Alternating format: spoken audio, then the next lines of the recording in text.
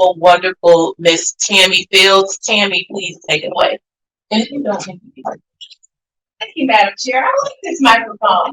Here, hard machine. How's everybody doing this morning? Oh, I know y'all can do better than that. Yeah. I have the pleasure today to introduce our panelists. They are fantastic. Now, I know that our session advertised that Sarah Briner from Open Secrets was going to be here with us. She is under the weather and will not be able to be with us today. So my apologies. I know I was looking forward to seeing her. She was there Friday night yesterday, but she's not able to be with us today. All right. You gentlemen can have a seat. I'm going to read notes about you. So this session kicks off the event today. 9:15 is about campaign finance and money and politics. There is a song I know that you all have heard, Dollar Dollar Bill, y'all. Anybody recognize that song? Y'all trying to sing like y'all don't. Come on. But we want to talk about what a lot of people, especially our readers and our viewers, might not know, and that is what happens behind closed doors, the conversations that are had, and the dollars that are exchanged when it comes to our candidates. There are no two better people on the planet to talk about this than the people that we have right up here up front. All right. I'm going to start with Ken Vogel, based out of DC, hero of the New York Times. He has covered politics and government at all levels, small town cop shops, the state houses, Congress, and the presidential campaign trail. He is the author of this book that is quite the trip. I'm going to read the title of this book. Big Money, $2.5 billion, one suspicious vehicle, not going to give it away, and a pimp on the trail of the ultra-rich hijacking American politics.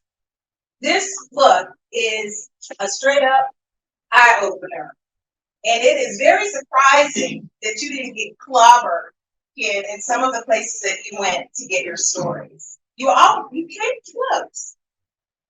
So, great book, very interesting. I know you're going to talk a little bit about that.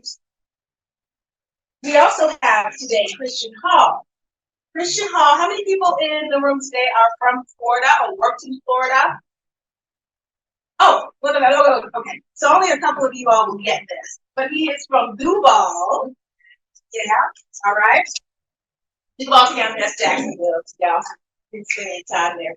He is a national politics reporter for Bloomberg, and Christian is all over the place covering candidates. He's on the trail so much that it was very hard to kind of track him down for this session, but we're glad that he had some time to be here with us. So we're looking forward to hearing from both of you. So without any further ado, I'm going to let you all get started.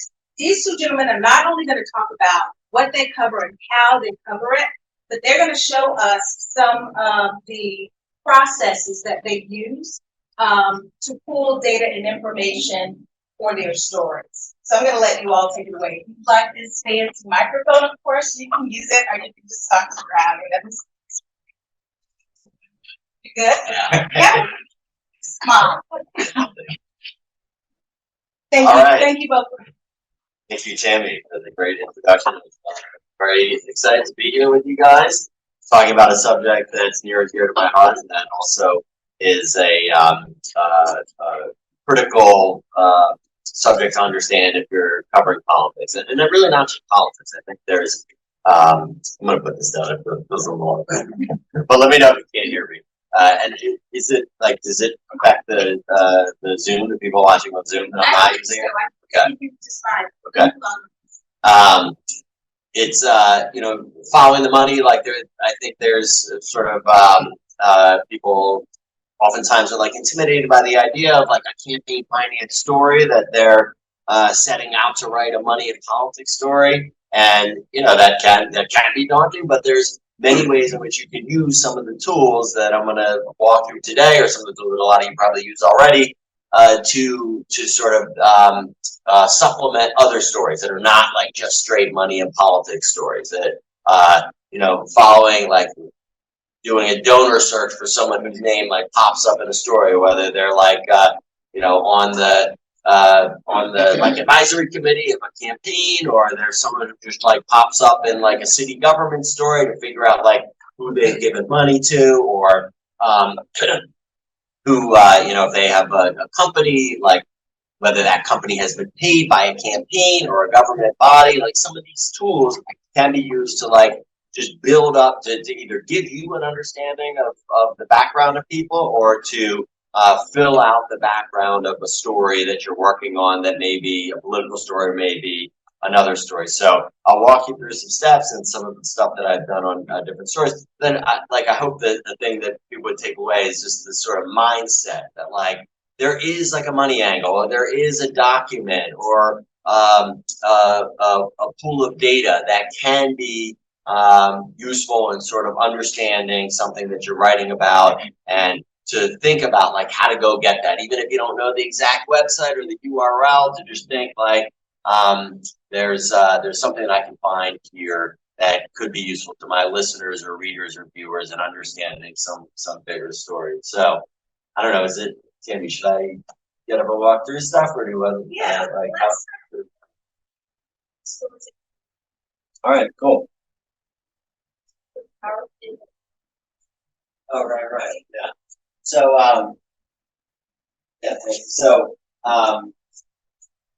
when Kevin McCarthy was scrambling to become the Speaker of the House, we were trying to understand sort of how his operation worked. There's a lot of talk about like his political operation being, his fundraising operation being like one of the reasons why he had some support and from the members of the House Republican Conference in his speakership candidacy. So we started trying to figure out like who were the folks who were behind this operation, and as we dug and as we looked at the campaign finance report, we saw that like there were a number, you could tell in the campaign finance report, like a lot of donations are coming in from a similar amount in a similar date range. That's probably a fundraiser. So like a physical fundraiser that people paid to attend, oftentimes with the principal, in this case Kevin McCarthy. And so as we did that, we would see like groups where like there were like a number that appeared to be specific with a given company or industry. And so we started like poking around and realized that this guy, Jeff Miller, a lobbyist, was associated with and was like actually putting together some of these some of these fundraisers. And as I did reporting to sort of figure, to source reporting, a lot of people like pointed to this guy, Jeff Miller. So Jeff Miller, we were trying to figure out like who are the companies that he represents. So we did a search on this website. It's the U.S. Senate's Law and Disclosure website. So here you see the folks that he works for, but you can like back it out and show how you can like search for that. So here is the search thing. Here's the search interface. His company is called Miller Strategies. You can even search like for a client if you wanted. So I think like, for instance, one of the clients that he represented, where I actually went and crashed a fundraiser that he had. It was like a donor maintenance event, you would call it. So the euphemism there was Altria, which is the cigarette company. It's like a rebrand of like Harvey Reynolds. So we got an invitation that showed that there was going to be a fundraiser for Kevin McCarthy around his speakership campaign at the Altria offices in Washington, D.C. Well, look and see who was Altria's lobbyist. It's this guy, Jeff Miller. You can see how much they're paying him. And so I actually went and crashed this fundraiser, and sort of to Tammy's point about, you can learn a lot by looking at the data. You can learn even more if you have the data, like to physically go and see like who the people who are attending. So I watched I sort of surreptitiously took photographs of some of the people who attended and saw like Carl Rove coming in was one of the ones. I don't know if I'm gonna be able to pull this up, but I like took photos of Karl Rove, and Andy Abood is a guy who's a he's a representative of Sheldon Adelson, the casino magnate. So I'll see if I can see it. Yeah, here you go. So this is a photo that I took, and I was like sitting in the Altria lobby of Karl Rove is right here, and this is Andy Abood coming into this fundraiser. So it's just a fun example of like how you can sort of and here's the invitation that I was talking about that we found that sort of laid out some of these events that became like the starting point for figuring out how to sort of unpack the the fundraising and stuff. So I don't want to drone on too long, but just an example of like how you use different tools like the lobbying disclosure database and campaign finance information to sort of put together a story that I think tells something more than just the numbers. So that's one example. And Ian, you're also not just getting information but you show up and go to these places. Sometimes you get out, sometimes they don't. But you try to be. Yeah, that's right. And like one of the frustrations in writing about political money these days is that a lot of it is what they call like dark money. So it's contributions that are not disclosed to these nonprofit groups that they do have to report some things. You know, they have to file every year they file what's called a 990. That's a so this is from another story that I found. But they filed these 990s that list like who their vendors are and who their board members are. So you can kind of see a little bit, but the way to actually like penetrate these things and figure out like what these groups are doing, these nonprofit groups that are very secretive, is to actually go to the fundraiser. One of the few ways that you can sort of figure out sort of what these folks are up to. So here's an example of this. This is the 990 of National Restaurant Association, and the reason why I bring this up is because this is years ago, and during the 2012 presidential campaign, we were covering Herman Cain's presidential campaign. Herman Cain, rest in peace, but he had like sort of first started becoming a player in Washington politics as the head of the National Restaurant Association. So we have heard these rumors that he had a history of like sexual misconduct, behaving ways to some of the women who are under him, and one of the places where we heard that there were some of these allegations that were emanating from was this National Restaurant Association. Well, it's a trade association, but it's registered as a nonprofit in a way that like it doesn't have to disclose its donors, even though it's sort of obvious the donors are restaurants. Most of the restaurant chains are considered restaurants. But we were trying to figure out, so how would we like build a source matrix to know like who to go to, like which, not saying like the go door knock on like some of the alleged victims, but to at least figure out like who to talk to, who might have information about Herman Cain and these allegations. So we went, and this is ProPublica, has this great website, the Nonprofit Explorer, where you can search for, again, in this case, we're searching for the National Restaurant Association, but there's all manner of, let's see, this thing, Kelly's nonprofit, it's like Stand for America. Here, I'm going to take something that we just segue and toss to Christopher. Stand for America is a nonprofit group that is supporting Nikki Haley's presidential campaign. It has a super PAC element. So here you can see, you can go and I think this is it, Stand for America Incorporated. You can see like this is Nikki Haley's nonprofit, and you can see like who's on the board of it by clicking on the 990. This is the tax filing, and so the boards are like down a little bit, but let's see, the board of it is Michael Haley. But like some of these other folks, Cheney Adams, this is the woman who's like her press secretary, right? So she's on the board of it. And so like this is something I was looking at before Nikki Haley's campaign, because you saw like there were people who were speaking for you before she had her official presidential campaign. I understood that she had this nonprofit group. So this is sort of like a sourcing matrix to start figuring out like who's in Haley's world. And we did this with the National Restaurant Association to figure out like who might have information about Herman Cain's sexual harassment, and we found some names, and we called around, and the result of it was this story, which had the effect of sort of undermining his presidential campaign at a time when he was actually serving back in 2012. So that's an example of how to use that. It's an interesting thing. You don't see who the donors are. You just see like sometimes they'll show like the amounts of the donations. This is lower down.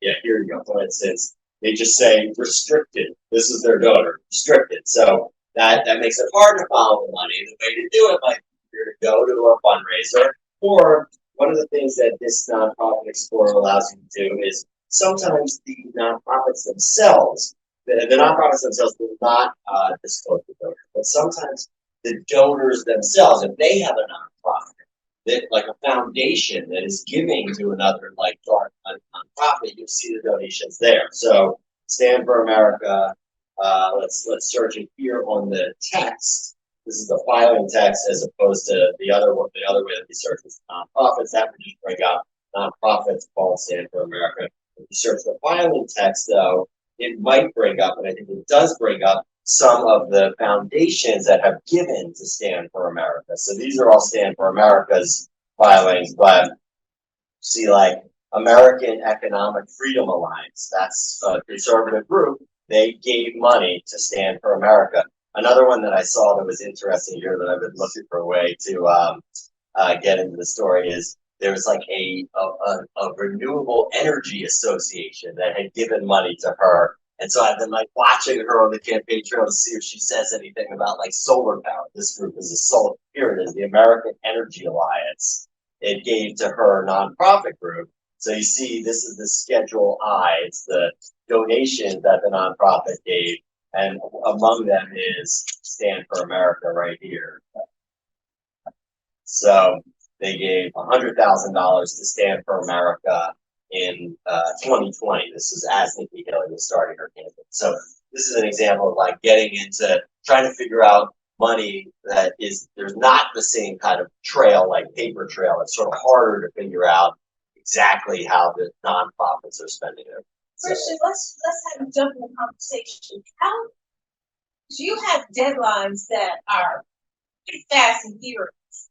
How do you cover campaign finance if you're also getting that access to candidates so you can turn it around and ask these questions? But I wanted to ask a question about to Nikki Haley. Well, all of a sudden today you're talking on the campaign trail about solar energy. This was not your position a couple of years ago. Why the sudden change?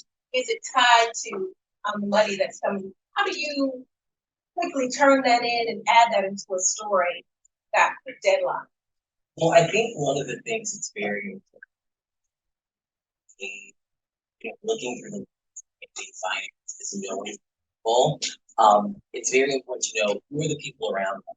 It's a campaign treasurer, who are their closest allies, who are some of the biggest donors in traditionally and in that current cycle. I think it's really important as a campaign manager, covering campaign finance that you know those things. Something that I have found very beneficial is kind of looking at who's donated to campaign in the elections. Who do they support in the previous cycle? And an example of that is if you are in the state of Florida, that's one example. And you are a Democrat that's running for governor, you need to know John Morgan. John Morgan is a lawyer, but he's also a donor. He's really well known in the state. He has a ton of capital. But it's important that you know who this person is, because oftentimes candidates, when they are running for any particular office, I mean, I cover presidential campaign trail. If you're running for governor, Congress, they know who these people are. These people are in their circle.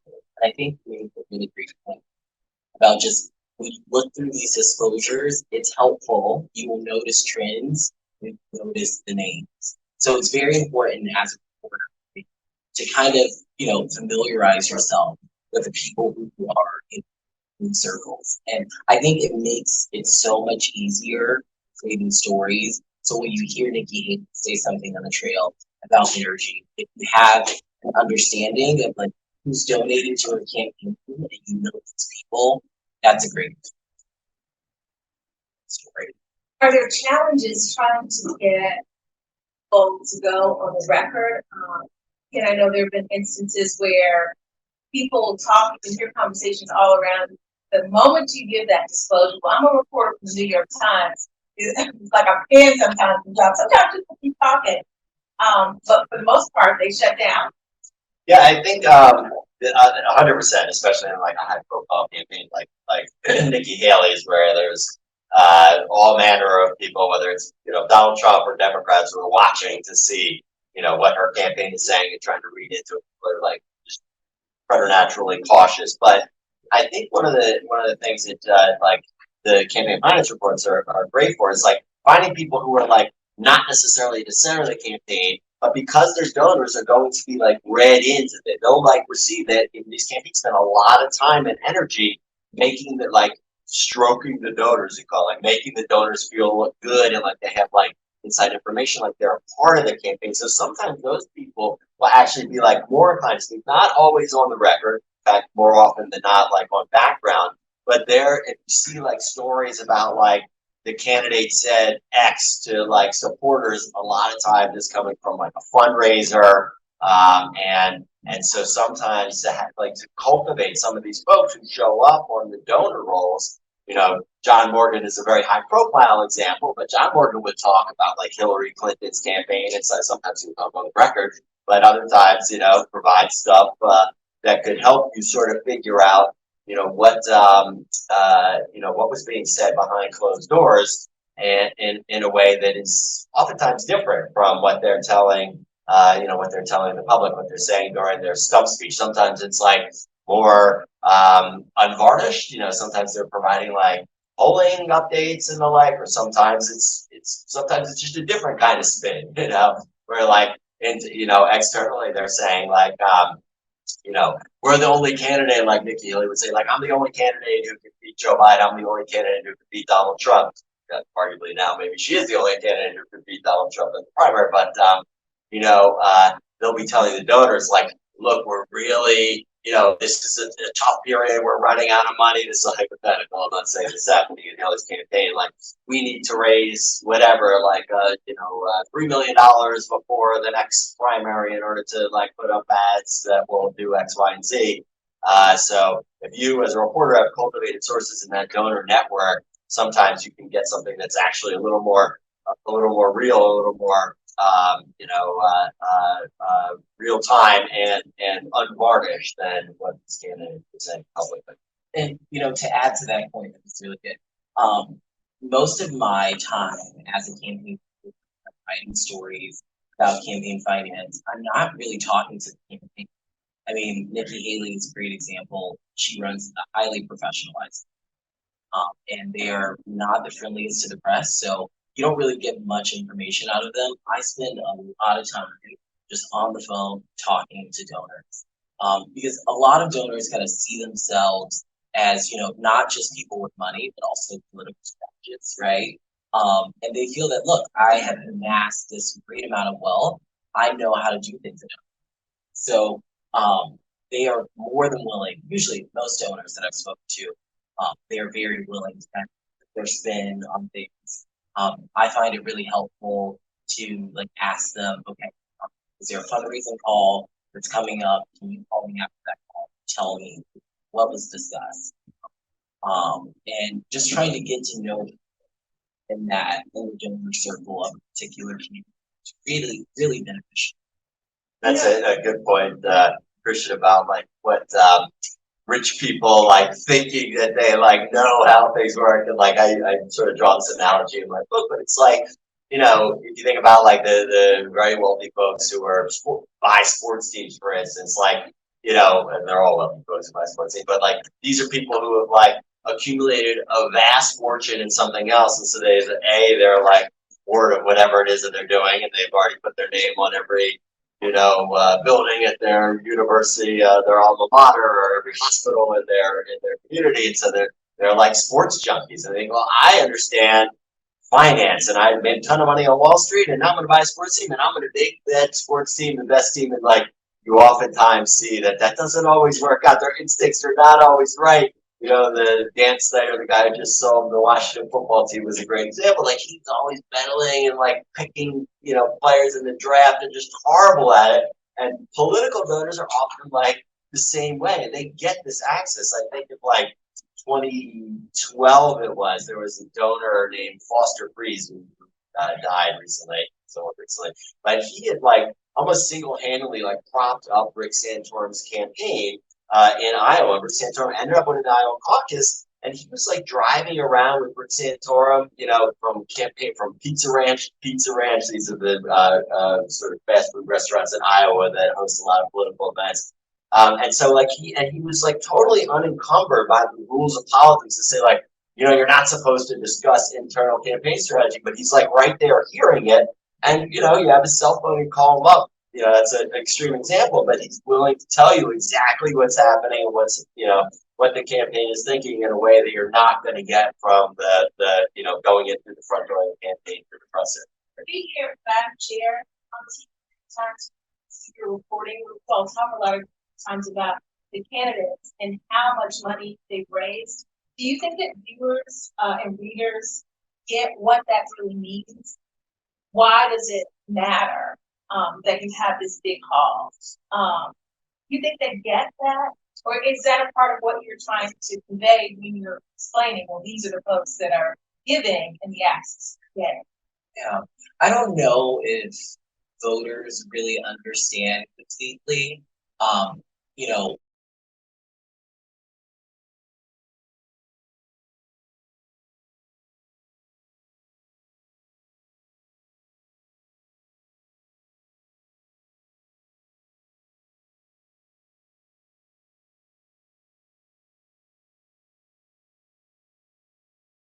people show up in a Uber terminal.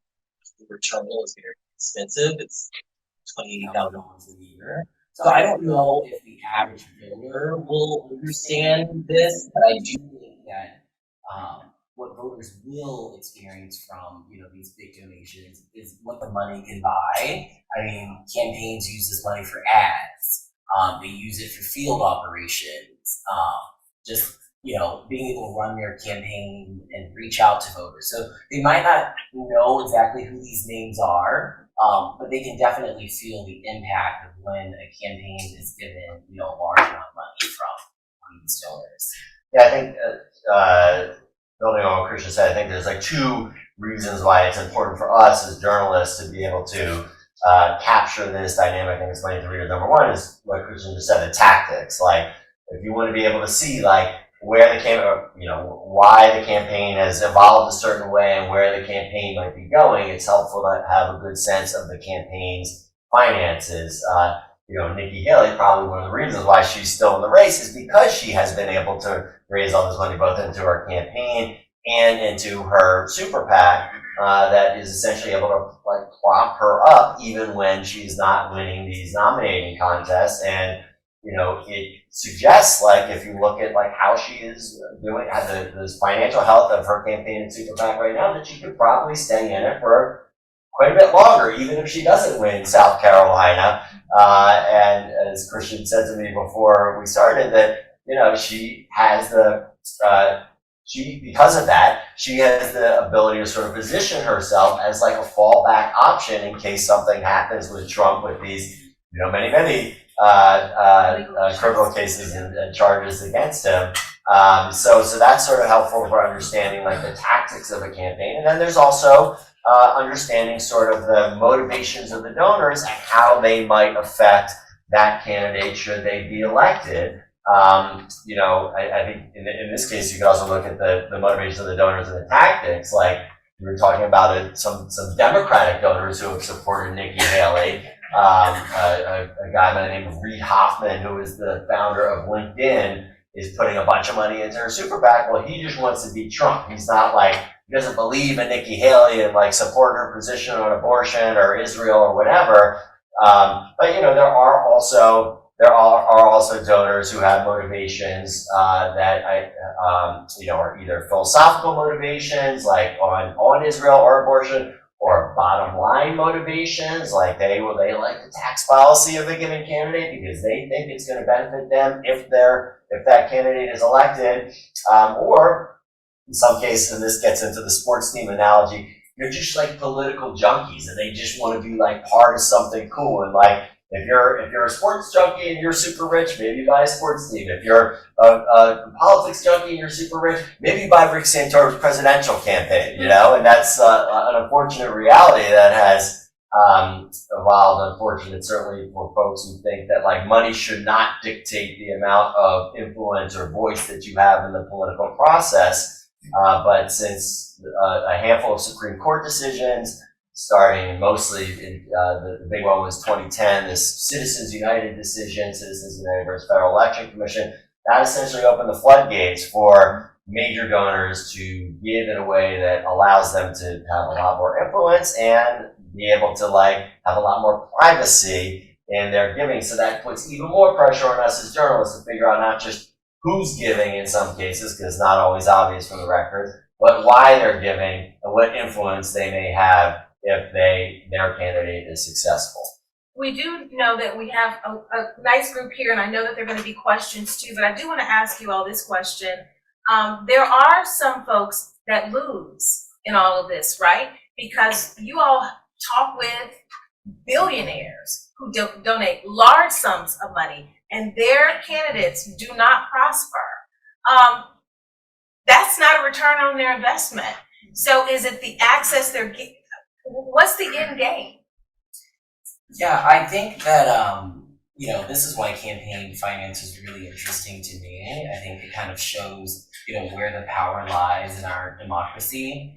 I also think it does a really good job of explaining the state of the race. So I think if we take a look at even the current GOP primary, in the very beginning, Tim Scott, you know, he had a lot of excitement behind this campaign. People were really paying close attention to him. Part of it was because of this war chest that he had, you know, amassed. Larry Ellison from Oracle, Right. You know, had invested in his campaign. And then he kind of fizzled out after the debates. And now we see Nikki Haley, who's kind of gotten all of this, you know, support. She's got support from the Koch group, Ken Griffin. But I think what happens is a lot of these candidates, again, going back to my earlier point, they want to be involved and they want to have their hands in the, you know, in politics. And I think it really gives them an opportunity to kind of show, you know, look at how powerful I am and what I can, you know, impact. I would just say that it's true. They spend a ton of money, and oftentimes that they're not getting their way. Their preferred candidate is winning, but like to them, and we're talking about the big donors, it's not that much money. You know, like I remember I guess this was again in 2012. A colleague of mine, when I was at Politico, Maggie Haber, and I had heard that this Sheldon Adelson guy, he's the guy, the donor advisor I showed the photo of from Twitter. He's the Las Vegas casino mogul. He owned the Sands casino chain, and we heard he was going to invest $20 million in Newt Gingrich's presidential campaign that year. And at the time, that was like an unheard of amount of money. This was the first presidential campaign cycle after the Citizens United decision really spawned the big donations and the super PACs and the like. And so he called and he denied it, and he was screaming at me, and he was like, but he like also compared it to like a steak or a cheeseburger or something. He's like, if I like a steak, I'm gonna buy a steak. I don't care what people say. And it's a horrible imitation, but it is essentially like for a normal person going out to a fancy steak dinner and spending, you know, $150 or whatever. is like not dissimilar from him dropping $20 million on a presidential campaign because he's that rich. He was worth, I think he was worth like 20 billion at the time. His wealth went up and down, but so it's really not that much money for these people. And on the off chance that they, that their candidate does win, and they're the person who helped get them there, that does afford a tremendous amount of access and influence. And you see it. I mean, Biden is Biden's sort of an old school,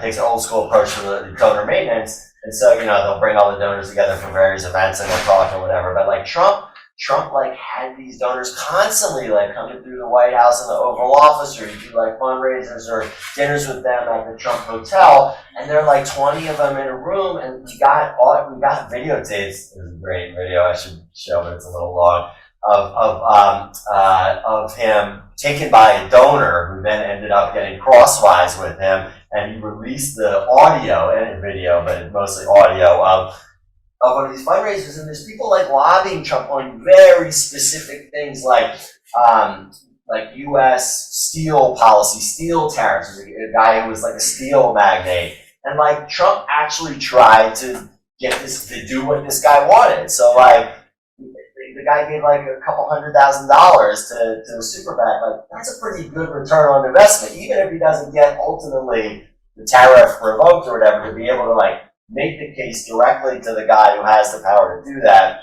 There's one more thing I'll say on it. We're talking a lot about big donors, and that's where my interest is, and I think it should be where a lot of interest of journalists is focused, because they're the folks who do a disproportionate influence. But one of the things that happened sort of a little bit as a backlash to this Citizens United decision and the influx of all this big money, but also I think because of technology, is the influx of small donations and huge amounts in the aggregate of small money that has flooded into campaigns and allowed candidates who are not necessarily the favorites of the big donors, the favorites of Wall Street, to really get traction. I'm thinking of folks like Bernie Sanders, Elizabeth Warren. I mean, even Trump, before he had this sort of base of support from a handful of big donors, he was raising a ton. He still raises a ton of money online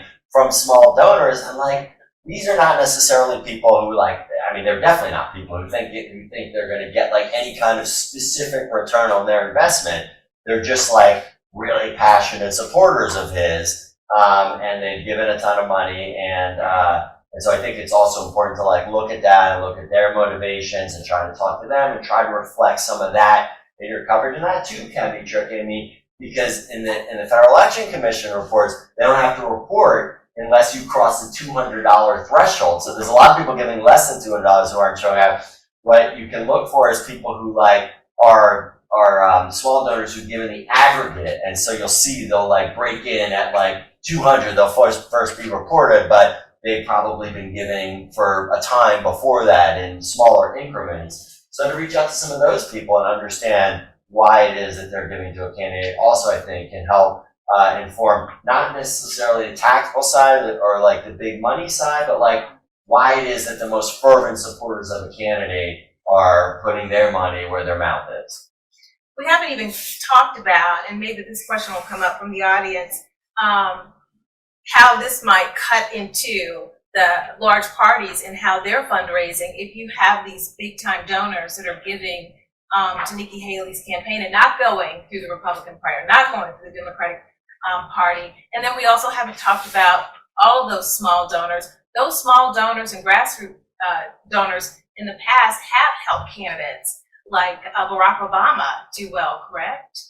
I mean, Obama was among the, actually, even before Obama, Howard Dean in 2004 was one of the first to really tap into the internet as a powerful fundraising tool and raising small donations. But Obama took it to a whole new level. I mean, Obama was both one of the best small dollar fundraisers because of the passion of his supporters, and also ended up, despite his distaste for the type of backslapping donor schmoozing, ended up being a favorite of big donors.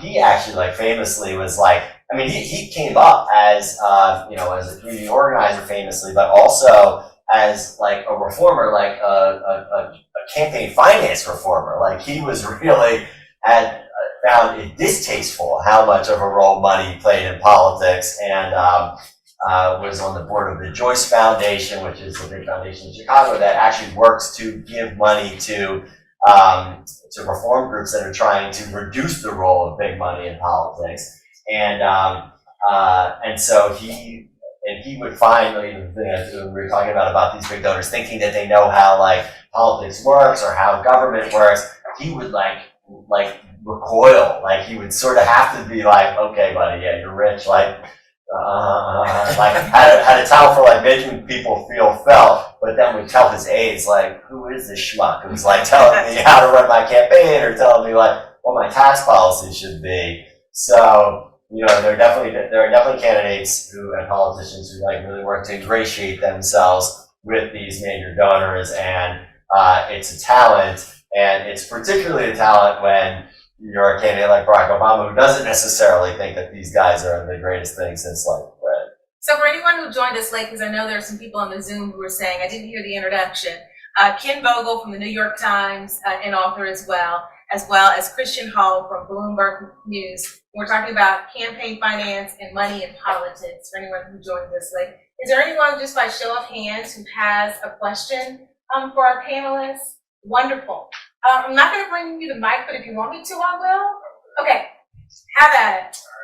Michael Jones, running a newsletter called Once on the Hill, and I cover a lot of congressional candidates, and obviously with filing deadlines coming up, I'm curious how you all prepare for those deadlines. Is there anything you do behind the scenes to get ready for those reports when they file? Is there anything you go straight to and you look at first to kind of triage the reports, since you're often probably against a deadline? And I'm also curious how you cut through the spin. Like a lot of times the campaign or these congressional candidates will send a press release out with their fundraising totals, and it will include a lot of stuff like the most money ever raised since 1970. It's like these obscure, like funny, to kind of punch up their fundraising. How do you cut through that and really get to what the numbers do? Yeah, one of the things, I'm going to answer your second question first. I think that this kind of goes to my earlier point of really getting to know the people who's around the candidate, because oftentimes they're going to give you spin. They're going to say, we raised the most money ever in the history. It's really important to know the people. Because when you know the people, you can get a little bit more of an accurate representation of what's going on. You're not going to know exactly because you don't see the filings, right? But like I said, I will tell people, please call me after this fundraising. What are some of the things that you're hearing? What are they asking you? Just really picking their brain, that's really important. Also, I think that something that's really important is not just knowing the people, but knowing the people around them from a historic perspective. And let me explain this. You mentioned Sheldon Adelson earlier. Sheldon Adelson passed away, but I think he was a perfect example of you can't take it with you. His money is still there. Now his wife, Miriam Adelson, is like this huge name in campaign finance. And a lot of people are making their runs. Donald Trump is one of them. She's sitting on the sidelines right now. She's saying she wants to see how the GOP primary field plays out. So I just think my point is that it's really important to know the people. And once you really know the people, you don't have to deal with the campaign as much. And I have found that when I am able to break news on fundraising outside of the campaign, it makes my interaction with the campaign much smoother. Because now they're like, okay, well, you're going to get it from somewhere. So let me try to talk to you about this. Your first point about filings, something that I do, I don't know if Ken could speak more on this, but I just honestly template, which is like writing before the filings come out, like, all the different scenarios. Like, okay, they raised a great amount of money, they didn't raise a lot of money, and I'm just like ready to go when we come out and they drop. So. Yeah, one of the things I like to do is, to your point about like what the candidate's spin is, to take their pre-filing press release about what they're saying about like how much money they have, and to sort of fact check it, because there is so much spin in it, or they're just highlighting things that like the good aspects of it. So like, for instance, they'll talk about like how much they've raised, but they won't say how much they've spent. So like, that's a key to gauge the financial health of a campaign, is we call it the burn rate, like the ratio of what's being spent versus what's coming in. You know, another one that they'll do is they'll sort of like conflate, especially this happens with congressional campaigns a little bit, but more with presidential campaigns. They'll like try to group together like how much the campaign raised versus like the joint fundraising committee with the party, and they'll try to sort of fuzzy the lines a little bit and make it appear as if they've raised more than they have, when in fact some of the money is not accessible to them. Another example of this would be if it's in the primary, they'll group together like how much they've raised overall for the primary and the general, but they're actually technically two separate contribution limits, and you can only spend the money that you raise for the primary in the primary. So they'll like exaggerate the amount of money that they have on hand, you know, to influence the primary election by grouping it together with the general. So that's something to look at, to be able to like sort of call them out, both like just for your readers, let them know like, you know, this is how much the campaign has for the next however many months, but also to like kind of, you know, make them like, let them know like, hey, you can't like spin, I'm not going to buy your spin, you know, to sort of, they said this, but in fact it's more complicated. The filings show that, you know. Any other questions? There's one back here, Hi. Hi, Kirsten again. I'm Alicia Brown. I write a reproductive rights newsletter at State's Newsroom. And so my question is, outside of the campaign finance or political campaign beat, how do you frame money in a way that's compelling? For instance, this year, you know, potentially there could be 11 abortion referendums across the country. Abortion has won in, you know, every state since Roe, right? And then in Kansas, Kentucky, and Ohio, particularly, like Catholic dioceses and fraternities poured millions, obviously, into those campaigns, and they all lost. So yeah, what should I be looking for? Because I always feel like, you know, looking up like campaign contributions and finding that, you know, Catholics that have, of course, poured a lot of money into the anti-abortion side could almost at this point be like stereotyping, or the average reader would be like, duh.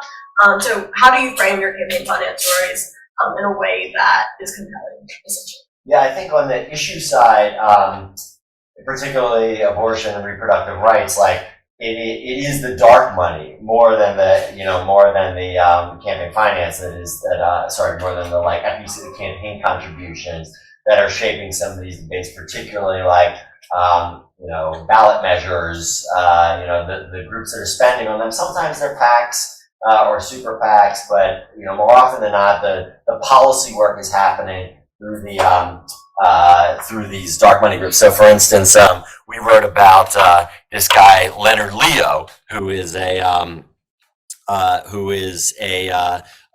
sort of operative on the right, who has raised a ton of money for a lot of like anti-abortion rights causes, but other causes as well. So I'm going to bring up the story that we wrote. Actually, I don't have it in here.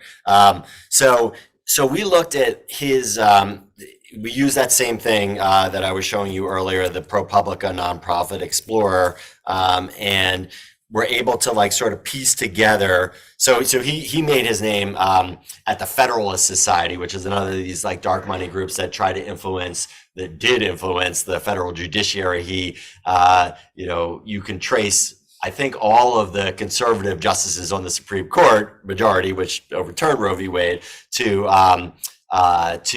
Leonard Leo in some way, shape, or form.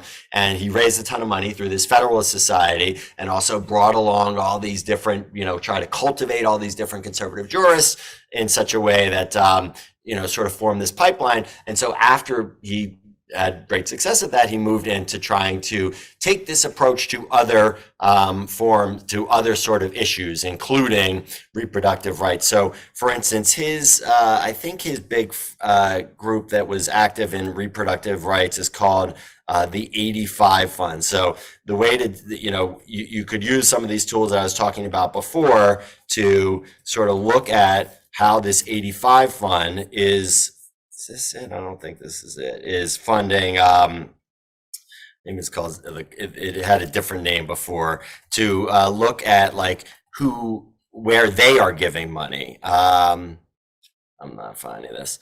Anyway, I'll keep on poking around here, but like they that's a way to sort of find how these initiatives in the states are being funded is by following like figuring out what these groups are and then sort of following them backwards and tracing the money to them. So I'm gonna shut up and unless here it is.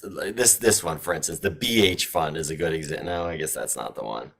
Anyway, that's sort of a quickie version of that answer. Anyone else have any questions while I sort of poke around here? Or Christian, do you have any thoughts on the reproductive rights stuff? Sorry to. No, I think you hit on the head. Yeah. Thank you.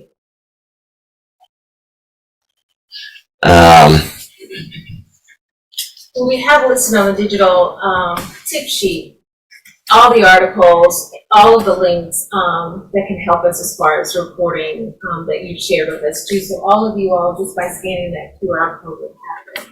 Sabrina has a question. Sabrina Wilson from WB Lead TV New Loans. So I've worked with campaign finance documents before, and sometimes you can have 1,000 pages. So what are some tips for if you're told to do a campaign finance story and you need to do it fast? I like to download. So a lot of these, the FEC, for instance, but I think a lot of the state campaign finance websites now will allow you to like download the data. So you like download it into an Excel spreadsheet, and if you're able to have the put the donors on a separate sheet and like do a search, do a sort by like descending amount of money. So you like essentially find the biggest donors. Like that's one way to do it. Another way is try to do the same thing with the disbursement. So you have all the things that the campaign is spending money on, and you try to see what are the top things that they're spending money on. So like, for instance, if you're able to figure out that they're spending like more money on TV advertising than on like grassroots, door knocking and canvassing, those are like quick things that you can pull out to sort of write on deadline. Another thing is just what I was talking about before, the cash on hand, to be able to say how much money they have in the bank at the end of that disclosure period, how much they raised. These are just like top line figures that are useful for, writing a lead that's just a straight sort of horse race campaign finance lead. Christian, any tips? One thing that I was thinking about when we were just talking about this is, oftentimes you can write a really good campaign finance story with just the data. I think sometimes you feel that you have to, have all of these sources, and that's not always the case. The stories are out there. If you look at the numbers, the stories are out there. I guess I could talk a little bit about like source development. Yeah. I think it's something that takes time, especially in this space. I think I was able to kind of learn a lot about source development from one of my colleagues. Her name is Amanda Gordon, and she's on our Wolf team at Bloomberg. And basically, her beat is hanging out in the Hamptons, Connecticut, Palm Beach, talking to these donors. And I remember asking her, I was like, how do you, source stuff with these people? Like, what is that like? Like, how do you walk in a room? And I, had an opportunity to kind of embed with her for like a few months. And like, she just walks into these rooms and she's very comfortable, and she can, and oftentimes these people are coming up to her and talking to her. But one of the things that I realized is that, especially as an early career reporter, that it just takes time. And I think you have to be kind to yourself. And it might be a little bit difficult to compete with people who have, been doing this for 20 plus years. But one thing that I have found to be really effective for my sourcing with like donors, it's very simple. I moved down south. I have a Southern mama, And she taught me, what's really good is you meet these people. Sometimes I write a handwritten note. After I'm done meeting someone, I'll write a handwritten note on my own stationery, attach a business card, and that really stands out. And just being kind. And I have found that that's been really effective. Ken, you can answer that too, because I know that you have gone through some lengths to talk to sources and meet sources, and some have been nice and some have not been. Yeah, I mean, it's just the same approach, I think, to like any source development that you guys would do on your own beats. It's just you have, the advantage here is you have like sort of a roster, you can download look at the donors and literally like work your way through the donors. And again, one of the things that I was talking about before is like, sometimes you see patterns in the campaign finance report. So you see like, I was talking about like sorting by amount, but you can sort by date and see like if there's a number of like, donations that came in a certain date range or even on the same day from donors in a particular like city or region, because you can sort by date, and then you can sort first by date and then second by like city or zip code or state, and see sort of patterns there. And so that's one way to figure out like who was at a given fundraiser, if you're interested in like what the candidate said in a particular date at a given fundraiser, like, or also to see like, and so you start just literally calling those people up, like one by one, and sort of work your way through the list there, and you can sort of bounce them off of each other and triangulate and be like, well, this, I see that this person was there too, like what, did they talk to the candidate, and sort of build a little bit of a scene in a way that like brings to life some of these stories that otherwise might be sort of drier and more dollars based. But Ken, you have put on your shirt and tie and walked into the fundraisers. Yes, I think that's what Christian was saying too, about one of his colleagues. How in the world do you all just do that? Because you can't call and say, hey, I'll be there, I need a credential, because you're not invited. Right. I mean, one of the things you can do is literally like sit outside the door. Sometimes I've like actually walked in, like if it's in a hotel, like it's a public place, that, some cases like the Koch brothers operation, which is now supporting Nikki Haley, will like buy out the whole hotel and put guards outside so you can't go in at all. But there are other times, more often, especially in Washington, D.C., where there are places that do fundraisers that are like popular steakhouse or something like that, and literally just go walk in, like one of the things, I would often think like, how could I be like least conspicuous? Like they're not going to believe that I'm like a major donor and think, oh, that guy's a major donor, we're not going to kick him out. But like maybe I can like try to channel the energy of like, a staffer or something like that, and put on my khakis and my like Patagonia vest and like walk in and just stand there and like pretend I'm on my phone and sort of watch people going by and try to pick up snippets of conversation. What I found in those situations is the instant and by the way, that always like obeying the laws of the land. Like I'm not like filming someone in a private setting where there's like two-party consent. If there's one party consent, maybe I will take a photo. But like the instant knowing that the instant you sort of out yourself as and feeling comfortable that like I could use things that I picked up there to either inform a story or to like ask a question, or maybe even to just write like, so and so this operative Carl Rove and Andy Abu, Sheldon Adelson's or Miriam Adelson's advisor, were spotted walking into this fundraiser. Sometimes that is like an evocative detail. Other times it's more of like a building block to learning something else, like calling that person later and being like, hey, why were you at this fundraiser? What was said at this fundraiser?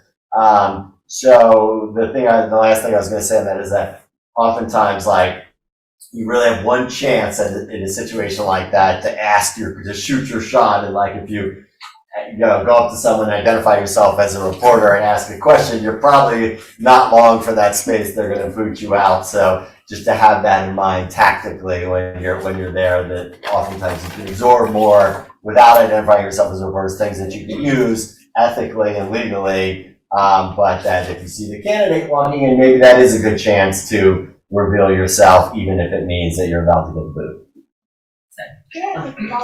We're almost out of time, so we ask it really quick. Question, do you have more challenges as an African American man walking in that room or going to the Hamptons? Yeah. Hanging out with folks out there? No, absolutely. I mean, that's very realistic. I mean, my colleague that I was talking to, she's a white woman, and one of the experiences that I had, we went to this restaurant. It was in New York, and she knows that like a lot of donors show up to this restaurant, right? And you know, one of the things that we would do, we went and we had dinner, and she knew that a lot of donors would show up, and she would just like get up from her table and walk over to these people. She would see them like before they order food and talk to them. And one day she was like, "Oh, this is a donor. You go and talk to him." And this is someone that she knew very well, and she's like, "Oh yeah, he's friendly to everyone. Like, you're not the first person this has happened to. Well, you're not the first person that I've like sent him to talk to him." And I walked over and talked to him, and he's like, "Where are you eating at my table?" And I went back to her. Yeah, I had that experience. So I think also this is something that I think everyone in this room would, we're familiar with. When we walk into places, we understand kind of who we are, and we might have a different experience. And it definitely makes covering campaign finance a challenge. It's different. But sometimes we just have to find a way around. That was a really important question. I'm glad that you asked it. Can you ask it really quick? Yeah, I know we're talking about campaign finance, and I'm Kayla Hewitt from WNU, the local organization here. And I guess I'm thinking about zooming out a little bit, and obviously donors and campaign finance are part of the larger picture when it comes to a campaign. Thinking they're raised a good bit of money, and things didn't work out in 2016. Or thinking about the Senate primaries right now in Maryland, with David Trump being able to put up a bunch of his own money, and also Brooks kind of trying to keep up behind, but she's getting a lot of these political endorsements, these big political endorsements, locally and countrywide. How do you, when you're thinking about and kind of in the weeds on campaign finance and donors and et cetera, zooming out and looking more at political metrics or weighing those things against each other? Yeah, I mean, you raise a great point. The big money doesn't always win, and we have to like contextualize that. And Nikki Haley is raising a lot of big money. She hasn't won anything yet, and so and also recognizing that it's not necessarily indicative of like grassroots enthusiasm. And in fact, a more apt way to measure grassroots enthusiasm is by looking at small donors. I think reminding readers of that like money doesn't equal votes. And even though there is, an important influence that big money has in campaigns in trying to help cultivate and win over voters by advertising or sending out direct mail and paying for things that are the traditional tactics of persuasion, it's not always like a direct, there's not like some formula that says if you raise this much money, you're going to win. And so, yeah, that's an important point, important to reflect in the coverage. I don't really have any particular tips on how to do it. Okay, bring it to the right.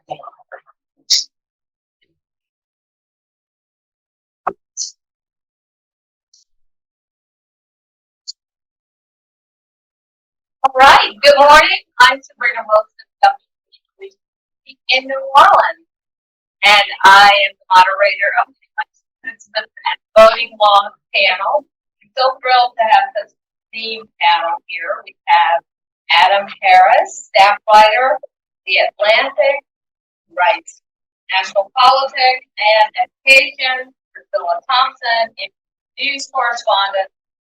We have Miles Parks, Washington correspondent, NPR, and Wendy Weiser, Vice President and Director of Democracy for the Presidency. Thank you all for being here. All right, so one of the most important rights we have as Americans is the right to vote. So we will not, though, be talking about all election systems because each state decides on their election system. Some use electronic voting machines, like in my state, in Louisiana. Others push cards, scanners, etc. And of course, voter registration and voter ID laws vary by state. So we'll begin the discussion today by discussing how elections are run. Miles.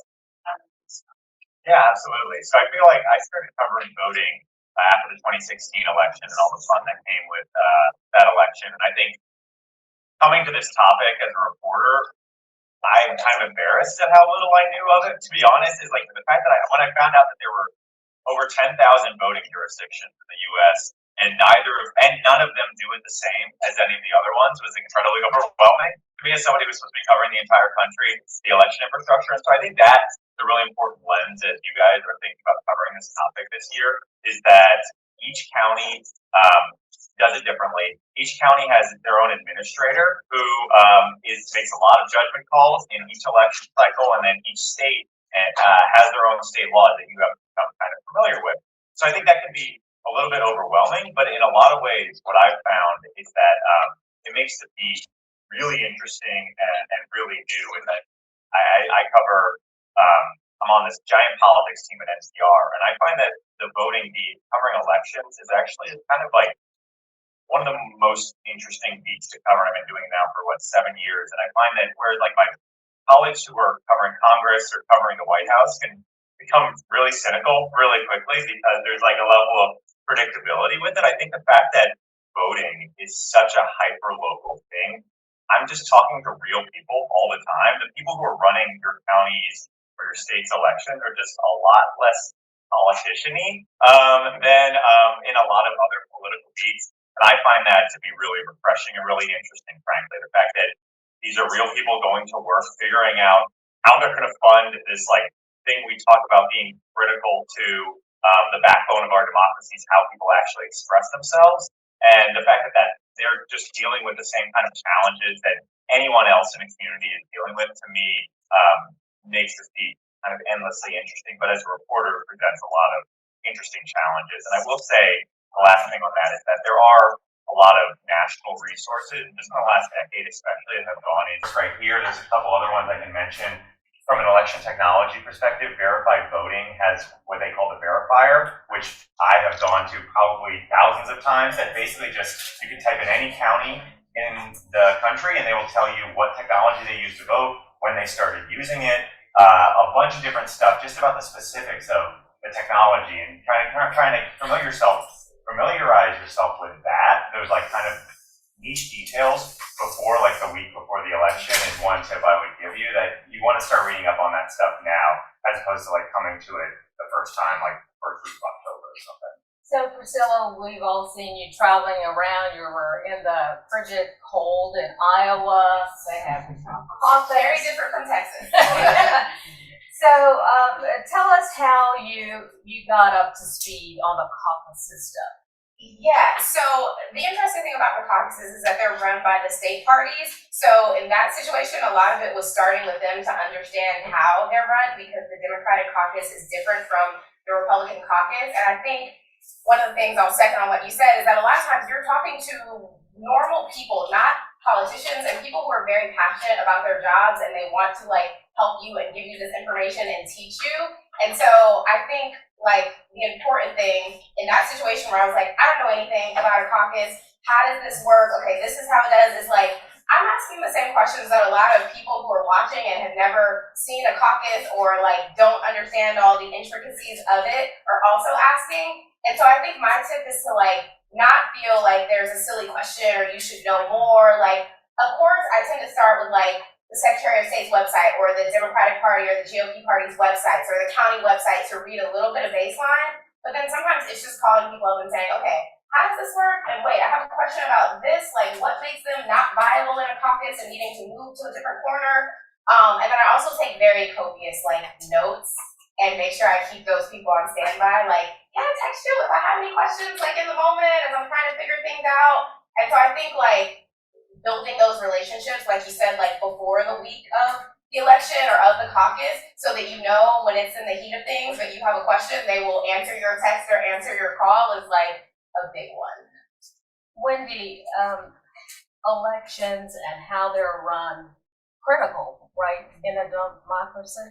Yeah, well, I'll just sort of like back up and just emphasize something that Mao said about how decentralized our election system is. And we have multiple layers of regulation of our election system. Like at the top, there are federal laws that apply across the whole country, shrinking number of them, voting rights act being rolled back, for example. We have most of our elections are established by state laws across the country, 50 different state sets of laws and procedures, and there's a lot of confusion because people hear about something happening in Pennsylvania and they think it might happen to apply to them in Ohio, and that's not true.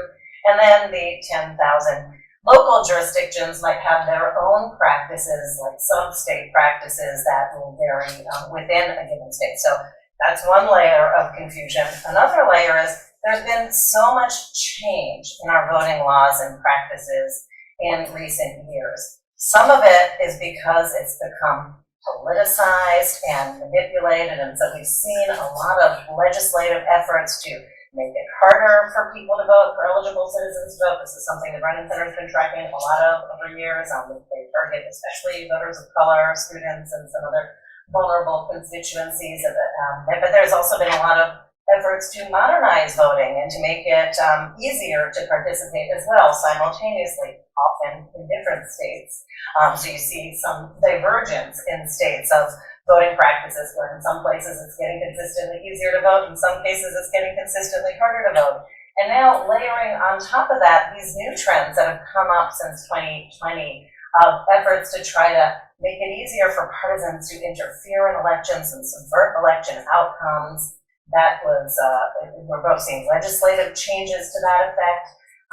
Also, different practices and new players coming into play as a result of that, and an increased threat environment along those lines. So these are some of the moving parts going on.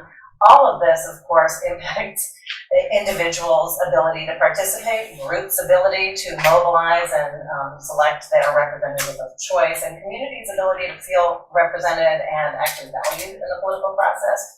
And so that's sort of some set of considerations. And I'll say that it's really critical, like given that this is all happening, all these changes and all this complexity is happening in an environment where there's a deluge of misinformation and disinformation. And so the role of the press especially is critical there for making sure people have correct and accurate information, making sure we pre-bunk and debunk and inoculate against misinformation, and making sure that the new politics around how we run our elections, and part of why before 2016 everybody didn't know all these details is because it probably didn't matter, because there wasn't this, started a little earlier, started maybe in 2010, that there wasn't these efforts to manipulate the election systems in the same way that's happening now. So that's.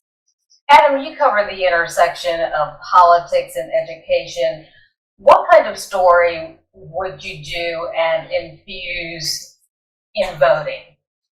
Yeah, that's a very good question. I think one of the things that I've been looking at a lot over the last couple of years has been sort of school board races, the more local election that are, you think about voting national elections as a sort of pyramid, right, where you have all the local elections, school board, county commissioner, city council, all of those at the bottom, right? Those are the ones that are making up the bulk of our political system.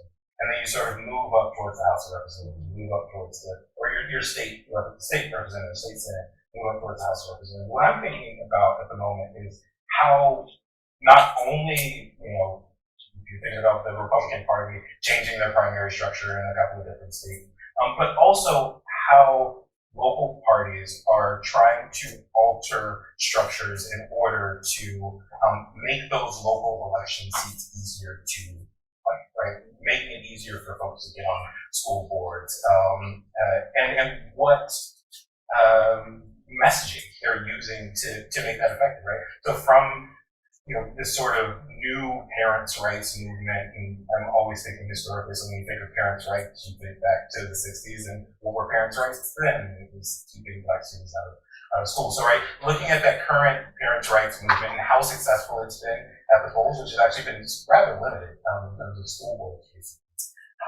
But really thinking about those local elections and how they can impact and change the structure.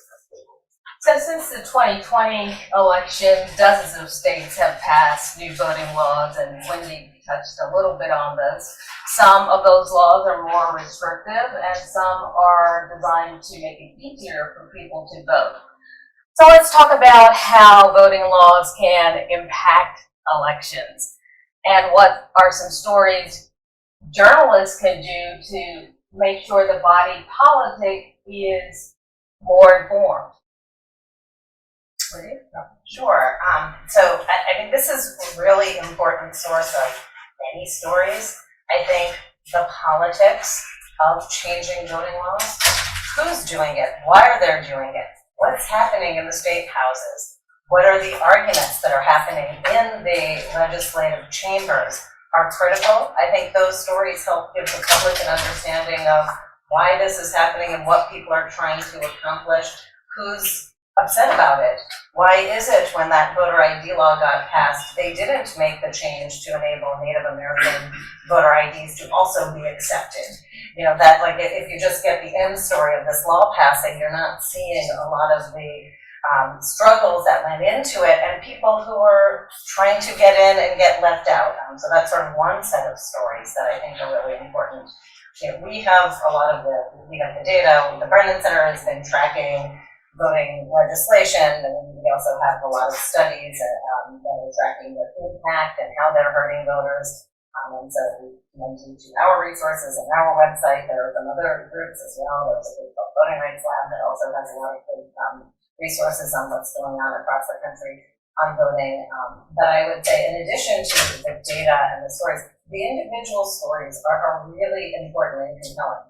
How communities are receiving these, how they're impacting particular voters, the particular struggles of individuals that sort of get lost in some of the big picture story. People are often trying to cleverly look at overall and figure out what might this have, the impact of this has had on the overall election, and missing the impact that it's having on communities and individuals across the country. And what the data does show is that individuals now are disenfranchised in one election, that actually that has an impact not only in their own, in other people in their communities, but in their own participation in future elections as well. So that, impact is, both wider and longer than it appears. So those are just some examples of additional stories that can be told around these. But I do think the storytelling, not just the data and the laws. And then the last thing I would say is, given all this activity, I want to go back to being very clear about what the laws are and what they aren't,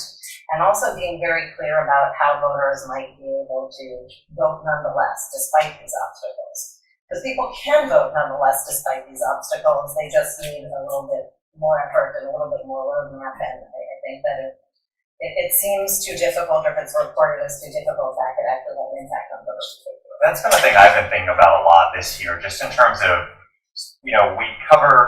we need to keep covering people who are marginalized by how the election laws are written, but then there's this 35, 40% in a general election primary, it's 70 or 80% of people that just don't vote regardless of where they are, right? In California, I think most people would argue that the laws make it fairly, at least compared to other states, fairly easy to vote. There's 3 weeks and weeks of early voting, there's mail ballots that are paid for, postage is paid for, all these different things, and yet there's still this 30% of the electorate that doesn't vote even in the highest turnout election. And so I think there's this, we have to keep finding a way, because I think when we talk about voter suppression, there's 2 aspects of it. There's the actual way that it's making harder for people to vote, and then there's the narrative that actually is very pervasive too, that these laws, I feel in a lot of times just make people feel what's the point? What's the point of trying? And I think we have to find a way to report on it while also not giving people that feeling of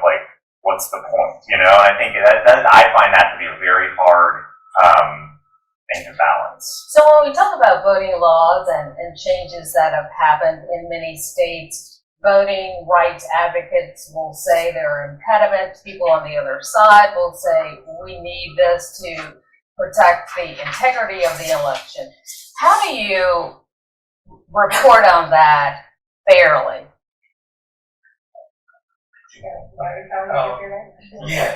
So one of the nice things about the network at the Atlantic, kind of needed to spend a little bit more time with stories is that context piece, right? Doing that historical context work on the front end, so that when it's time to sit down and write your story on deadline, you have all of that background information.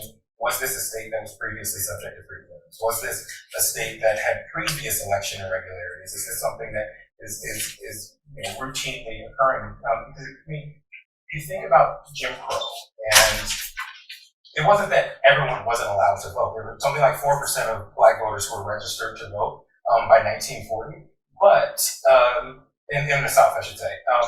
But it was that difficulty that they were making. It's like, what's the point of trying? Because they're going to make it so difficult for you to be able to vote. And I think that the way that you report on it fairly is by wrapping all of that context, all of that historical context, all of that current context. What is the motivation for, a Republican lawmaker to want to change the election laws? Maybe they looked at this previous election and said, hey, they have, we lost by 100,000 votes, or we lost by 5,000 votes. And we saw that a lot of students were voting. And so perhaps we make the requirements a little bit more strict to pull back that number of students who were voting. That's context that is necessary. That is necessary for voters to be able to understand what is actually going on and why people are doing it. So I just think providing that context. Priscilla, you got a minute and 45 seconds. Your producer says a hard out. It has to be above 45. How do you do that story? I think I try to look at impact and provide that context in it. So, for example, in Texas, after the sort of pandemic voting, they wanted to enact laws around the hours, standardize the hours for voting. And that meant that people in rural areas were going to have more hours of voting, but people in the large urban centers where they had allowed you to vote until 9 p.m. or something were going to have less hours. And so it's like both sides are saying, one side is saying this is going to provide more access to people in rural areas, and the other side is saying this is going to be a mess in the urban centers. And so it's kind of like, where is the impact going to happen? Like, folks in those rural areas have always managed, the 1,000 people that live in that county have always managed to get their votes in without needing the additional hours. But in Harris County, Houston, you're seeing huge lines even when there are extra hours. And so it's kind of like, who's getting the bigger impact with these changes, even though both sides are saying different things about them. And then I think the other thing is trying to also include, okay, these laws are now in place. What are people going to do to make it work? Is it getting more voting machines? Is it opening more sites? What are you going to do other than just say, well, this is what it is and we have to deal with it? So I think, the context piece of all of it. Well, I wanted to second both of these comments and note first the context point. I've been researching election changes for many years. And the pattern of after there's some kind of surge of voting by some group, usually voters of color, but sometimes students, you will see very precise legislation targeting the precise method of voting that particular group used in that particular place. And so those patterns, it's fairly consistent across the country now for over a decade of happening like that.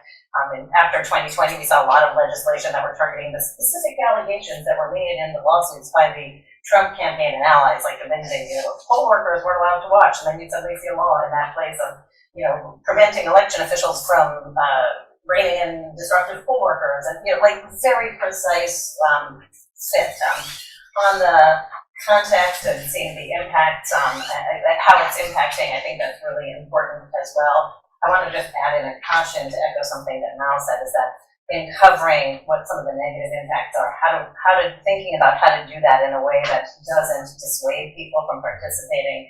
If you sort of see pictures of long lines, if you see pictures of somebody with guns outside of drop boxes, you don't want other people close to an election. You got to be more careful about that because it might actually impact voters. So contextualize and making sure people know that's not your polling place. That's this is one of the things that could happen, but you can still vote safely and secure. I think that's also very important.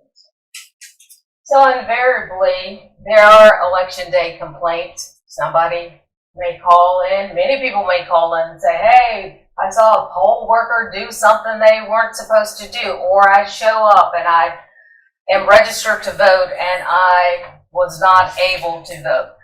Who are some of the first people you reach out to do a story? besides the complaint? Probably the county elections work. State board of elections, reach out to see if they've had reports of irregularities at that polling place. Previously,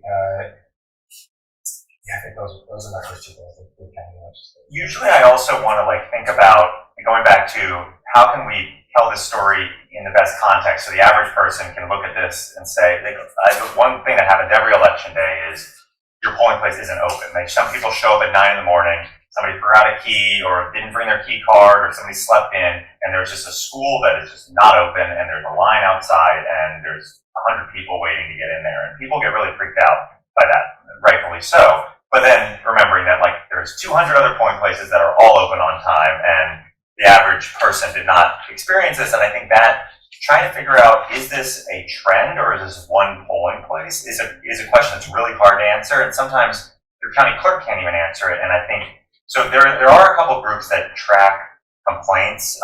There's exactly, election protection hotline that people can call, and they usually do daily calls on election day where they'll read out to reporters what they're seeing in different states, and that's really helpful context for, is this happening in multiple counties in this state? Common Cause also does a similar sort of tracking the national picture and being able to just say, not to say you shouldn't report on that polling place being open late, that's incredibly important to report on. It's just a question of, can we say this happened in 8 of the 13 counties or something like that, I think adds a little bit more for the average reader to know whether this is a widespread problem or something that isn't. It is kind of rare. And it would be important to verify as much as you want and be responsible, or verify as much as you can and be responsible, because you wouldn't want to tweet out or update a story or go on the air and say, poll workers are doing so-and-so, and they really aren't.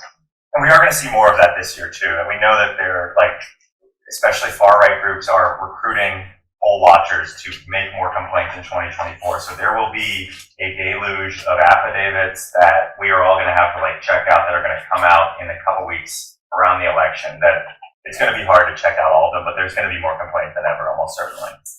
So as we all know, election results can be disputed. And often, there's a recount, but talk about ways you might do a story when there is a dispute. It's a big election before the recount and then after. I just wanted to start with the focusing on election officials, both for this story and for the other stories. The local election officials and the state election officials, by and large, are going to be the best sources of information, both for what's going on election day, what's going on the recount, what's real, what's not real, and what to worry about. And I'm especially worried this year because we're going to see so much more misinformation, and with AI, that'll be much more believable and much more higher volume. And so going directly to the source and to the official websites are going to be really critical on all of this. And I also, on the polling place problems, I am not a journalist. We very much called the alarm on all of the shenanigans around elections in the period well before an election, but as we get closer to election day, try not to amplify the problems unless they are real trends, because it does freak people out, and it might actually have the effect of bringing about that, bringing about those disenfranchisement that people might be trying to do. Same with efforts to try to discredit election results. There's going to be all sorts of, we saw this even in 2022, activists, election denier groups trying to sow mistrust, not just trying to disrupt counting sites, but trying to create narratives that there's been some kind of misconduct and try to come up with proof or false proof or even infiltrate election equipment, causing security breaches, and that could be a source of its own misinformation. So I think being really thoughtful about how to cover the politics around claiming election fraud without actually propagating false narratives of election fraud is gonna be a challenge for journalists this year. So finally, after the US Census, we hear a lot about redistricting. But I was reading something on Pew and it said that very few people know what redistricting is. So I happen to live in a state where it's been in the news lately, and I covered in 2022, the Louisiana legislature passed a new congressional map. At the time, the governor was a Democrat, and the legislature remains Republican controlled. The Democratic governor vetoed the map and said this will never pass muster with the federal courts. So it did not. And so one of the judges said this dilutes African American voting strength in Louisiana. About 3 weeks ago, the legislature under the new governor, who's a Republican, passed a new map. So explain what redistricting is. Wendy, we'll start with you. Well, I mean, every decade, we have to redraw our maps to comply with one person, one vote, and there's a whole host of other laws, state laws, the Voting Rights, the Shrinking Voting Rights Act, that needs to be complied with. One of the things that, and then there's often challenges afterwards to people say that these maps violate the law. One of the things that happened after 2020 is a bunch of challenges, some meritorious challenges to maps, especially discriminatory maps, did not actually lead to results before the 2020 election. That's even true for extreme partisan gerrymanders in places where that was illegal. And so we are seeing, before the 2022 election, so we actually had an election under what are now discriminatory maps in 2022. Now a number of states, the Supreme Court finally said, oops, yes, that really is, you can bring these cases and they are legal. And we're seeing now a surge of decisions that we might have seen come down a couple of years ago come down now, and so we're seeing a lot more redrawing of maps in states like Louisiana, other places where there's litigation, Georgia, New York. There are multiple states across the country where we're seeing the congressional maps shift. This is for congressional and state and local legislation, and so that's a story this year because we don't even know what all the districts are going to be and who's going to be running, and that's going to impact especially House and state legislative races. How would you write a story, journalists on the panel, to make it plain to voters why this is important? So I think one thing about redistricting stories, especially for TV, is that they can be a bit of a bore or drag. It's really hard to get people into them. And so I think what I try to do, so I was just in Alabama doing a story about this, is like meet with the stakeholders, and there's always that really passionate person or the person who was involved in the lawsuit that can lay out like why this matters for this community. And this woman was like, more than half of the hospitals that have closed in the state have closed in this new district. And that's why this matters, because it's about, representation when it comes to hospitals and education and all of these things. And so that was a really helpful perspective to say, let's walk these streets, let's look at what the issues are and what matters in this neighborhood, in this new district. But I think the other thing we did is that we went out into the community and talked to voters in this new district and said, have you heard that this has been going on? And, I think what we found is a bit of apathy. Well, like, the new district doesn't matter, the politicians never come here and talk to us. And it's like, well, now that you have this new district, do you think they will come and talk to you? And what we heard is a lot of, not really, but that will remain to be seen, right? But, I mean, that's the other piece of it, right? It's like, are voters engaged? Do they care? Do they think this is going to have an impact? And if not, why is that? What's the disconnect? So, trying to make it matter to people.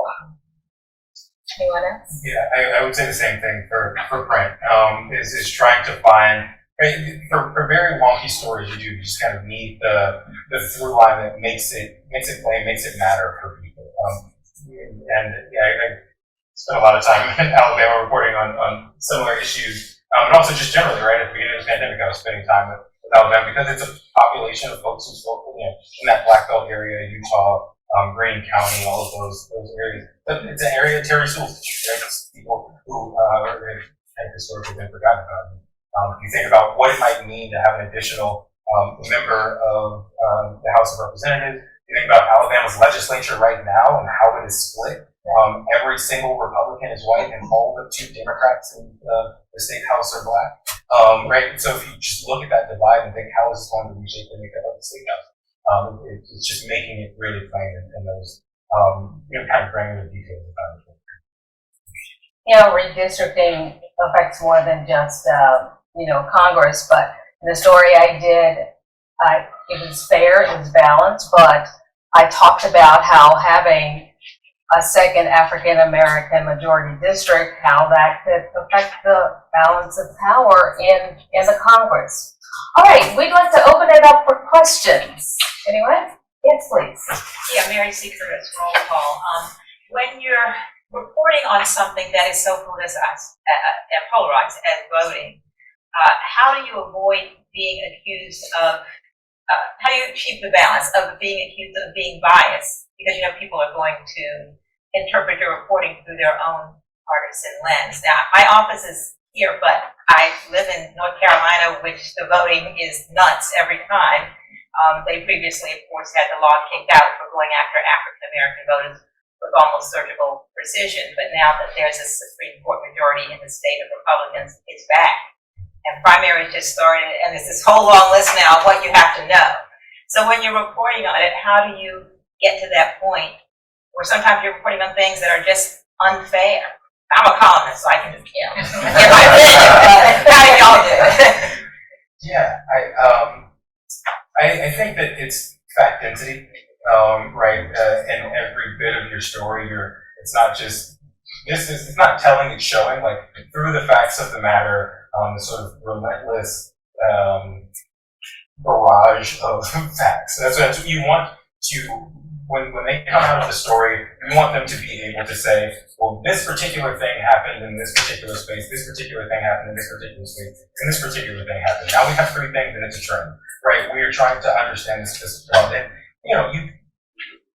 the dread that I feel at right the day before a story publishes is because I know that once my baby goes out into the world, it is no longer mine. I have my hands are off. So I can't control how people respond to my story. The only thing that I can control is the facts of the story, and whether or not I did my journalistic duties. Oh yeah, I was just gonna say really quickly, one of the things that I've noticed too is I almost never use national level voices in my voting stories, just because the higher up you get in the political system, the more people are just like saying things that are going to be used for ads or used like politicizing it. And so what I've found is that when I talk to county clerks who are running the election, or the people who are even running campaigns at the local level, there's not this clear divide. You'll hear Democrats making Republican talking points, and depending on what region they're in, Republicans making Democratic talking points, or it just is a lot messier, which to me is much more interesting and harder to be like, oh, this is just a spokesperson for this national advocacy group saying the thing that they always say after each of these trends. And I think, so for me, it's always like, okay, can I find somebody local who doesn't fit into one of these boxes? And usually people find that to be less, I think their bias radar goes off a little bit less. Yes, please. For Adam, what was the state you cited that you said the political divide? Yes, I would say. I mean, I think that the South generally is that is a big trend that is to drive a lot of voting stories, right? Mississippi, Louisiana, It is also driving a lot of disputes, like litigation questions about, is it discrimination, is it partisanship, is it race, because there's often no difference in the populations. And I think when you talk about disputes, I think that's the thing that I get frustrated that it's not said every single time people talk about 2020, that the only place where the election fraud happened was Detroit and all these places, Philadelphia, the fact that every story about this disputes of 2020 being in majority black cities in states that are more racially diverse is an important thing to think about 2024, because they're always going to target Trump, or it just is, now we're seeing a trend that those are the places that these things are gonna target. Can I just underscore that? Our research consistently finds that race is a much more significant driving factor of all this stuff than partisanship. We actually have a social science studies, multi-factor ones that show where you're more likely to see restrictive voting laws introduced, passed. We see the same thing on the redistricting side. Even on election subversion, it's targeting communities of color. So there is a partisan element of it, but when you actually go deep, race is actually driving a lot of this, and actually bringing that out of the story, I think, also helps with those kinds of potential unfair allegations that you're being unfair or partisan. Like this is something more fundamental. Yes, sir. Morning. Did you name one thing? Yes. Yes, I'm William Ford. I'm a state government policy support from Maryland Valley. Question I have for you, in some of the research that your organization has done, have you assessed which states are worse in terms of voter suppression and voter law, and which states actually are getting it right, or even municipalities or counties? Yes, sort of. We haven't, there are some people who have actually ranked everybody in terms, and I'm happy to share afterwards different rankings, but there are some states have been getting consistently worse, so we've ranked which ones have in recent years imposed more restrictions and which ones in recent years have gotten better. And there are states like Georgia, Texas, Florida, Arizona, I'm not going to get them all off the top of my head, but that have been piling voting restriction upon voting restriction and are sort of consistently making it harder to vote and creating a maze of requirements. And then there are some states like Michigan, Minnesota, New York, Connecticut, that are now consistently making it more accessible to vote. So we are seeing a split and a divide in the country. The reason why we don't totally rank them is they actually started out in different places. Like North Carolina used to be a leader in the country in voter access, and Wisconsin too. They're just had been headed in the wrong direction recently. So we don't net that out, but yes, we do have a lot of that information, and we're also happy to send you to other people's rankings, like indexes. Yes, please. I was curious, and I guess going towards the future, how would you report about citizens engaging in direct democracy? Because a story that I thought about in recent months about how in Ohio there's groups that are collecting signatures. I think they were able to actually get it through this time to be able to put on this year's ballot in Ohio to have redistricting be placed in the hands of citizens rather than with the legislator, because we know just depending on the legislature you have in your state, they can be very partisan with the gerrymandering that they're going to implement with their maps. So I'm wondering, how do you write a story about that? I know from my perspective, I'm thinking about, is that a story that can perhaps engage people and want to be more engaged in democracy and not see it as a passive thing that you only just vote and then Yeah, I would say we really thought about, I think that's a great, honestly, a great bucket of stories to think about in terms of when we talk about the apathy that so many people face. I think we thought the last year we've been working on a series called The Future of Voting, and basically just saying to people, it doesn't have to be like this. Let's actually do a series of stories that just says, most people think what we're doing sucks, and what are other ways to do it? And in letting people, I think it makes people hopeful when you're just telling them you're not crazy. The fact that you don't feel represented is true in all of these different ways. And here's just a look at another way to do redistricting. Here's a look at another. I did one on ranked choice voting a couple weeks ago that said, a couple of states are going to be voting on this to bring this in 2024 for these reasons. Here are the things that people say could help. Here's some fact checking on we'll make a lot of promises about democratic reform that it's just going to fix America. That's probably not true about any one of these individual reforms, right? And so I think of that as a series of stories that you can do on different ways that your system and your state could change. And just taking a closer look at them, I do think people have a good response to those types of stories. And I think we folded it in, if I'm thinking about this correctly, into some of the like other stories. Like I think with a lot of the statewide abortion addendums got on the ballots because of people gathering signatures and like legalization of marijuana and things like that. And so it's sort of folded into this bigger, like, this group started, they got signatures, they made this push, and now it has, like, there's actually been a change that's been enacted. So let's talk about with these changes and in voting laws, confusion and how you cut through the noise and the speculation and the rumors and do reporting that informs the public the right way.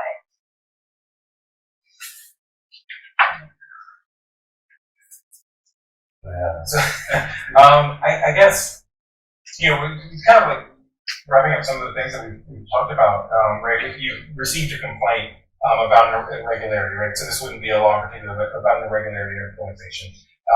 Going and reaching out to that county board, going and reaching out to that state board in order to verify the facts around the situation. And then the way that, I think so much of this also comes down to the way that you write your stories, or the way that you talk about your stories if you're a TV reporter. But if you're writing your story and you're using all of the jargon and you're using all of the things that people are going to say, well, I got 2 paragraphs in it and they were about a dozen words. I understand them independently, but there's probably some meaning behind them. And then I checked out. Right, putting it in the plainest language possible, making it easily digestible for folks. Not writing the great American novel of a sentence, but writing short, punchy sentences. Right, little things like that can actually get people. This is something you think about in feature stories a lot of times when you're writing 5,000 words. It's still these little short paragraphs that you're trying to get a person from sentence to sentence, understanding a new bit of information in every sentence, and also it makes them hungry for that next paragraph. So if you're writing 600 words, 700 words on deadline, you should still be thinking about, okay, how am I getting them from sentence to sentence? And also, is this the way I would have said this if I was in a conversation with them? Or am I trying to, overwrite or whatever? I think I also try to do the explainer or to work a bit of an explaining into a piece, especially as someone who runs around with a camera and can say, okay, this is actually how it works. You get this ballot, when it comes here, they can't open this mail-in ballot until this date. Here's how they do it. Here's how they process it. The biggest issue they say they see is people don't sign this line right here, so make sure you do that or you will get flagged and sent back. And like showing people the process. And I think about this, it's not related to voting, but I was covering this big Take Our Border Back rally down at the US-Mexico border, and a lot of the people that showed up were like, it's not as bad as I thought it was going to be out here. And it's like a lot of people are reading all these things and seeing these things and like not actually seeing it for themselves. Like, you're saying it's not secure, but like, look at this process that they do. It like seems pretty secure. And so I think sometimes the ability to like really bring it to people and, can sometimes be clarifying for some folks. Not always, but sometimes. I think this is really, really important. Explainers early and often, I think are going to be really, really important. Pre-bunking and showing people the multiple layers of security that are in place, meeting their election officials, seeing these are normal people like them who are trying to manage and make things work is also really, really important. Do not repeat any disinformation that you are debunking that actually has the impact making people believe in it, but just more explanation early and often. Yeah, I think. The last thing was just, I think the more we can make the election system seem human and not like it's some robot puppet master, actually works across the board on all of these things. Like it makes everything better. Like when you see a polling place that's not open or your ballot, like it reads it wrong or something like anything like that. If you understand that it's run by tens of thousands of human beings who are just like, everyone makes mistakes and everyone does so I think it helps actually debunk a lot of myths at once to just make people understand that it's humans at the heart of this process. And in the same way, on the other end, it's like humans sometimes do nefarious, greedy things. And so that can help understand a lot of just different aspects of voting. It's just understanding that it's mostly just humans doing human stuff. It's like in the past when I've done those explainer stories, I sometimes felt like I was talking down to people because it just seems so simple to overcome that. I'm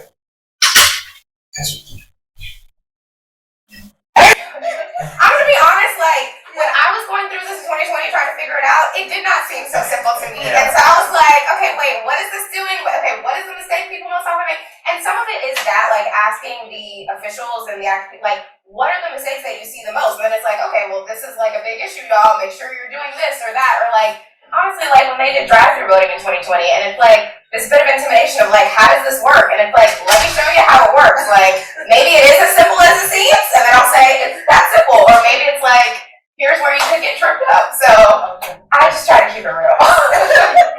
Also, I guess one of the philosophical things that I think about, as I actually don't think about things philosophically as much. One of the philosophical things I think about is like, okay, if I haven't done a certain type of math in 4 years, and maybe the way they teach that math has changed, I would probably need a little bit of a refresher. And so the election laws may have changed; they might be a little bit different than the last time that they went voted. So it's like I'm offering you information. If you know it, fantastic. This is just a refresher. If you don't, then this is also. So just kind of thinking about it as yes, you never forget how to ride a bike, but you're going to follow a little bit at the beginning. This is the way I also always just keep in my notes app on my iPhone when like somebody at a party will because they know I cover elections, will just ask me a random thing about like, why did that place do it like that? And I will like note that, and like I will do stories often based on like because that's an indicator that like if somebody that I'm at a party with is asking this question, or my father-in-law asks me a question, like that's almost always an indicator that I should do a story about that, because that means like there's like some people I'm hanging out with are pretty like in the know, and if they have these questions, then like a huge portion of the population must have the questions too, I would say people are confused even about the easy stuff, and it does vary place by place, so I think it's an important service. I forgot to add one other word, reassurance. I think people are also scared. They're getting more scared now, and actually reassurance not only about all the layers of protection and how the system works, but also that it's not going to be dangerous, that there aren't going to be armed vigilantes, or that there's I do think that there's some need, but some places there will be, sadly, but I do think both explanation and reassurance is important. And full disclosure, when I did a redistricting story early on, I had a graphic made, words coming out, a definition on television what redistricting was. I think the more information we can give the public, the better. Anything else? Yes, please. On this as well. As someone who works in radio and broadcast, sitting down and especially in the more long pieces that you're interviewing, things like that, talking about something that can get quite wonky, as you stated, has a lot of kind of variation and like, well, it's not the case here, but it's the case here. How do you kind of approach your sitting down to write your script for a two-way, making it sound one as plain as possible, but also as clear as possible, and also as engaging as possible, something that could just turn on about. How do you approach that? Yeah, I have to admit, I like of all the NPR reporters, I write fewer pieces in almost all two ways, specifically because I cannot find a way to make like ballots going into a machine sound engaging, or a person I feel like it's really on us to I am just excited to learn about voting and just do that, and genuine I feel like it sounds, everyone who works in broadcast brings, it's your job to bring the energy about the topic, but this one specifically, I find that I only pick stories that I'm genuinely interested in, or else that it gets really boring really fast. And so you have to just do a lot of that work. I'm more unembarrassed to be kind of I'm one of the younger NPR reporters. I sound kind of silly and kind of I don't know what I'm talking about sometimes, and I lean into that. Because I think when people are talking about voting and elections, it's actually more reassuring to have some guy who kind of doesn't know what he's talking about too, and he's in there with it, who is supposed to be academically being well, this is how the VRE works, And so I think leaning into some of those qualities, even in your interviews, I'll sometimes play tape of me. I love that example of you asking the question of the dumb question, and sometimes I'll ask the dumb question as myself because I don't know the answer, and leave that tape in. And I think that helps voters feel oh, this guy also is confused about how signature matching works or something like that. I think that can be a good trick too. And if I don't get it, I will keep asking until I understand it, because I'm like, I can't explain it to anyone else if I don't understand what's going on. And then a lot of times I'll just be like, okay, I need you to explain this to me like I am a 5th grader or a 6th grader. Go. And like that helps a lot. So I think we have about 5 minutes left. So each of you, if you want to talk about resources, tips, you know, if I know I'm doing something on voting laws for years, in your community, find out who is the top attorney on election law. What are some other things people can do now to prepare as we move deeper into this election year?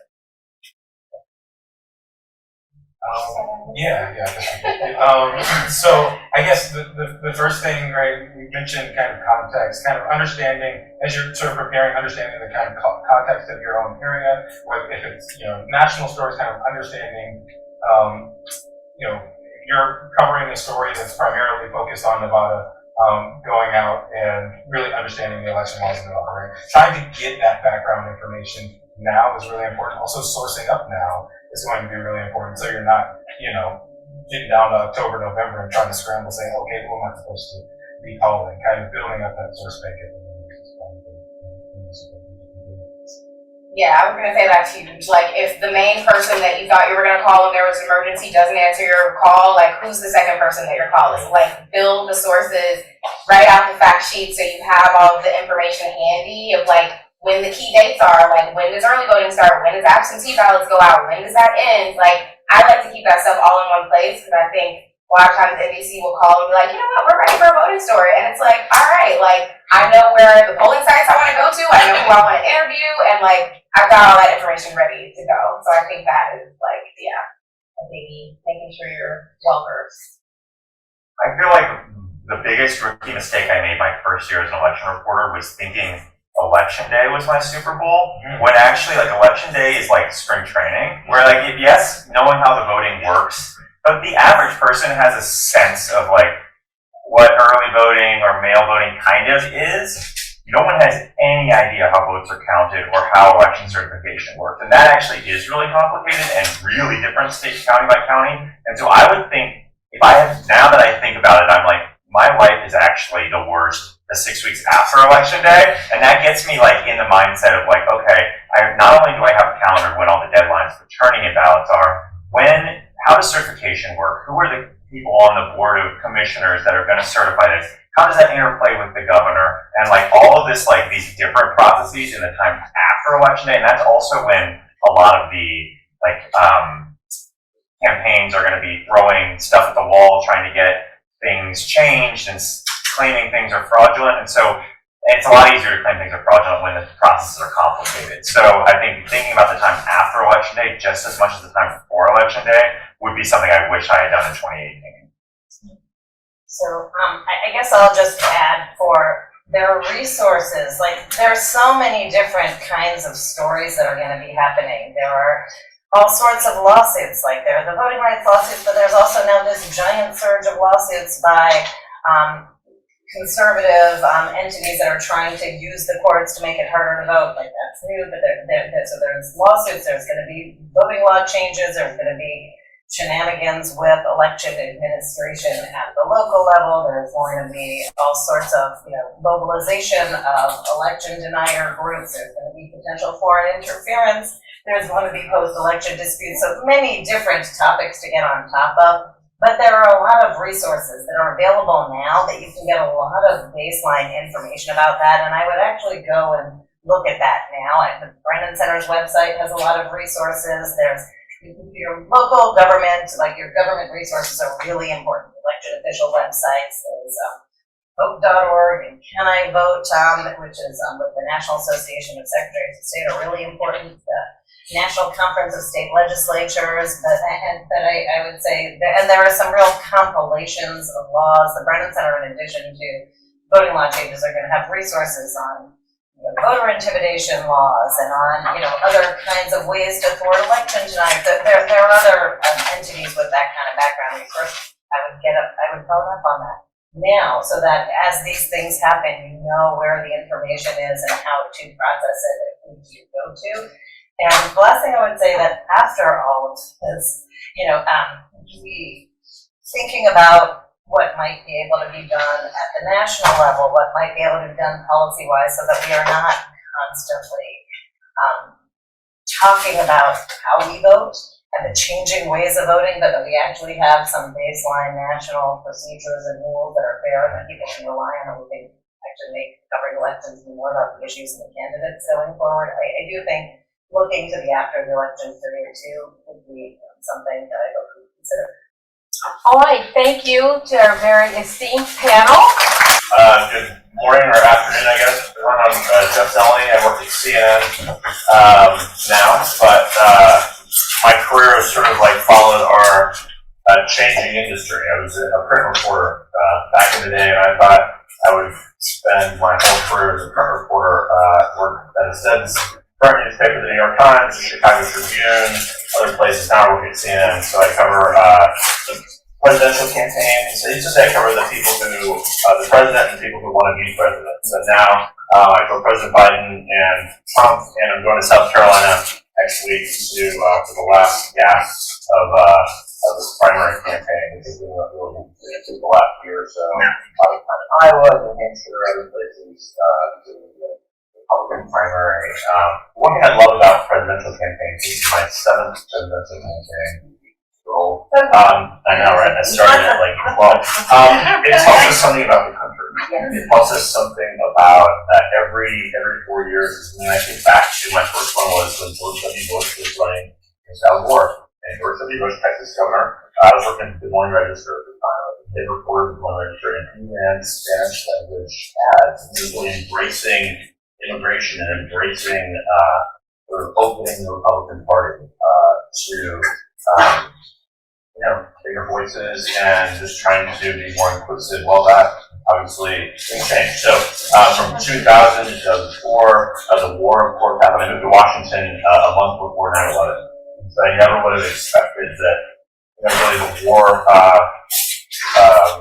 changed everything. What changed your politics, etc. So what I love about presidential campaigns is that every 4 years it's kind of a marker for what now this the year before presidential campaign. It's always good to see new blood and new faces and who's been driving the ball. This year is different. That was actually sort of the old guard, old guys, etc. But in any case, it's still I find this is exciting. This all changes. TV now, but I spent at least half or 2/3 of my time typing more than talking. So writing is still regardless of the future. Thank you very much for having me. Thank you. I have a New York Times in my background too. It's crazy. Unfortunately, as my karaoke microphone. And I think we can't hear you in the back. Oh, you can? Okay. We can't hear you in the back. I will see you at probably a Nikki Haley rally in South Carolina. Oh, good. That's it. Wow. Hello. My name is Seth Herndon. Nice to meet y'all. I'm a national politics reporter at the New York Times. I host the Times Politics podcast. It's called The Run Up. I came to the Times in 2018. Before that, I was at the Boston Globe, doing local elections and kind of your local general assignment, classic murders, fires, overdoses type stuff. Since 2018, I've been on the Times political team. Initially, that was midterms. And on the paper side, I was the Harris reporter for her presidential run. I was the war reporter for her presidential run. And then I kind of switched over to do more general themes and kind of the voting basis of both parties. So I do a lot of Trump rallies. I do a lot of like base Democrat stuff. And then before the 2022 midterms, we started about that. And so the lineup is every Thursday, and it's fun.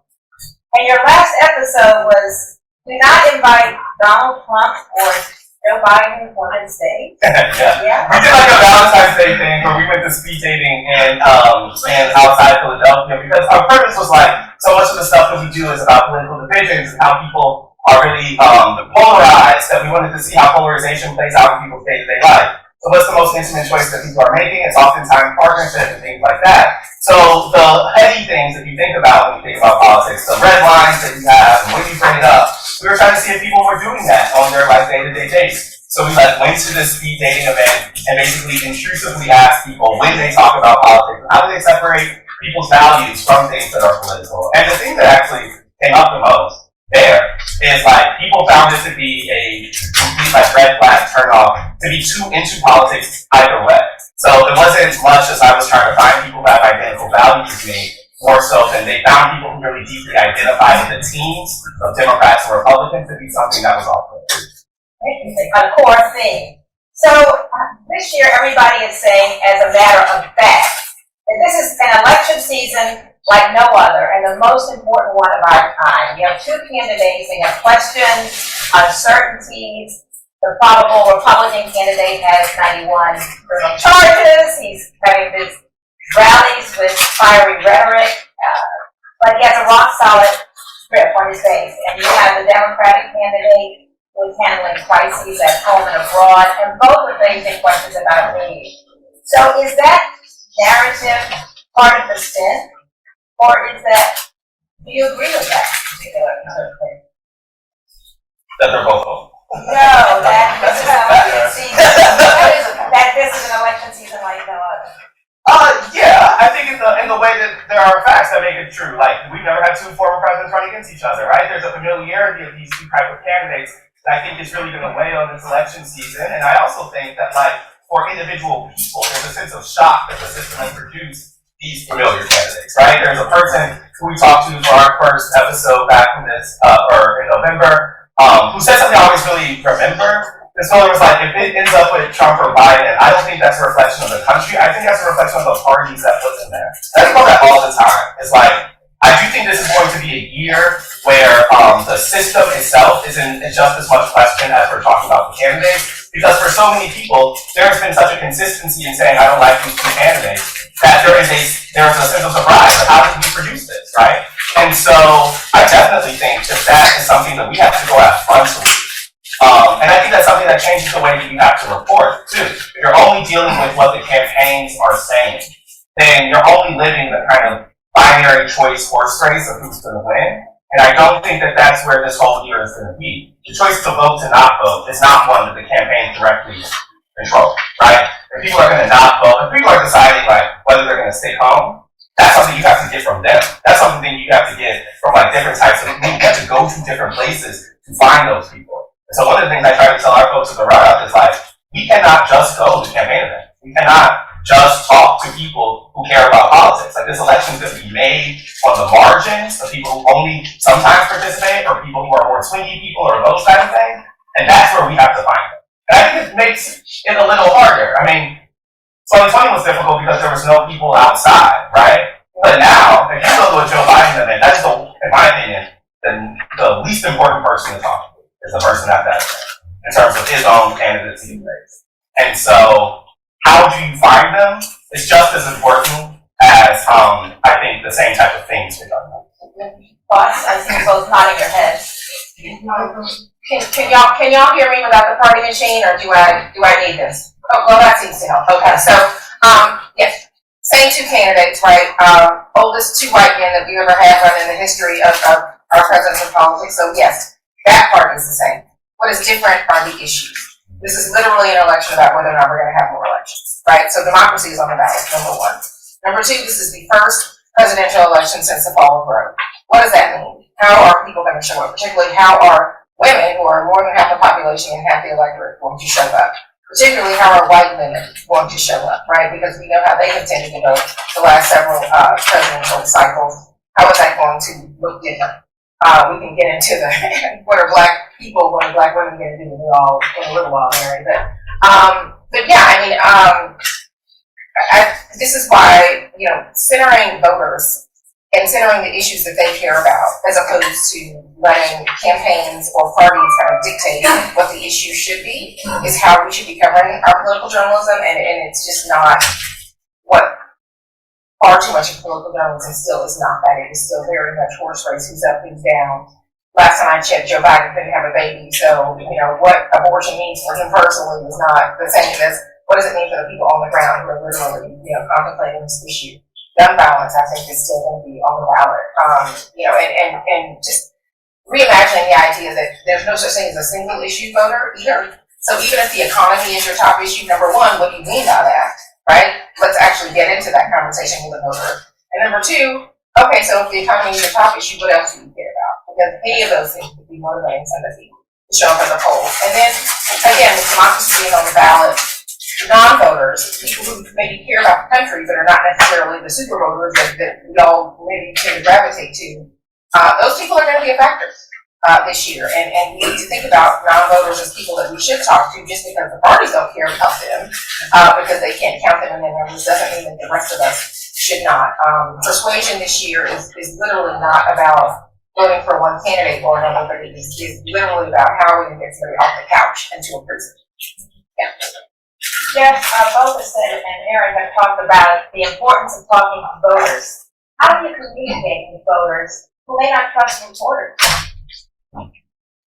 It's such a good question, and it happens all the time. Most of my stories now are based on talking to voters out in the country and other things. And it could not be, he's so right about, literally, the people we don't need to interview or talk to are people at Biden rallies. Not that he has many, but when he does. But slightly different than the primary campaign, like in Iowa, New Hampshire, South Carolina, it is a good place to find voters, who they're deciding. And many years ago, I think in the 2004 campaign, I was at the Chicago Tribune, and I decided I'm going to be pen pals with voters. I decided that I met some really interesting voters in Iowa and New Hampshire who were undecided. And it's sort of like a unicorn fighting a truly undecided. And obviously, most people are not following that cautiously. Most people have lives to live, but the people who are really into it. So I decided in that campaign, I've done it every cycle since, being pen pals with voters. And at that time, a woman I met in Cedar Rapids, Iowa, she would send me her mail that she got, and would send me copies of it, or sometimes the actual thing. And it's such an interesting window into how a voter experiences it. So anyway, I do that now still, and every story I go out on, I try to meet new people and stay in touch with them to see how they're experiencing this. But look, this is a campaign like no other, and as Aaron was just saying, it is the people who are not voting or who are not paying attention. At least that is what is most important. I really would. I take myself sometimes I think about third parties. I wish I would have done a story in 2016 about Jill Stein. What is she doing in Michigan? You have a sense, after the Bernie Sanders campaign ended, when Hillary Clinton was the nominee, when against Trump, I constantly wondered, because I covered the Clinton campaign for CNN, and I went, why don't we go to Wisconsin? I love Milwaukee. Why are we not? Why is she literally never once went to Wisconsin. And so anyway, and so I was thinking at that point, I wasn't thinking at that point, I didn't even think that was time. But now thinking back, now we know third parties are going to be such a key part of this campaign, as we all see now. But that is the thing that I have in my mind. It's also people who are voting, people who aren't voting, and who are voting third parties. I was in Detroit 2 weeks ago, the day before Biden was there, talking to a lot of voters, and that was just, there's no apathy. Some people will decide to not vote because they're not happy with their choices. But anyway, so I have on the next, I guess it was 8 months ago, we focused on who's voting third party, and this is third party thing out there will be huge factor as well. Yeah. Well, RK literally had a Super Bowl ad. Yeah, it was right. wait a minute, how does this happen? Yeah, no, for sure. Aaron talked about too much horse race, and you talked about the third party you're going to be looking at. And then you missed that. What are some themes and some topics that you are going to be focused on for the other panelists that maybe were missed, that are important, that you think that political reporters should be really looking at? Yeah, I think there's a lot. I think that to the point about distaste, people who don't like both candidates, people who aren't choosing to vote, we've already mentioned those. I would definitely think about those. I would think about third parties. I would think about violence. I don't know why that's the first thing I think about. But I remember after 2020, I did a series of stories in 2020 about how there was a set of Trump voters who did not care how this result was going to go, and they were going to do something about it, right? Obviously, that famously really did happen on January 6th. But I was really glad that I was on a beat of story, on a beat that was speaking to that. Now, how did that happen? That was because during that election year, I joined a bunch of like secret Trump Facebook groups. I joined a bunch of Telegram stuff to see like where people were talking about. And so I went to very openly like kind of white supremacist rallies in Arizona, and I did a story about how people were threatening violence. I did a story in Mason, Texas, the day Biden was announced, about how Trump people didn't believe this election and they were using voter fraud. They were planning the rat, they were planning the march to the Capitol. Those are things that are not happening frontally. You have to find that, right? And if you don't do that, you might miss, and particularly in this election era, where I don't think the parties are as determinative as they used to be, I think you have a risk of missing the key point of the election. You don't go outside of them. So I think about like extracurricular activities as a thing that we have to be on the people. But I actually wanted to go back to your question about winning trust. I think specifically as a Black reporter, my strategy is always to tell them like, I don't trust them either. When people come to me like, why would I trust the media? I'm like, that, facts. Why would I just go to the media to defend us broadly. Like, a lot of people are trying to. When I was a cover crime from those low, I would go to communities and they're like, you all don't show up here unless there's a murder. And I'm like, that is true, and that is that, and I want to change that, right? So like, I think particularly because of Blackness, and this happens at Trump rallies too, like, they're like, these rich people aren't listening to us. I'm like, I want to be honest with you, they're not really. And so tell me, and I'll put it in the paper, and I will make them, And so to me, like, that is part of our role, is to actually say that, or to help people understand the process, to not be intimidated by those concerns, and defensive about those concerns. I think particularly as Black people, like, I want to help the process feel familiar to you, and I come in peace of your uncomfort, because I too am uncomfortable. I'm asking you to share a deeply personal thing with a person you've never met. Like, for me to assume that you would do that without me being deferential is to me not being honest about what we're doing. And so, if I'm going to tell you how you feel about immigrants in this country, I should tell you how I'm going to use it too. And so, I try to do that also. Aaron, you had something to say on that? Yeah, okay, so a couple of things. One, I am very, very interested in how the vice president's role plays out in this campaign. Because, to your point about, the current president's age, how much is he going to be out on the campaign trail? How much of the heavy lifting does she realistically have to do? And is that going to be effective, right? I'm very curious about that. But two, I think you mentioned the former president's kind of balancing between the courtroom and the campaign trail. I literally just wrote one of my recent columns was about GOP women, really, and just kind of standing by this man, regardless of what he's doing, particularly in terms of the cases that he is facing that relate to his misogyny, sexual assault, etc. That is not a deal breaker for them. It was not a deal breaker for them in 2016, right, with Access Hollywood.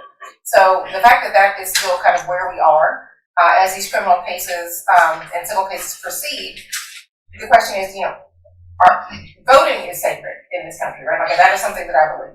Voters are not necessarily sacred. And so for us to be interviewing these people, are you okay with it? Is this what you are voting for?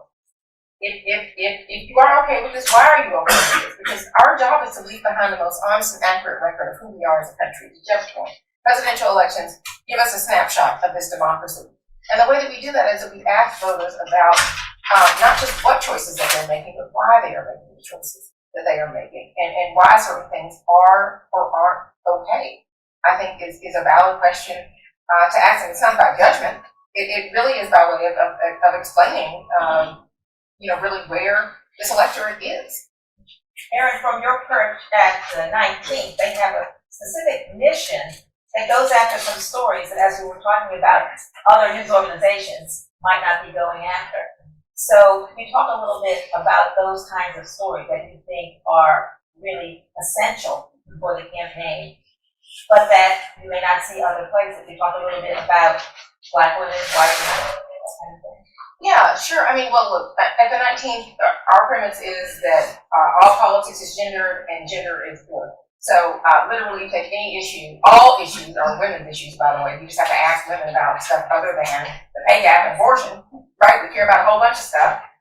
And you can ask other people about things that also maybe you think might just pertain to women. What do men think about the pay gap? What are they going to do about that? Where are you on child care if you are, a father? We don't ask people, those kinds of questions and about those kinds of stories. And caregiving is absolutely something that is on the ballot, even if it's kind of fallen off of the political agenda for a lot of people. So that's something that we will continue to talk about because we do think that that is going to be something that motivates people to go to the polls. But even, we know that people's views on democracy are gendered. So talking to folks about what that means. Thinking about LGBTQ plus people for whom this election literally seems existential for the folks that we are talking to, right? So what does it mean, not just to have your rights eroded, but to be told that there are efforts to make it illegal for you to be who you are in public right now, right? So that's not just about the presidential election, that's about what's happening at the state and local level for a lot of those folks too. So thinking about those kinds of issues. Again, like I said, gun violence is absolutely something that so many of the voters that we are talking to say that is still something that's very concerned. They want action on that, and that is something that should motivate them. So many young voters that we talk to, or people who are young who maybe are thinking about not voting, right, and talking to them about why they are maybe thinking about not participating. Where they are on climate, where they are, where are they on democracy? If there's some other issue, the conflict in Israel, for example, that maybe makes them think about staying home. It's like, well, are you really going to be a single issue voter on that, or where could you, or is there a way that you can still, make your way to the poll? What are the other things that could maybe influence you one way or another to participate or not? So yeah, I think what we polling is really for us. It is a starting point. It is not. I mean, if you're just going to report on the numbers, or like I said, who's up or who's down, that's really not serving voters. At the end of the day, what we want is for voters to feel informed and empowered to participate in this democracy. And so, force-based stuff that's not really how we're going to get there. That leads to a point that the previous panel brought up when they were talking about voting laws, was that too much of our reporting on any issues in politics and voting is missing history and context. And you talk about asking that second question, Aaron, about, well, why, or are you, how do you get the time and the resources when you're under deadline pressure as well to add that historical context, the meaning, talking about this happened now, but it has a basis in something that happened before. What are some of the tactics you use to get to that, and what are some of the resources you use to include that piece in your political stories? I mean, I think there is a rigor to political journalism that right now, I would argue always, but I mean especially now, like if you are not versed in the history of race in this country, you are not prepared to cover politics in this country. You're just not. Because none of this is happening in a vacuum, and we are absolutely on a continuum where we are seeing some backlash to some of the progress that has been made in this country, and you have to provide that context for people. I'm not saying write a book report when you sit down to write a story, but for people to understand that this is not necessarily coming out of nowhere, for us to do reporting that kind of shows how we got to this place in our politics. I mean, that again is about leaving an honest and accurate record of who we are. So that is the case that you make in a newsroom when you're saying, well, why are we talking about the past? Well, the past is showing up, pretty prominently in our politics right now. And so I think that that's something that more people are starting to become more aware of. And I think people are starting to see kind of why that matters. And I mean, look, I think, like I said, me covering race really prepared me to cover politics in a way that that I don't think is always there for folks who are covering this. thinking back to 2016 and when, you know, so many of us were seeing what we were seeing going into that election and being told we were biased or that we didn't, you know, we weren't seeing what we knew that we were seeing. That's why it matters. Yeah, do you find it harder to hit that beat of context when you're dealing with a broadcast story and you can't really write, you know, a series of that? Such a good question. The first broadcast story script that I wrote when I went from the New York Times to ABC News for my brief day there, it would have been 9 minutes long. Which I just like wrote the story. Like, you need a minute 30 for Good Morning America. I'm like, oh, yeah, it's like writing haiku. It literally is. It's so hard, so much harder. I could, like to this day, I could still write a story, a front page story in the Times, like faster than I could write a script because it literally is like boiling it all down. But no, of course, context is it's very difficult to include everything. But I mean, the good thing is, I also write digital stories with my TV stories. But I think context is one thing you mentioned, and Aaron was talking about. I mean, the upside, I guess, of covering a redo of a campaign is that there's so much history going on. I did not think, when I was covering, I was the Obama reporter for the Times in 08, I did not really think about the counties we were going to, but now we call them boomerang pivot counties. Counties that voted Obama, Trump, Biden. I'm obsessed by these counties. There aren't that many in America. And I'm going to go back to like most of them all the time because like it shows a roadmap of these counties of like what is it that Howard County, Iowa, is the one that had the biggest swing from Obama. He won by like 12 points, I think, to Trump. Why is that? So I think like that gets back to my point about, you know, like how campaigns tell you something. But I do think talking to voters is so important and so critical. But history will give us a guide for what happened in 2020. So the downside of covering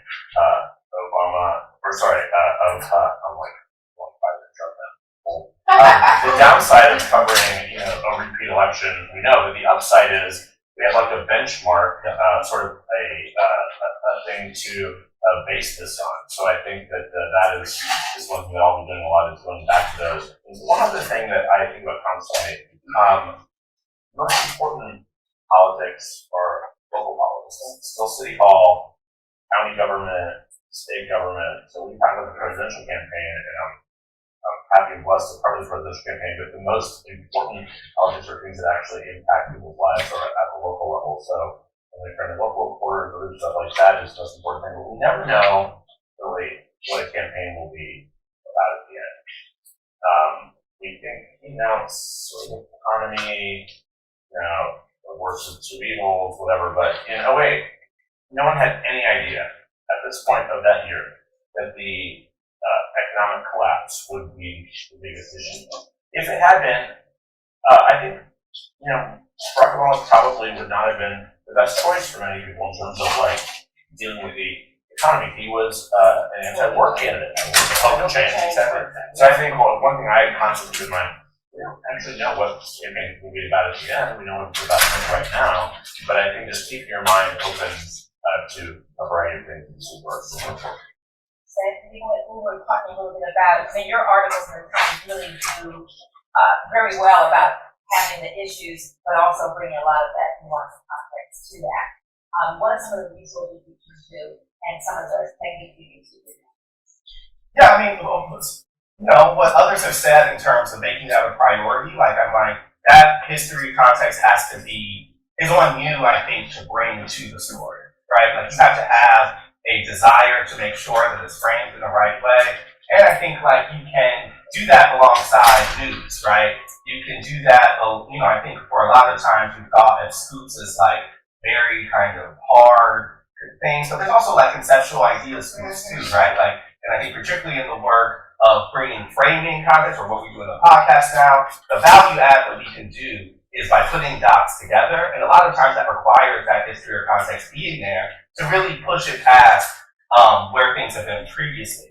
So I think that like that is, you know, one, you have to have the desire. Two, I would say a strategy of making it happen is like, I never want my goal, let's say Black folk stories, or when I was doing a lot of like Black votery things in 2020.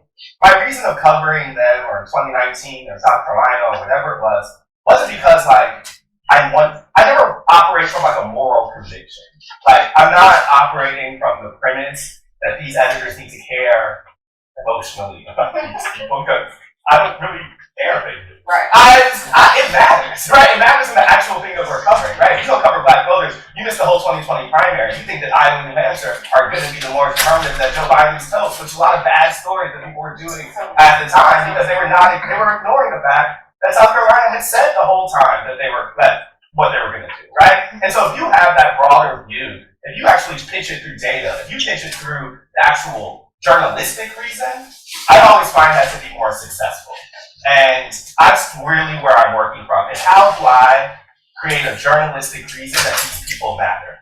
So for Thanksgiving, we did a podcast episode that followed up on polling that the Times did that showed kind of changes in Black voter relationship to the Democratic Party. And so instead of doing the normal kind of polling follow-up story, we decided to do an episode where I talked to my family and friends over Thanksgiving, and we talked about the relationship between Black people and Democrats and split people up in generational groups and in gender splits, right? That is a polling follow-up story, right? But that's not done in, I think, a typical horse racy way, because we're not saying it as the only question. The only question isn't just, who does this help with? And so when I think about the benefits of a rematch that feels familiar, for me it's like, we should get out of the horse race more often. We have to be more creative. We have to actually ask different types. We should use this to take a longer lens on people's relationships with these parties and candidates, because the candidates themselves are fairly familiar. I would also say that has to be balanced with understanding that there are new stakes in this election, right? Donald Trump's policy promises and rhetoric are not the same from 2016 to 2020. And so it is a responsibility that we have, is not only to show, to get out of the familiar, but also to remind people that even these candidates are pitching different things. So I think that's the big challenge of this year, is both making something fresh, and getting out of like the who's up and who's down, but not being so dismissive of Trump as familiar that you actually don't tell people what is different and important about this time. And not just Donald Trump, America, Joe Biden too. But that is incumbent on us, because I think there is an incentive to say, I know these people. And so, And here we go again. Which I think is how the majority of the country will feel, and I totally get that feeling. And so, what are we gonna do to actually bring the new stakes of the election to where people are? Now, we started talking about voters, because they're the most important, but let's talk about dealing with campaigns and candidates. Yeah. And getting past that spin. Your experience and what you've learned in trying to get them off those talking points. It's all spin. I mean, everything. That doesn't mean it's not true, right? To me, our job is to separate, wheat from chaff. Is to hear what we need to hear and infuse that in context, while also recognizing the incentive that these people have to get a message out there. And so I try to think about fairness. I try to think about accuracy, but I don't really think about calibrating myself in the middle of where they are. When people talk about objectivity, that is not the foremost thought in my head as I'm going at this. I'm trying to get to that. I'm trying to get to, and that's what to me allows you to keep pressing, is that, neither party has a monopoly on that. But I do think it's important to separate them so you're able to come at them individually. Because if you're talking about both Biden and Trump, I do think we often too fall into both sides in this, right? You have to say one thing and you have to say the other thing. But when you think of them on their own, I think it's much easier to come at a kind of accountability story for them. So we just on the show, we just interviewed Gaza protesters who shouted down Biden in South Carolina, and then followed that up with the mayor of Dearborn, who refused to meet with them over them not embracing the ceasefire, right? That to me would be that's a thing that is about the campaign, but it's not from their own lens, right? So when we go to the Biden campaign and say, hey, we're doing this episode, they were furious, of course. They're like, this isn't an episode about you. This is an episode about how protests think about power and how they are shifting the conversation. Now, we also went to them and had a direct interview with the campaign manager. And that's one piece. but they don't get to dictate what this election's about, in my opinion. But you can have a relationship with them. You should tell them. I go to tell them that so I can hear. And so then they come back and say, well, he said this, this, and this, and we make sure that we infuse that context in the episode. But that doesn't mean that you get voice. That doesn't mean that you dictate what we ask. And that doesn't mean that we're not going to go at the thing that is happening. And so I think it's a careful relationship with them. And I think they're particularly, and I would say this with Democrats, and I think Republicans are a different story, but Democrats put a specific pressure on Black people too. Like, these campaigns, as I don't know if y'all have they do this with you, but they try to act like if you come at them in any way as a journalist, that you are somehow disloyal, that you are making the same thing with Trump, that somehow you're turning. I had a Biden campaign official try to act like I was like turning on him. I was like, don't ever. You are talking about pass the crime bill, so you don't get to say that. So like, I just think that you have to recognize their value, but you also have to recognize what you bring to. And those things, I think I don't think it's cockiness. I think journalists have to believe you have a role here. And that role is just as important as their role. I mean, I think just one really quick thing on that. Maureen Dowd, our friend, your colleague, wrote, the left is often the worst because they assume that you're on their side. You're on their side. Like, that's not our role. Our role is to give voice. Your role is to give voice to voters. Voters, and executive producer at CNN, he's like, I don't like MLS in stories. I didn't know what MLS was. It's man on the street. I'm like, so voters on it. It's like the first step in the process. Anyway, our role is to give voice to the voters. That's who we work for. We ask the questions that they cannot. We go places they cannot. Yeah. So the idea that the left, it drives me crazy that they think, and it's more so in the Trump era, like, you know how bad he is. I'm like, no, you're not. Perhaps, but we're not on your side. Like, we are on the side of voters. So that's why Can you talk a little bit more about getting around the campaign spin and the campaign spin? I ignore the campaigns a lot, actually, because it's really not relevant. I mean, we see I'm not, like, in this election cycle, I'm covering more during the campaigns, but I'm not, like, day to day, like, knowing exactly, like, what the Biden campaign is doing. Like, their spin's fine, whatever, but it's like, is it working? That's what I'm more interested in. Is their spin working out in the country? And I think one thing that, regardless of where anyone lives or works, one thing that also will be interesting this time is like the Biden, the infrastructure law, how this is playing out. Why is no one giving him credit on the economy? That is a local story. And so I think that I kind of just ignore the campaign. I'm in touch with them, just like chatting to see what's going on, whatever, but I don't tell them what I'm doing. It's not their business. I mean, I'm out in Michigan doing a story on how people think the economy is doing. That's like the Biden campaign's burden is on them to inform people. I do believe that, we often, I'm a big critic of the media and about how, it's quick and whatever, but we are always gauging responses and not informing people. So the balance of, we should be telling people what the Biden infrastructure law did, that they built this bridge in this community and whatever, and they did that for local news, for the local news, that's a big problem, whatever, but I kind of think we don't ignore the campaigns. It's really not relevant to what I do. I would never tell them like where I'm going, what I'm doing, whatever. It's like, it's their job to inform people, and it's our job to sort of like see if it's working. I think about it the same way I think about a lot of reader feedback. Like, when it's legitimate, I think you have to have a lens that understands when people's criticism is legitimate. Or like when there is things that you do need to wrestle with. But like, just the way that you won't inherently listen to them, you don't inherently listen to anyone else. Yeah, look, they're getting their message out, okay? And I know that because they're in my inbox every 2 seconds. Aaron, we're running out of time. Aaron, let's get together. Aaron, do you have 5 minutes? Aaron, do you have $20? Like, they're getting their message out to voters. Who we are not hearing from often enough are the voters on these people. Now, am I talking to these campaigns so that I can, one, hear about what they think their record is, right, in terms of what they've done for this country, what they say they want to do for this country, and what their view is basically on this democracy, which is very important. Like, it is important for us to know where these candidates stand on democracy, first and foremost, right? But also how they feel about the job that they have done versus how the people that they're asking to elect or reelect, literally reelect them, how they feel about the job that they've done is much more important to me to hear from, and something that is not coming into my inbox every single second. I know we have a bunch of questions, and I want to make sure we get to some. So yes.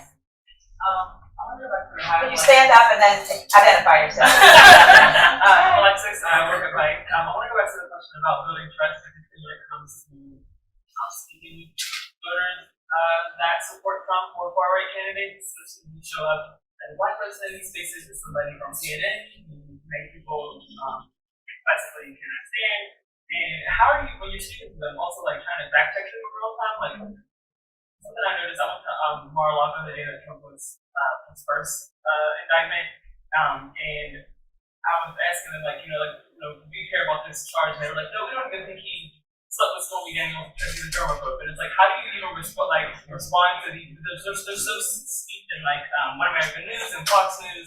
It's hard to kind of fact check them in real time. Like, how do you push back? And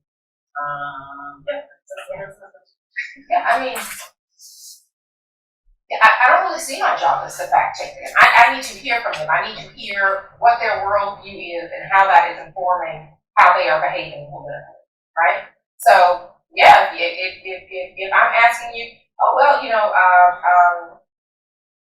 this E. Jean Carroll verdict, what do you think about that? E. Jean Carroll, that never happened. He didn't even know her. Okay, that's where you are. So that's if you believe the president when he says he didn't even know her, despite jury verdict, despite everything, and so you're okay with voting for him because you simply just do not believe this. I'm not going to sit there and have an argument with you about how, a jury has decided this actually happened. He's been, found civilly liable for sexually assault. Like, we don't need to do that. But I do need to hear your perspective because I do need to understand how that is informing how you are planning to participate in this election. That's right. I mean, so when I do it, I might push back once, like why do you think this? Yes. Like, where do you get your news? Like, why do you think? I mean, never did I think that we'd be covering elections being stolen. I used to be given, okay, the results, well, now we're in a new moment. So, well, why do you think the election was stolen? I push back once. Otherwise, I think we fact check officials. I don't fact check voters. Like, they can think what they want to think. I mean, right or wrong. And you can clarify that in the story. Like, right. You don't need to do that in real time. But I think, yes, exactly. So I think just wants to figure out sort of why they think that. There's no point getting into an argument. It's hard enough. I mean, I don't know that I would talk to a reporter. I'm just like a random person on the street, So, I mean, as I said earlier, you have to win their trust. And, I often say, I don't, it's totally up to you. But a lot of people want to talk. I mean, it takes me back to my time of covering crime, the Chicago Tribune, whatever. Never assume the mother of a murder victim does not want to talk about their child. Never assume that. And I kind of just assumed that, oh my God, they wouldn't want to talk. No, you are giving voice. So I think that voters the same kind of way. And if someone doesn't want to, great, move on and find someone who does. That's their right, that's their whatever. But there are a lot of people in the reality TV world who love seeing themselves on TV. That's a whole nother matter. I actually like reluctant voters more than someone who's super eager. Someone who's super eager, wants to be a star, okay. That's a little red flag for me, but that depends how much time you have. If you're on deadline and you're like, okay, great. The back to the question of voters, I don't think it's our role to argue. I fact check officials, not voters. Jeff, when people you see, I've been at rallies, but some people hate CNN. Oh yeah. And they use it's curse, and they feel it's very biased. How do you deal with that? My colleague Sami Srifati was literally spit on by an adult man during the Trump rally in 2016. Whatever. I've never had that kind of behavior. I would say, by and large, people have been pretty kind. The group mentality and the mob mentality, I never really thought about it much until January 6th. Wow, it's people think. But mean, I think that you just say, like, I'm Jeff Zeleny from CNN. You know what, like, tell, like, I'm me, here to hear your story. And if someone does not want to talk, that's fine, move on. But by and large, individually, people generally will talk. But if they want to get in a fight, whatever, I just, like, move on and find someone else. And I do not quarrel with people. They can think what they want. I don't like to see that all the time either. Like, you know, like, allow me to give them, you know, like, like, I can talk about things I don't like either, but I just kind of like, you know, I'm here to, I remember when I was covering Tea Party rallies, when I was at the New York Times in 2010, I'm from Nebraska. I grew up in Nebraska. Sometimes I would wear a New York Times hat or a CNN hat or anything like that to an event, but I would sometimes wear like a Nebraska baseball hat, or whatever, just because it was on a hot day or whatever. And that's just like a point of familiarity reference. Like, so I just say, I'm Jeff from CNN. I'm like here to hear your story. And if people like hate CNN or want to, you know, don't talk, I just move on. I cover the Tea Party stuff too, and I found at the first National Tea Party convention in Opryland, and they loved me because they wanted to prove they weren't racist. They would tell me, they're like, oh, but use it. Yeah, I was gonna just give some more tips. That totally happens all the time at Trump rallies. They will always, you know, blackness always comes up. They're like, look at us talking right now. So that's inevitable. So I do think that there should be an acknowledgement of the unique emotional labor that like your identity will put you in that situation for life. I also think there's tips I've learned. Like, I don't talk to people in lines. I try to get them individually, whether going to their car, coming, going to get concessions. People are much better than when they're in talking groups. I always wear my badge. Like, I'm very kind of frontal about what I am. I try to, like, if I'm in a not rally or in a supermarket or something, I always go to the manager or like person before, like very no surprises. What else do I do? When I used to cover crime in Boston, I had to talk to so many cops, and it would make me super uncomfortable. And I started listening to Boston Red Sox radio because I don't care about baseball, but they did, and so it was much easier when I got up there to be like, oh my God, David Price, and then they would talk to me. And so like I just had to learn that like your own discomfort was something to press through, but also to the point, like I do think people. Oh, the other thing I was really gonna say is listen to OAN, Newsmax, Fox. To me, the biggest thing for Trump supporters is that when you speak their language, they completely judge. And so if you're not shocked by what they're saying, they will rock with you. And so I know what Tucker Carlson said. You know, I know what, and so I still push to the point of clarity, but I'm not arguing with you. I'm only getting you to be clear. And so once I feel like I have you in a space where I understand where you are, I'm gonna move on. But I think I only get to that point if they feel like you are taking them seriously. And I think having a knowledge base of the type of rhetoric that conservative media bubble really speaks in is really helpful. The interview you did with the protester in South Carolina, that woman. Yeah. Like that, like, I drive, she's not an actual voter, she's like a participant. You pushed her so. Yeah, I know. So, but she's an official in that respect. Yes. She's not an average person. You would not, I'm guessing, you wouldn't have pushed like Totally, an average never. person on the street like that. But she's never been questioned like that. Yeah, I very much. Like, anyone who's not listened to it, listen to 2 episodes ago. Yeah. It was so good, like, pushing her, like, why did she interrupt? Why did she believe? I thought, like, I learned so much from that. Like, I thought that was amazing. Oh! You didn't let up. Yeah, I'm telling you, like, with voters, it's all well and good. Yeah. Voters is all well and good. Just tell me how you feel, and we'll say, can I feel clear? You have power. We're gonna sit here all day.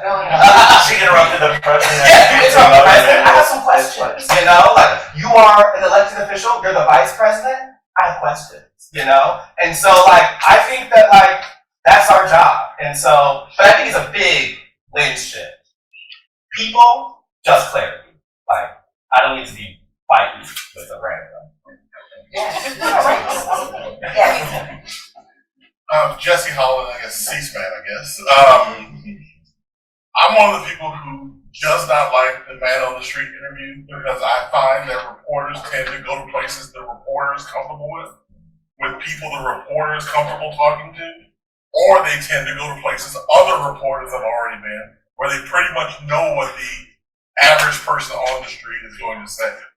How do we get voices in our stories that are not those voices we've already heard, that we already, as the reporters, we already know what they're going to say, and start talking to people who do vote but never get interviewed.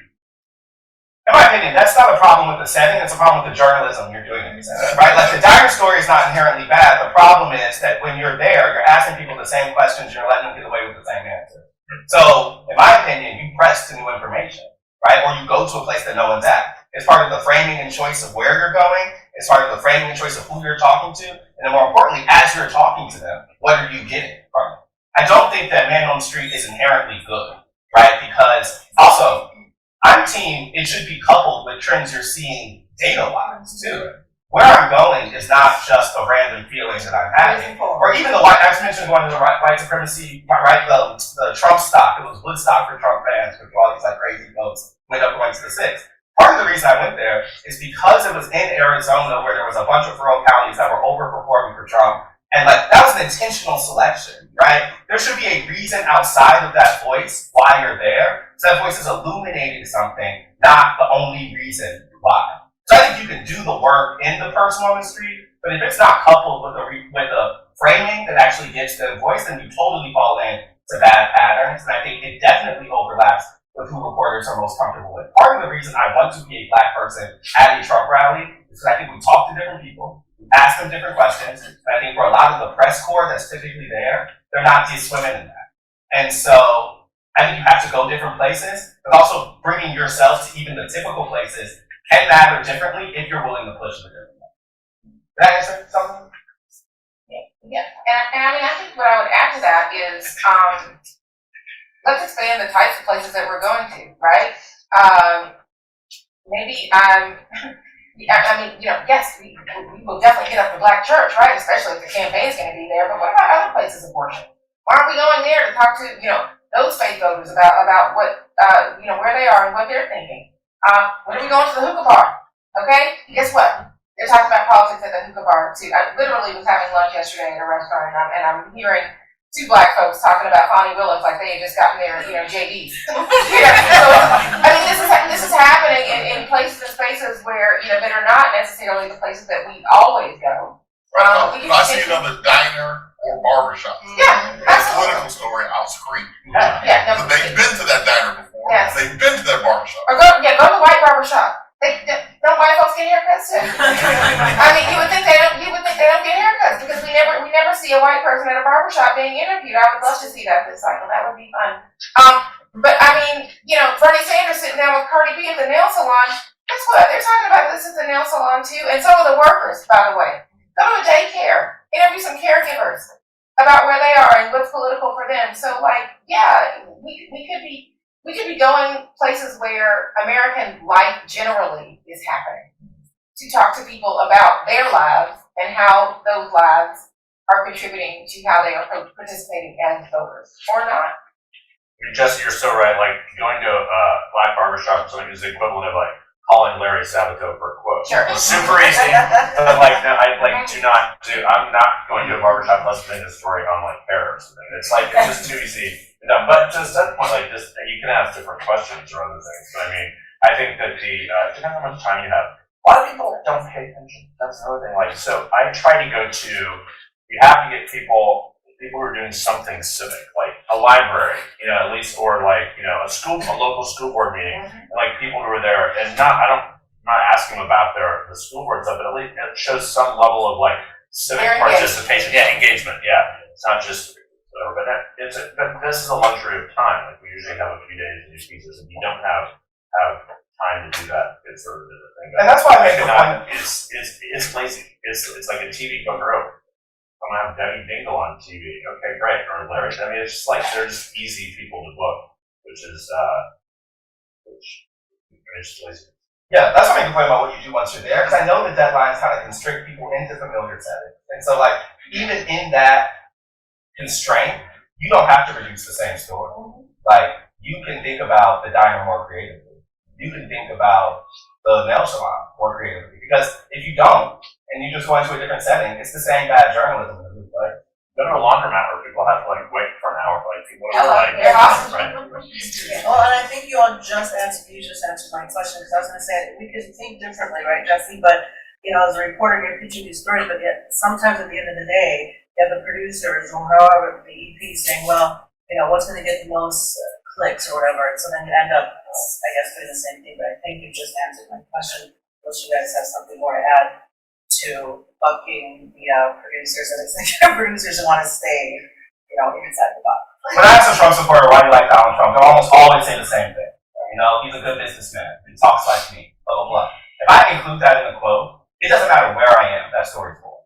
You know, it requires me pushing past that to actually get to something interesting that then that makes it a story. So I'm saying no matter where you are, that's the job, in my opinion. And so like, I totally understand having forced into those constraints about like, we got this amount of time, or how are you know, maybe it's not a barber shop, but it's like, how are you getting, you know, like, well, it's the equivalent of the barber shop. You always can do better questions. And knowing that you're gonna, I mean, you're gonna, if you are committed to actually talking to voters, when you are not on deadline, being thoughtful about what is it that I'm trying to learn from this book?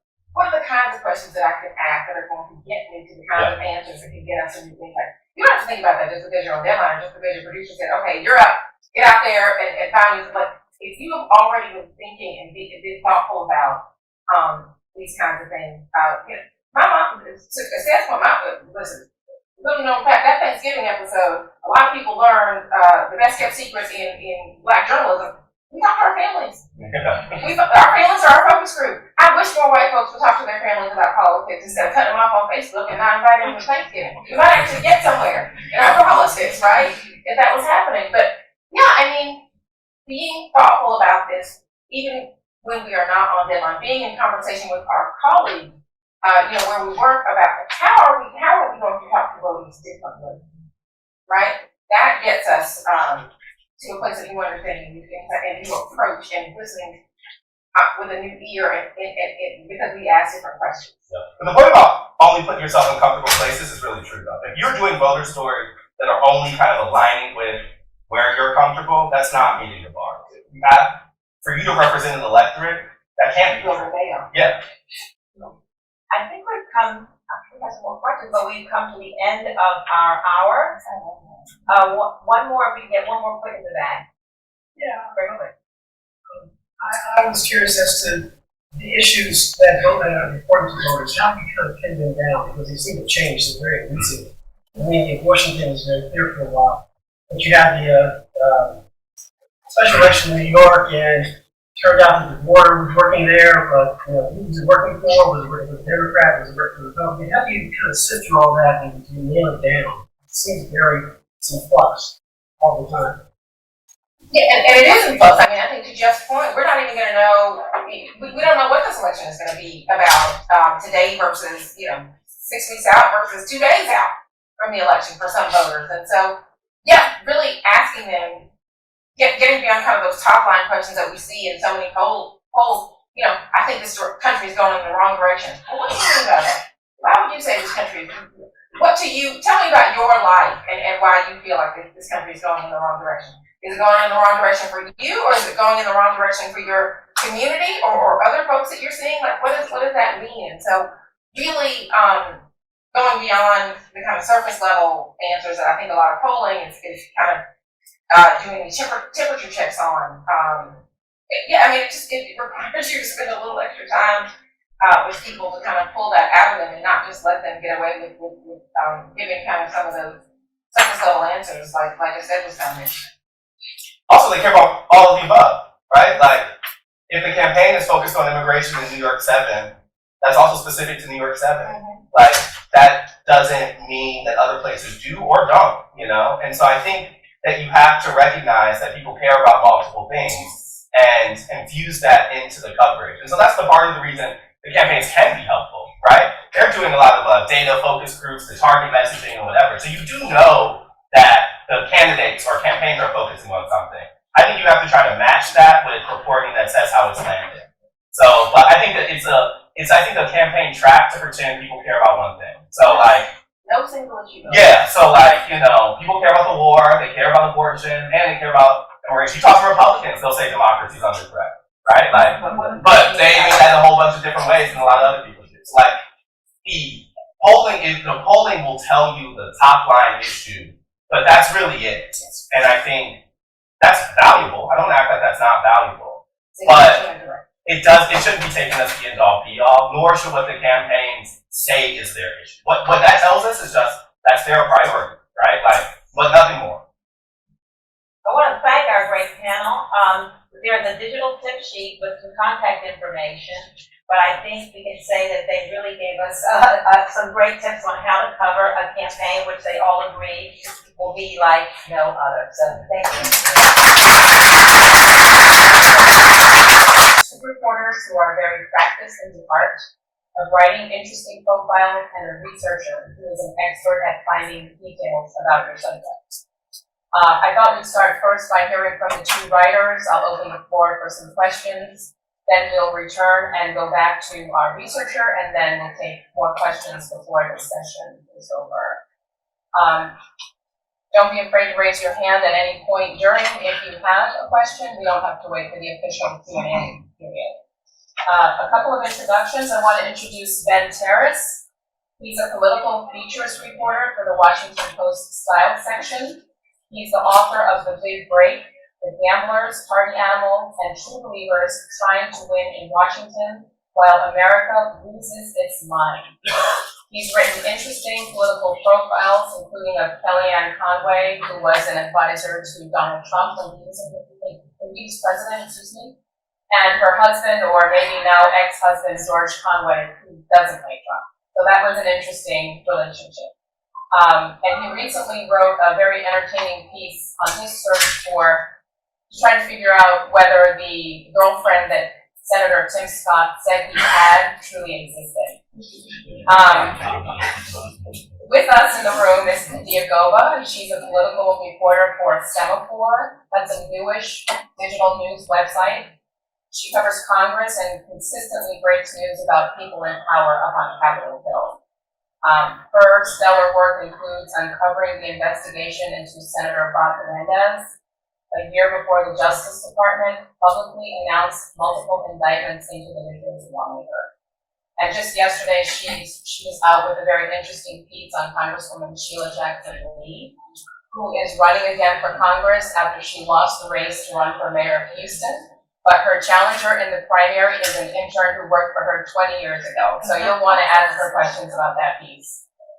We also have Karen Burr, who is a researcher for PolitiFact and the Poynter Institute. She previously was a senior news researcher at the Tampa Bay Times, where for more than 20 years she verified people, places, and events before the stories were written. And she has research credit on 5 Pulitzers. So she's someone you all will definitely want to listen to. And as I mentioned earlier, I cover the White House for AP. I started the day that Barack Obama started his presidency, and Joe Biden is my 3rd president. I also cover First Ladies, and I'm the co-author of a book about Jill Biden. So let's get started. Just a quick show of hands in the room. How many of you have written profiles of candidates or anyone? Great. It's not easy, and so now I want to toss to Ben. Can you talk to us a little bit about your approach, how you get started, how you know where to begin, and is it a given that your profile subject is already someone who is interesting, or is it possible to write a profile about someone who is frankly not all that interesting?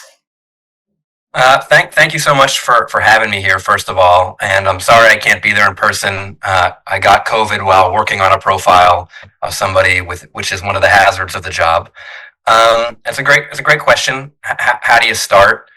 For me, every single profile starts the same way, which is with panic. Sheer panic, terrified that I'm not going to be able to make it work. Worried that I don't have anything interesting to say, or that nobody will talk to me, or that the profile is not a good idea. As soon as I pitch a profile and an editor says go for it, I can only see a million holes for how it's not going to work. And so the panic sounds like a bad thing, but honestly, I think it's an important part of the process for me, because if I'm not panicking, I'm not going to work super hard to make sure that I can do it. And so the first thing I do is I read everything that's ever been written about the people that I'm writing about. I call every single person I can find that's ever talked to them or been quoted in articles about them. I find yearbooks and I look at every picture they have in the yearbook, and I try to get in touch with the people who are near them or in the same clubs as them. you just can't call too many people. And from there, you just kind of hope that enough people will point you in the right direction and get talking and tell stories. And once you have kind of a base like that, you can then go to the people that you're writing about and tell them that you're deep into this story. They're much more likely to deal with you if they know you're going to be writing a story anyway. And as for whether they have to be interesting or not, I feel like my job is I have two parts to my job. One is profile somebody that nobody's ever heard of and introduce them to the world and show how this person is interesting and they matter or they're part of a bigger story. Or find somebody that's been written about a zillion times and write about them in an interesting way that's never been written before. So no matter what, I want my stories to be interesting. I'd like the people to be interesting, but sometimes it's enough for them to be part of an interesting story, for them to represent an interesting, part of the world. The last thing I'll say about that is that there's a great profile writer named Lawrence Wright, who writes for the New Yorker, and he had a saying about this once, which is that every good profile subject is a donkey that carries the weight of a bigger story. So you want your person to be interesting, but you also want them to carry the weight of an interesting story. People are much more likely to learn about immigration or about politics or about name an issue if there's a person that they can follow through that story. And so that's kind of what I think about when I think about the people I want to write about. Just to follow up on something you just said, how do you, if a profile subject has been written about a zillion times, how do you then come along and make that person more interesting? There's a couple of ways. One is to find an angle that hasn't been written about before, or written about a lot. I'm thinking about a profile I wrote about Adam Schiff, the congressman, when he was in the midst of his kind of impeachment trial stuff back when Trump was president, and everybody was writing about him. And I'd read somewhere deep in a story about him that he had once been an aspiring screenwriter. And so I decided that if I'm going to profile Adam Schiff, I'm going to profile him as the screenwriter. He was trying to tell a story in the impeachment. He was writing scripts in a way to try to, build the case against the president. And I thought it would be kind of an illuminating way to look at a character that was in the news and getting written about a lot. And so I tried to track down his script that he wrote. He said he had pitched it to an agent. I talked to the agent that he had talked to. I talked to, people in his life about, how serious was he about this? How good was he at this? And I kind of used that as a way to write, not, it wasn't the longest story or even the best story of the year for me, but it was a story that I felt like was an interesting way in to a guy that people felt like they may, have already read about enough. That definitely sounds interesting. It sounds like you went down a rabbit hole a little bit on that one. That's right. Ian, the same question for you. What's your approach? How do you get started and do all the subjects that you profile? Are they already interesting, or do you take someone who's not very well known or interesting and jazz them up? Well, like Ben, I read a lot on about the person I'm trying to profile, but because I'm like a hill rat, I'm running around in Congress, trying to cover 400 or 535 members. I don't really have the luxury, and I'm actually doing a newsletter. I don't really have the luxury to have like a lot of time to dedicate to a specific topic. So my approach, or a specific subject. So my approach recently has been focusing on something that some little nuance that is very clear to everyone, but no one has unpacked it yet or asked that subject about it yet. And in two profiles I did recently, it was about Jamal Bowman and Marjorie Taylor Greene. Both of them had this. Marjorie Taylor Greene was being a little more receptive to the press, and I thought that was a little weird, and I wanted to understand what that was about. So I started, asking a bunch of questions. I did have when you approach it that way, I think you have, this was something she wanted to talk about, right? So I had this advantage, an advantage in that way. But, I had no idea that she was dating a reporter at the time. And it kind of made sense once I, just did the work and started asking her questions. Usually, because I'm covering Hill people, the approach will be I'll ask for a sit down, I'll read a bunch of stuff about them, I'll ask for a one-on-one. But then I have this time, this period where I just like catching them in the hall. I don't want to say off guard, but they're just a little less prepared. They're thinking about legislation at the time. So I, kind of ask them questions, related to the story that I'm doing. And it's interesting because they're a little more candid when you talk to them about things. In particular, the Marjorie Taylor Greene story, she said something like, "Oh, well, maybe I'm falling in love with Press Kadia," or something like that. And I don't think she would have said that sitting down in a setting like that. So, obviously honing in on something that is interesting about a subject that people are just like curious about. That's kind of been my approach to these larger profiles.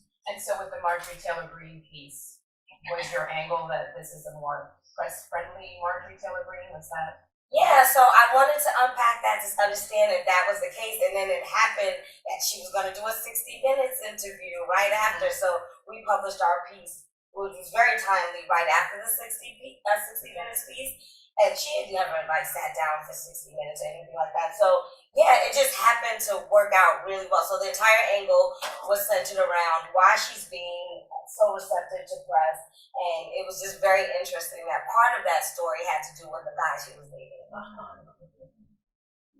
Let's go back to Ben and get him to talk a few minutes about the piece you did on the search for Tim Scott's girlfriend.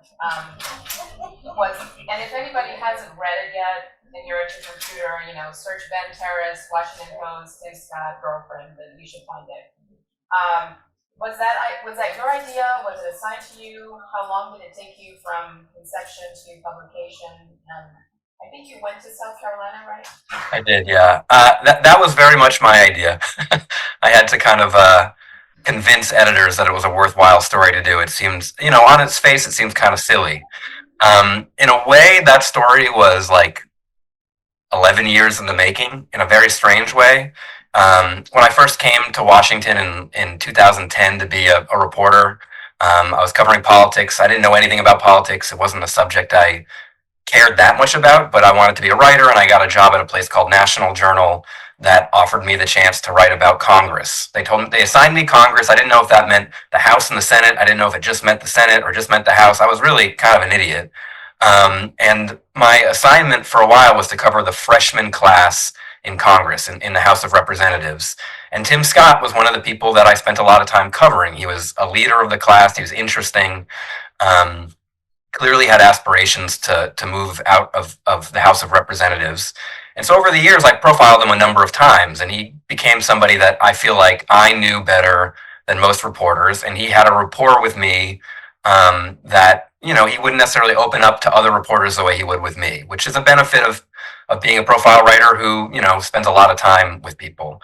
And so when he was running for president, there was an operative from another campaign who must have known that I know why he knew. So one thing that happened during one of these profiles I wrote about him was I did a deep dive into his press clippings and found that when he was a 30-year-old local politician, he used to travel around the state of South Carolina preaching abstinence until marriage. He said, "I'm a 30-year-old man, I've never been married, I've never had sex, and I'm not going to have sex until I'm married." And when I was profiling him the first time, he was 40-something and still had never been married, and I had to ask the incredibly awkward question about whether he was still a virgin or not. I guess I didn't have to, but it felt like, if it was part of what got him here, it was fair game. And so I asked this question. It was super awkward. He told me that he maybe hadn't adhered to the virtue as well as he wished that he could have, which was enough. I didn't want any follow-up questions on that. And when he was running for president, that story got resurfaced and became kind of fodder for his opponents to try to paint him as like, what's up with this guy? And so an operative from another campaign called me up one day and said, "Hey, I have a tip for you. Have you heard that Tim Scott mentioned the other day that he has a girlfriend?" Normally that's not a tip, right? That's not dirt on someone. It's not what they call opposition research. But for Tim Scott, his opponents felt like it was. Does he have a girlfriend? Is he pretending to have a girlfriend? Has he ever had a girlfriend? And so I decided to write a story about it, not just to literally search and find if he had a girlfriend, which was something I tried to do, but also to write about, does anybody care about this anymore? Why do Republicans want this to be an issue? And is it an issue? Do voters in the Family Values Party care about whether a candidate has their own nuclear family or not? And so I spent a lot of time investigating those things and pretty much found that, yes, he had a girlfriend, whether it was a political, he had it for political reasons or for true love, it's hard to say. She did exist. And no, nobody really cared in the voters, or at least they wouldn't voice their concern about whether he had a girlfriend or not. But having written about him a lot in the past, he was willing to sit down and talk to me, not happily. He was clearly very grumpy when I went down to Charleston and sat down with him, and he pretty much rolled his eyes at every question, but he answered them. And the result of that story, I think, like I said before, was a profile of a person, but he was carrying the weight of a bigger story, which is, what's going on with the culture wars, in the Republican Party, especially when it comes to marriage. Josh Hawley has this book about manhood and how being a man requires you to be married, and Trump is, trying to portray himself as this macho guy who always got the most beautiful women around him. So where did Tim Scott fit into the Republican Party was sort of the question I was looking into.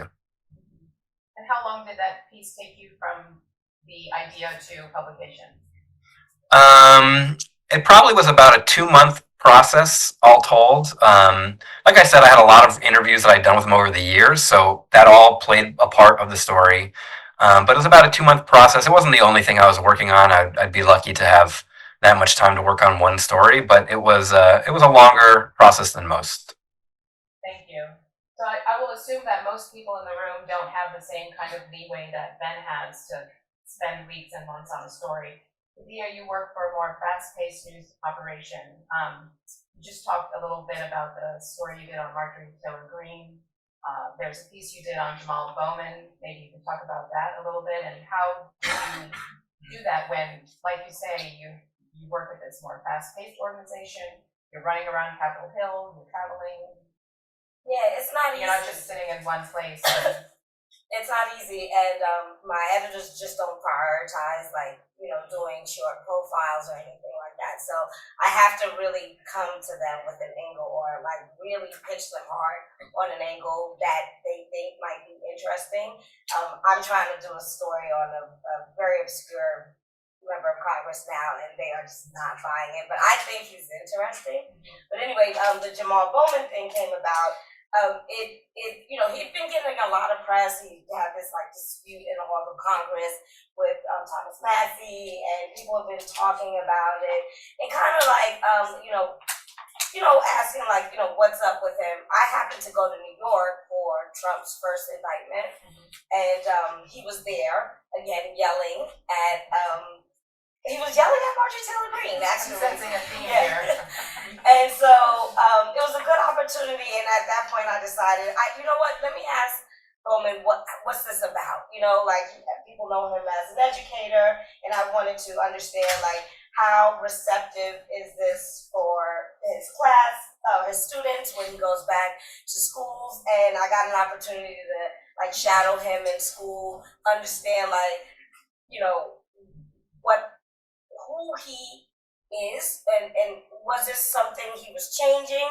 And also the broader story was, contrasting the Black legislator, right? The Black lawmaker. He was clearly very different from, let's say, a Barack Obama, and understanding,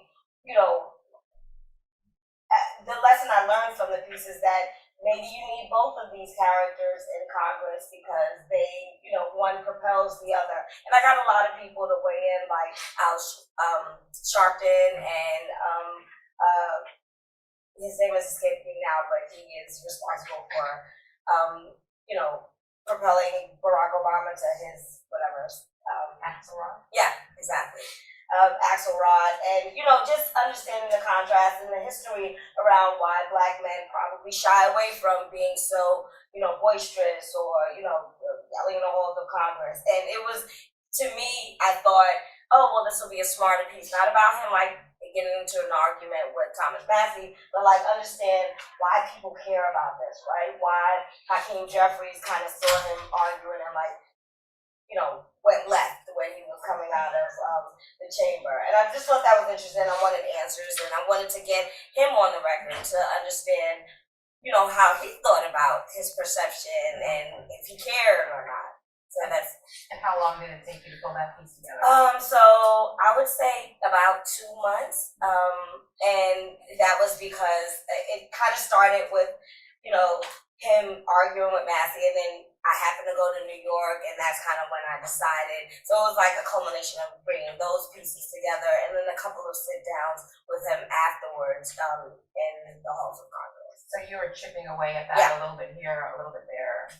So you talked to Bowman for your story, Ben talked to Tim Scott, you talked to Marjorie Taylor Greene.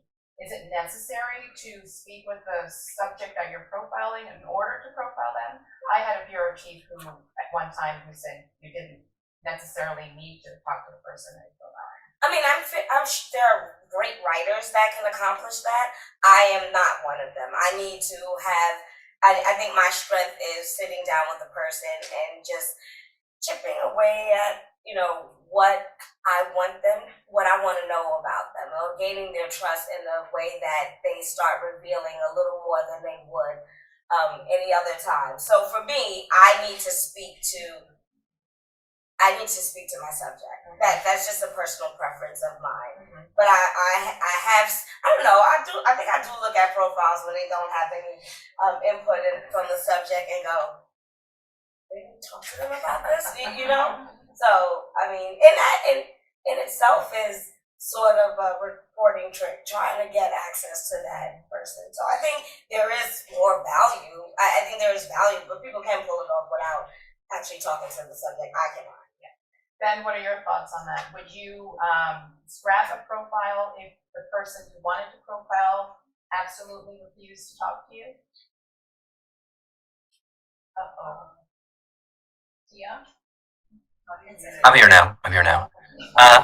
I think it's important to be able to write profiles without their involvement if they say no, because if you're only relying on access, I mean, my preference is always to talk to the people. I totally agree. But if you're always relying on access, then a lot of people just would never get written about because they realize, well, I'm never going to talk to the Washington Post, or I'm never going to talk to, you know, an outlet that's not friendly or is not just my TikTok channel or my Instagram or my Twitter channels. And so, again, I would much rather talk to the people. Most of my profiles, I talk to people. I have written right around profiles before, and sometimes they can be good because you talk to enough people and they're going to tell you interesting stories, and you can kind of bring somebody to light in a way that even talking to them doesn't do necessarily. But more importantly, I think it's important for me to be able to tell my subjects I will be writing this story no matter what, and that way they can't just say, buzz off, I don't want to be in the Washington Post. I can, I'm thinking of, before I wrote about George and Kellyanne Conway, I did do a profile of George Conway that was a write around. I never talked to him, but I talked to a lot of people about him. And as I started talking to more and more people, word got back to him and he started to get nervous. And I think he never talked to me, but he started, I think, allowing more people to talk to me. And he wanted his side of the story in the piece. And so if I had just given up on it, there might not have been a story about a guy who was important to American politics. But because I kept at it, I think it worked out okay. Again, it would have been much better if I'd been able to spend time with him. But I don't like to let my subjects dictate what I write. Are there questions that you ask and you, Padilla, that draw interesting facts out of people? How do you pull nuggets out of them when you're interviewing them? Are there any tips or tricks that you use that folks in the audience can also adopt?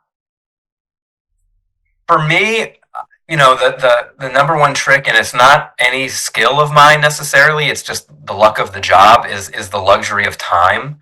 The more time you get with somebody, the less they're going to be able to give you just talking points. I like to think that politicians have like 30 minutes of talking points, and you can sit with them for 30 minutes. It almost doesn't matter what you ask them, and they'll just tell you what they want to tell you.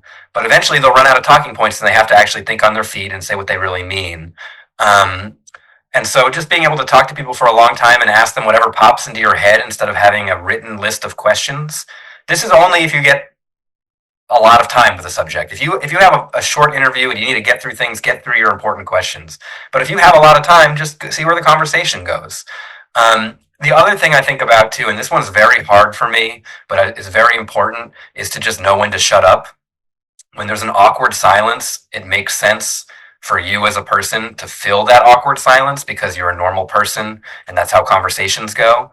But you're not having necessarily a normal conversation. It's okay to ask a question, let them answer it, and then not say anything, because then they might talk again. There's this filmmaker, Errol Morris, who makes amazing documentaries, and he has this machine that he uses to do interviews where he's actually in a different room and he shouts his questions into the room that the person's in, and they will answer their question, and then he'll just be quiet in the other room. And so there'll be lots of moments in these documentaries where the person will give their, talking point answer, and then it'll be quiet and awkward, and then they'll fill their own silence with what they actually think. And those are always the best quotes.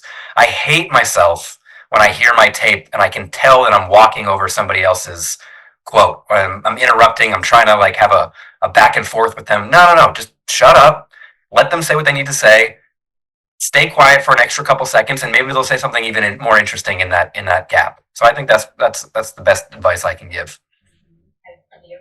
I think asking about family, people lose talking points. So I usually, even if I don't include anything about their family, I'll ask them, and usually there's something that is something adjacent to what I'm writing about that is enlightening for me. And for members of Congress, always talking to them about who their friends are in Congress has always given me something that I can either ask that person about, or just it just helps me with digging into the person and kind of understanding who they are. But like asking them like who their friends are in Congress, and they like to talk about stuff like that for some reason, because it I don't know, like their guard kind of drops down. It's like a little less invasive than asking about a family member. They want to talk about like who they pal around with. That's been helpful for me.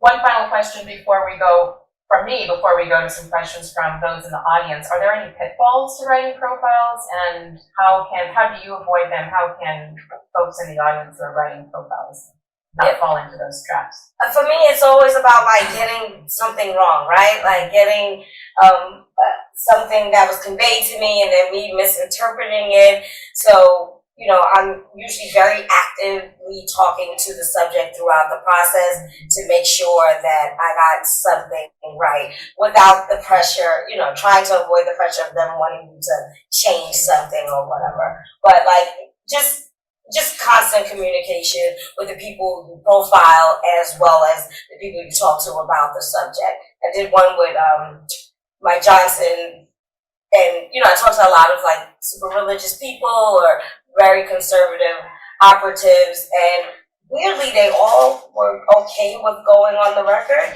and that was something, but it was difficult, right? Because I didn't really have his input in it, and like trying to track down like 8 other people, to like, make sense of the piece or verify what I was, to make sure that I was doing, conveying what they were saying. So I just think constant communication is helpful. Ben, for you? One pitfall can be to rely on one person too much, whether that's the subject or one source. You can forget the kind of bigger picture when you're just with somebody. You can spend a lot of time with a politician who can be very charming and friendly and nice and amazing and just great company and somebody you're like, oh, this person's kind of cool. And then you have to remember that like they are more than just what they're like when they hang out with a reporter.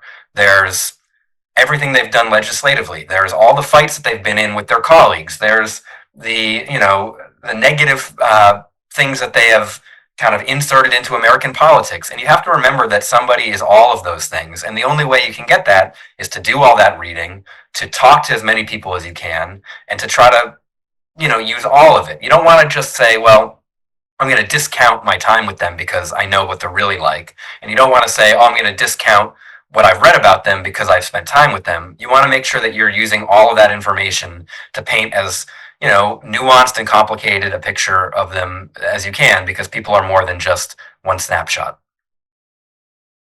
Are there any questions for Ben or Katia? Yeah, I can imagine that writing a profile about a politician is pretty much like writing a profile about anybody. But are there special things that make it different or make it more complicated, or just you have to approach it a different way, or does it work? This is all out dealing with a public figure. Yeah. I mean, I think it's been alluded to, a lot of these people I profile, they say one thing, but they also have a legislative history that I, try to unpack, or I definitely have to lay out in the piece. So sometimes there's this weird contrast with what they're saying, and, it's up to me to, balance it out and ask them, like, well, hey, what's this about? But also, like, trying not to get distracted by that also, because, like, you can put it in the profile, but if you're talking about something specifically, something totally different, not going off on a tangent and trying to, like, fight with them, or, unpack something that you're not actually writing about. So I guess that's one of the more challenging things with lawmakers. They have these legislative background that are sometimes insane, but you're writing something about, like, why they like media, or why they, are receptive to media. I think the thing that makes writing about politicians more complicated is just that what they do has an impact on regular people, right? And so you have to kind of try to remember that they are not living in a bubble. I mean, when you write about this is true for lots of famous people because they all have influence. But politicians, their job is to influence, and their job is to affect the project that is democracy in America. And if you forget the people that are affected by the work that they do, it can be really easy to kind of fall for their shtick and be like, oh, this person is they're fun, or they're entertaining, when they can be those things, but they could also be dangerous, or they could also be brave. They could be. You have to put it in the context of the kind of world around them in a way that you might not have to if you were writing about I don't know, an athlete. And again, athletes can be political and they can affect people's lives too. So I don't want to paint with a broad brush there, but it's something I think about a lot, which is try not to forget the people that are affected by their everyday life and the job that they do.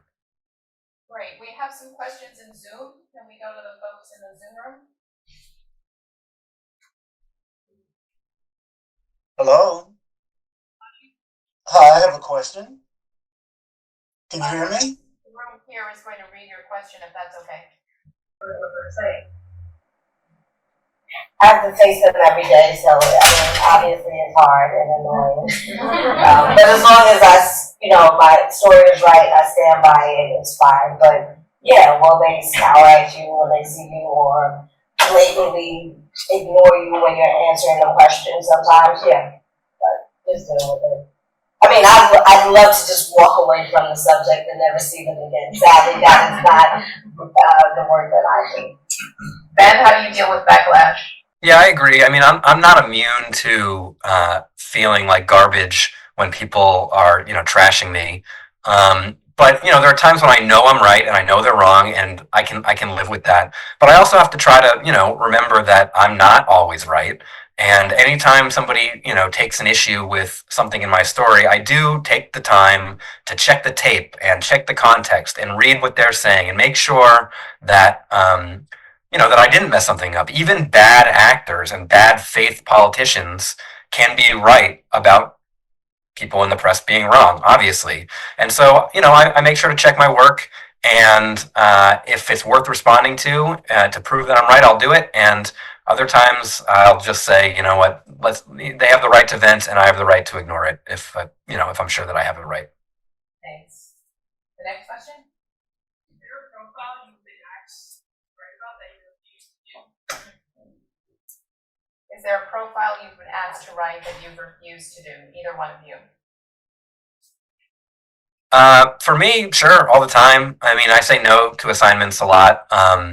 Sometimes I have to do them anyway. But yeah, there's been assignments that I haven't wanted to do either because I felt like I had nothing new to say about them, or I knew that a lot of other profiles were in the works and I didn't want to have to compete with like 8 other people and come out later than them.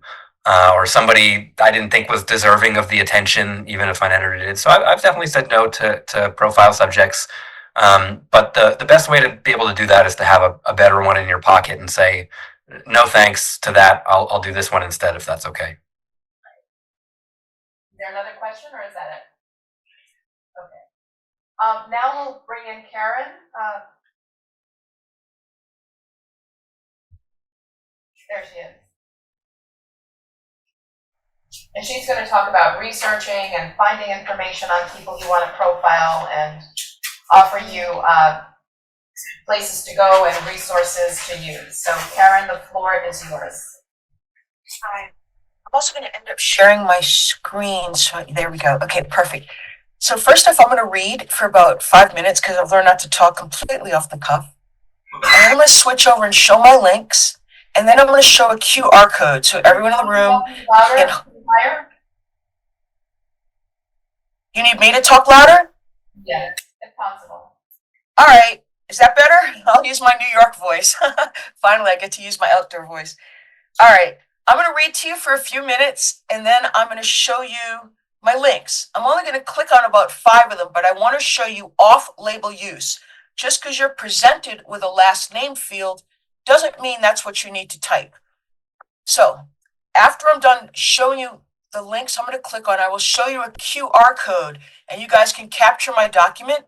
And I'll also add the link in the chat for those on Zoom. For over 25 years, I've been a news researcher and private investigator for the Tampa Bay Times and PolitiFact. My job is to background people, places, and events for journalists before they write about them. I search county court records, code violations, corporate filings, arrest databases, professional license databases, boat registrations, concealed weapon permit databases, voter records. There are more pots of data sitting around than you could ever imagine. But one of the most important concepts I try and pass on is news is always past tense. What I do is look for proof of past events, and that's what I'm going to teach you how to find. Arrests, fires, car accidents, bank robberies, interviews, speeches. They all happened, and there ought to be a trail that is discoverable. I will show you some free online resources that you can use to investigate a person or a group. Download and open with any browser and bookmark it.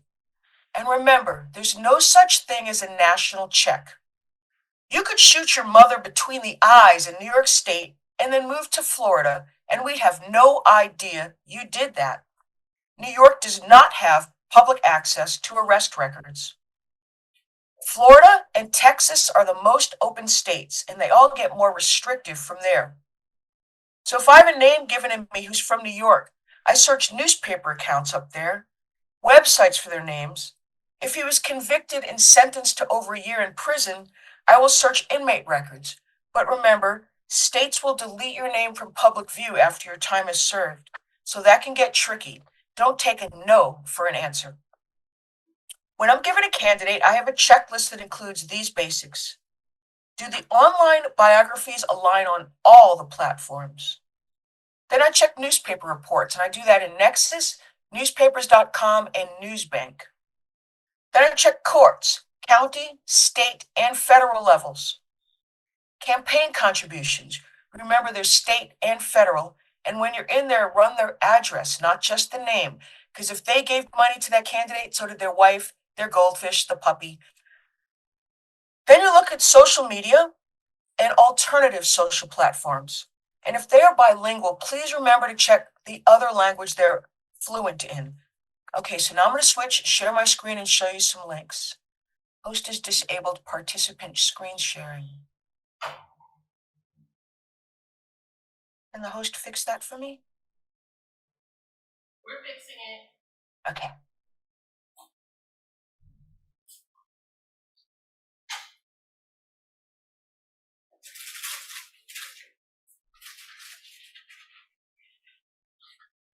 There we go.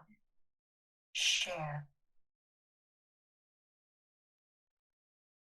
Can somebody in the room tell me that you can see my screen? I can't see it anymore. We can see the screen. Excellent, thank you. Okay, I'm not going to click on all of these, but I'm going to show you some off-label use. Now when you click, I have searches built in already. So in the Wayback Machine, I know all of you are very familiar with the Wayback Machine, but what I use it for is an off-label use. So this is Kennedy's presidential site. I'm going to go back to 2023, and the difference between the green dots and the blue dots is important for me. Green dots are redirects, which means in the middle of the night, you typed Kennedy 24, but it took you to a different website.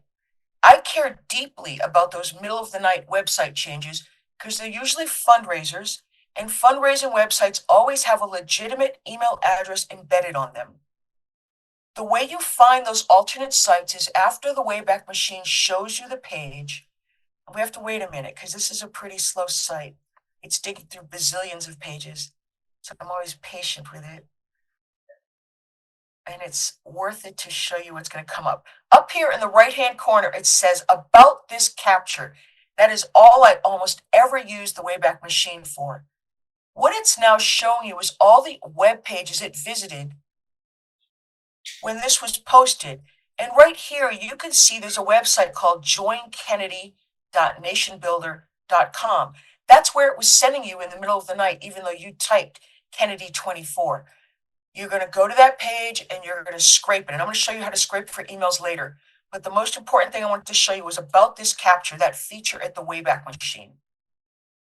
The one other trick on the Wayback Machine I want to point you to is the TV archive there. When it loads, slowly again, click on the advanced search right here. And if it's going to behave for me and pull this up, I tried to load it in cache before my top. Sometimes it works.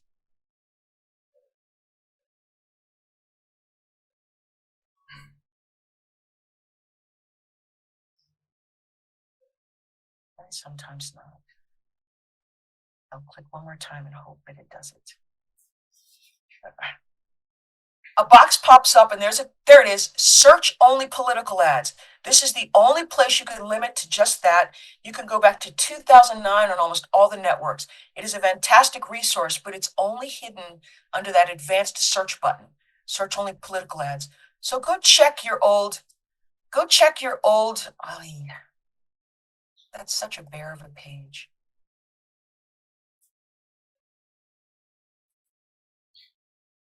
Great. Okay, that's such a bear of a page, but that is the only place you can find old political ads. Worth it compared to what they're saying now. The next link I want to show you is FINRA Broker Check. Again, this is an off-label use of the site, but what I use it for is a fast way to scrape nationwide courts. So I'm going to use this fellow's name. I like to use him because you can't libel a dead man. When you pull up the report, you're just going to click on this detailed report up here. Detailed report. It comes back as a PDF that's wonderfully searchable. It has everything this person, and it's anyone who handles money, anyone whose firm handles money, anyone who's involved as a brokerage. If you see candidate or you see somebody you're going to profile and you hear money, you're going to put their name in here. And then you're just going to do find on page docket. You now have a really fast way to scrape all 50 states and the federal government and regulatory agencies for all their court issues. So here's Bernie Madoff across the entire nation. Illinois suspended, Alabama revoked. This is an interesting one, and I'm going to grab some keywords out of here because I'm going to show this again to you how to find this court case shortly. The case number was 09213 in New York. This was the one where he got pled guilty, sentenced to life in prison. But you want to pull the detailed report and do find on page docket for a fast way to get all the courts dirt on anyone across the nation. I'm not going to click on these others. They're all pretty obvious, but ProPublica 990, I want to remind you that you could search it in a different way than you probably normally do. Most people put their companies in here, and that's great. But when you're doing a candidate or a profile, you want to do people. For example, if you do DeSantis, you will suddenly see all these other nonprofits he sits on. Cancer Nutrition Consortium, what's that? Well, now go dig into what he's hiding in that group. So remember to search for people as well as nonprofits on that link I'm giving you there. Allstate Medical, Dental, and Bar Association sounds like what it is. I want to remind you to check the state they came from, as well as the state they're currently in. And for the Bar Association, please remember that because they're lawyers, they don't like their dirt on the webpage. All you're going to do is go to the Bar Association for that state, get their license number, and then pick up the phone and call. They will tell you what's in their personnel file on the phone, whereas they might not have posted it on the website. So if you were doing RFK Jr., Kennedy Jr. there, go to New York, get his lawyer license, and then call the New York Bar and get his personnel file. All property appraisers, I'm not going to click on, but all states have it. You can find property owners, neighbors, renters, and find how much property your candidate owns. So figure out his companies own it, his wife owns it. Make sure you search all the companies around the person. A lot of these people running for office or involved in the more edgy side of the world these days are veterans. This is a fast way to check. Living, recently separated, active, and the headstone of a dead one can get you the rank, whereas you might wait all day waiting for a Freedom of Information Act on that. Email Finder is fantastic. I have the link on here for Chrome. I'm going to demonstrate it to you right now. I'm going to click MadisonSquareGarden.com. I was asked to find an email contact at Madison Square Garden. I have the email finder built right into my browser. It's this little link at the end of my search, and I just say search emails. Now, what it does is scrape all embedded email addresses on a web page. You can now go back to that Kennedy page we saw was redirecting, put it in here, ask for all embedded emails. That'll help you find a bank contact or a money contact for a campaign site. But this actually found me the lawyer and found me the PIO for Madison Square Garden. It's called Email Finder. Every browser has an extension similar to this. Whatever you use, go find yours. Voter records, only about 28 states are here, but it's great. You can quickly put a name in, get a rough age, get a street address, and you can go from there with information on a person. I have the out social platforms up here, up top. Search Rumble, search Gab. I'm going to click on Gab just to show you another trick. Off label. I have DeSantis built in for you. But I want to show you, if you have an idea that your person you're profiling might be involved in a group like the Proud Boys, find the group page on these alt sites, and the followers are open to you. You should have an account on all of these sites, so on deadline, you can quickly access them. But now that you know, you can see the followers, for example, the Proud Boys. Make sure your candidate doesn't have a handle here. Make sure the person you're profiling is not actively involved in some silo you don't normally visit, so you wouldn't have seen it. Again, I have all of those built in: Rumble, Gab, and Truth Social. Newsmax, a tremendous amount of the right-wing folks give interviews in our non-mainstream presses. This is one of the places you can find those interviews without digging too hard. Newsmax tends to re-platform them. Excuse me. Craig Silverman is sort of my counterpart writ large. He's fantastic nationwide at ProPublica. He has offered his start page as a gift to researchers. I'm sharing it with you because this will help you drill down on individual sites. You're really trying to figure out somebody's Instagram page. This is where you're going to use to track an Instagram's activity. Here's Twitter. He has metadata. That's what I've been showing you about this capture behind the page source. That's metadata. TikTok. He even has Twitch on here. These are silos you might normally not think of to look for when you're backgrounding a candidate. Make sure you check. They might have a whole Twitch channel you weren't aware of. You don't want to go to press not being aware of what they're at and what they're doing. That was Craig Silverman's Start Me page right here, social media hunting links. Only a few more and I'll be done clicking. I want to show you Court Listener. This site rocks. Now, it primarily serves you all courts across the entire nation. But that's not what I use it for. I'm going to put my mouse up here under Recap Archive, and you notice a mirror image drop down that says Pacer. They decided you shouldn't have to pay to access Pacer cases. This is a mirror to Pacer. Other people have already paid to access cases you can now get free. Remember I said keep that case in mind about Bernie Madoff? I said the case number was something like 213 and it said New York. Type those keywords in that you remember. We're in Pacer, and the first thing back is in fact his New York case. If you were clicking on it, you would see that I don't think this is a popular case anymore. The man's done his time and he's dead. But if this was the Trump case, for example, I'll go back and show you the Trump case. Because a case like that is so interesting to media across the nation. Waltine Nauta. This is the Mar-a-Lago case. You can see that if you click on it, people around the country have already paid for this document, so you can now see it for free. Download PDF. You can get tons of the important cases. So if you're stumped or you're broke or you don't feel like visiting Pacer on your own, visit here. If it's a popular story, somebody's already pulled it. Get it for free. Remember also that any federal prisoner also has a Pacer case. So, for example, Enrique Tarrio, the man who was sentenced for 10 years, Proud Boy, January 6th, he would have a federal case. You could look up there. You can also check him in the Federal Bureau of Prisons. I'm going to point this out because this is how you're going to get your interviews with them. Enrique Tarrio.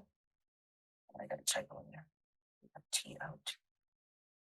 And you can see here's his register number, where he's located, his release date, or even better, somebody like Bernie Madoff, Madoff, is dead. You got a deceased date right there. You don't have to dig any further. You can call the Bureau of Prisons with the register number. They'll tell you anything on the phone. They won't email or fax it to you, but they'll tell you what he had for his last meal, for example. Okay, one or two more clicks. I want to show you this. I want to also remind you there's no such thing as a relationship database. One of the fastest way to find out the names of people in a family is to put the word obituary in with their name. I have searches built in here for you. All 42 Google operators, so you can be a better Google searcher. I know all of you use Google. This is how you find experts. You're going to limit to .edu, a school, put in your topic and add the word professor. You could change that to just edu and find any school. I limited that search to just Tufts. Or you could do .gov, and you'll find all the federal sites talking about whooping cough. So you can make Google give you better results. Google's kind of stupid. You're the intelligent agent. Become a better searcher with those limiters I have in there for you. Last thing I want to show you, geolocation estimation. I use this a lot. For example, that video that came out last summer, PolitiFact checked by Jason Aldean, it happened in a small town. There were 37 videos sampled in that. And I was able to verify one of the video snippets. I did a screen grab as it passed. I saved it as a JPEG. I uploaded it to here and I asked it to guess its location. And you just click on the picture, guess location, and it will tell you where in the world the picture was taken. It's an extraordinary tool. You're going to use that in your candidate profiles if they're suddenly on vacation somewhere. Find out where they were on vacation using this. Okay, last but not least, I'm going to show you my QR code. 5, 4, 3, 2, 1. And I will tell you that my email address is cbaird, Karen Baird, cbaird, CBAIRD, at pointer.org. And I will also put the link in the Zoom. I'm not going to stop sharing and come back for questions. Is there a question or two for Karen?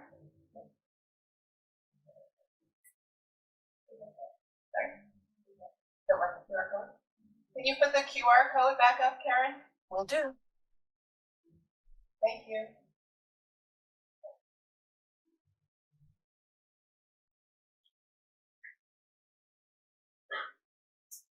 We'll make sure it adds to the 16 as well.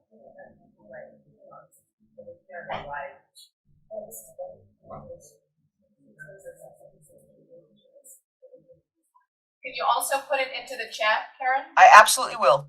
Okay. And your email address too. Will do. No questions? Okay, we have one question. Okay. Will? I want to make sure if I heard you correctly. Did you say your prison's list of individuals' last meal? Can somebody repeat that closer to the microphone? I couldn't quite hear him. Could you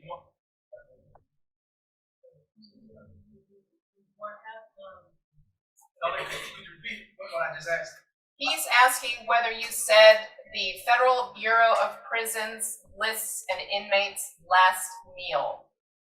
You can call them. My example was take that register number, pick up the phone and call the PIO of the Federal Bureau of Prisons, and they will read his file to you. There's not a confidentiality problem. You just have to call them. They won't fax it, they won't email, but they'll certainly read his last meal off to you. Thank you. Thank You're you, welcome. Karen, Ben, and Kadia.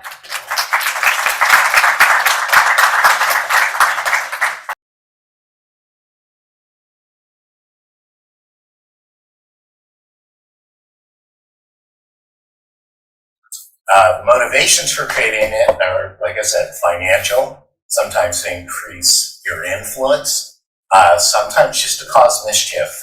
There's a lot of trolls out there. A lot of people are just trying to further exacerbate our political polarization. And then sometimes it's to undermine trust in institutions. This is all very basic, high level, because I want to get through it and get to the conversation and your questions. Some of the most prominent propagators of misinformation are people who do it with the self-interest. They run clickbait farms, or they've got some kind of scam going. There's group interest, like I said, people, partisans, candidates who want to mislead about another. There's altruistic, who are just ordinary people who are accidentally spreading it sometimes. And then there's malicious, the conspiracy theorists who are actually trying to manipulate. So how do you approach a suspicious claim? Think about who's behind it. Is there an expert you can refer to? Do they have something to gain from sharing this information? And what does it say on their bio? Or is there a homepage that has additional information about it? Think about the evidence that supports it. Did they include a link to a reputable source to help you back up whatever the claim is? Or did they provide any kind of proof for it? And then what are others saying? Look for what other news organizations might be saying about it. See if there's conflicting reports about it as another source debunk the claim. So one of those sources that would debunk it are fact-checking organizations, and what's great about them are they're going to show you their work. They're going to run down the whole story, and they'll link to the evidence that they use to come to their conclusion.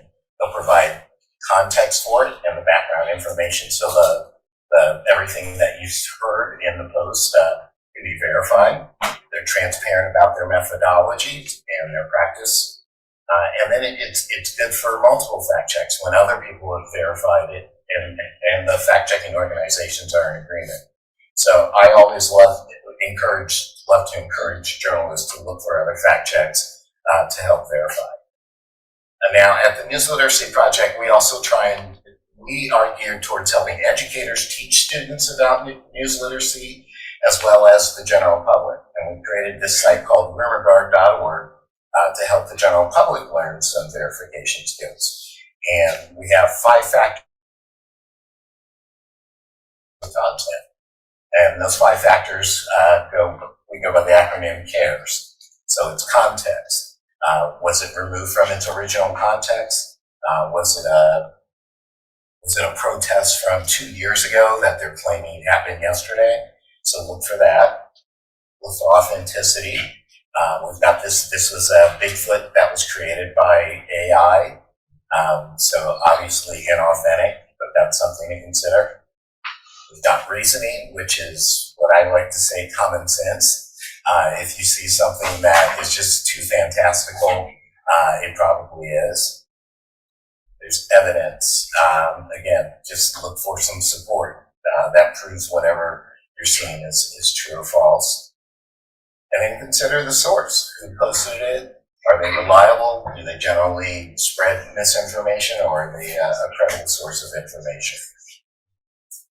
Lastly, we have just as journalists, you're all pros, I'm sure, but we have some 8 tips to Google like a pro, and that's in our tip sheet document. So you can take that and use some of these tips to help you do better searches. In the end, we really just want to emphasize that misinformation has real world consequences. If you're basing, say, your vote on poor information, it might lead you to make a bad decision that has a very dangerous outcome for the country. So we rely on a future founded on facts, and I hope that's what people go with. So that's it. We're going to take questions at the end, and I'm going to introduce the rest of the panelists. First off, let me introduce myself as the moderator. I'm Gabrielle Gurley. I'm at the American Prospect Magazine. I'm the senior editor there. Katie Sanders is the editor-in-chief at PolitiFact. Daniel Funke is the digital investigation editor at AFP. And Ashley Elise Edwards is the U.S. partner manager at Google News Initiative. And I just want to say, just to kick off the rest of our panelists, excuse me, as you know, New Hampshire voters got a fake robocall from President Biden during their primary season. That was obviously aimed at Democrats, trying to get them to skip the primary, don't vote in the primary, vote in November. And that one robocall set off some really fast responses out of Washington, comparatively speaking, after state attorneys generals had tracked down the bad actor. The Federal Communications Commission moved very quickly to ban the technology used to create more robocalls. So we're going to start off this next segment of our panel with Katie Sanders, who's going to talk a little bit about fact-checking tactics for robocalls and other forms of AI manipulating content. Exactly. Sure. Hi everyone, so happy to be here with you.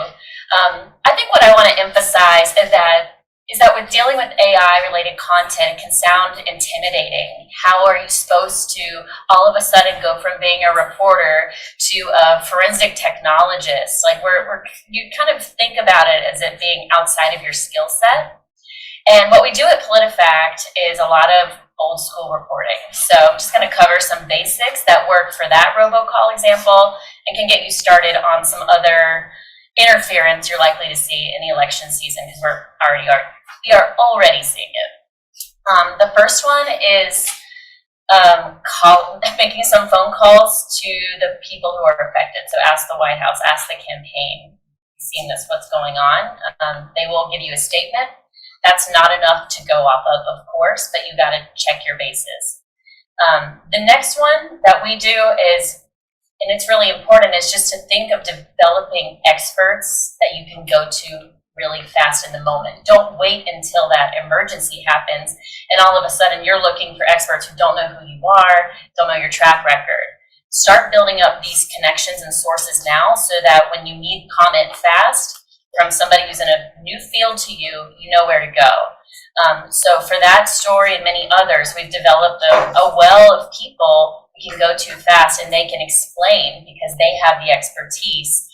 We think this was manipulated because we can see this happened at this point. Or this works for videos, images, and audio, which kind of scares me the most, to tell you the truth. I want to say we'll get into some tools, but just on a high level, the tools are very much in development, and the technology is outpacing the tools that can indicate and detect that something was manipulated. And we'll get into some specifics, but be open to them. I think the tool makers are very interested in making these easier and easier to use. But I think you should just know at this stage of where we are, there's no magic button that you're going to be able to use. You're going to need to use smart reporter tactics. And honestly, I asked my team, like, I'm not missing anything, right? Like, I'm not missing something you guys are doing here that's all that complicated. And they're like, yeah, mostly it involves a reverse image search. And I think that's reassuring, is that most of the time, if you're dealing with something that is, especially a photo or a video, you can do a lot with doing a Google reverse image search or trying some other reverse image search tools. So I'm trying to start on an encouraging note. This is not that hard. You can do it. Okay. So we're going to move on to Ashley, who actually has tools to demonstrate along with Mary and her colleagues. Yeah, I want to just talk about reverse image search, and that will be a good segue into one of our tool updates. That is where I start. Prior to Google, I was a journalist myself, and I feel as if out of context photo and video is probably the most common form of misinformation that I see. It's very easy for people to take an image from a protest that was 10 years ago and say it was from yesterday. And it's in the moment, especially things are moving so quickly on social media, it's very easy to just believe that. But in most browsers, you can just right click on a photo right there and reverse image search. And so, Mary, if you want to demonstrate, so beyond just reverse image search now, in Fact Check Explorer, which is a repository of all different fact checks that different fact checkers upload into, you can now search by photo. So if you see a photo floating around the internet and you're wondering where it's coming from or someone's making a claim about it, you can now search for it in Fact Check Explorer. So this example that Mary is pulling up is of this shark swimming in the middle of the street. I think a lot of us are very familiar with this photo. It pops up after hurricanes often, like, oh, look, there was a shark swimming. And for a lot of us, like, we may not believe that at all. But my husband actually fell for this photo. He sent it to me and was like, did you see this? Like, it was after a recent hurricane in Florida.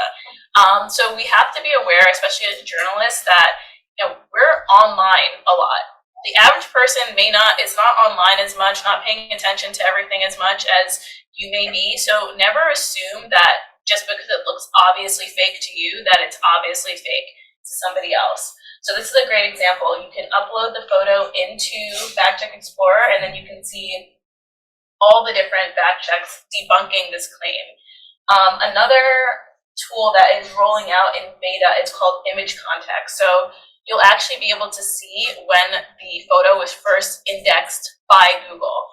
So for example, if someone is uploading a photo and they're saying, this just happened yesterday, and you upload it and you see image context, and you'll see that it was actually indexed by Google 10 years ago. An example I used during a training for some high school students was there was this photo going viral that was allegedly of Beyonce being chased by a camel after her show in Dubai. Sounds ridiculous.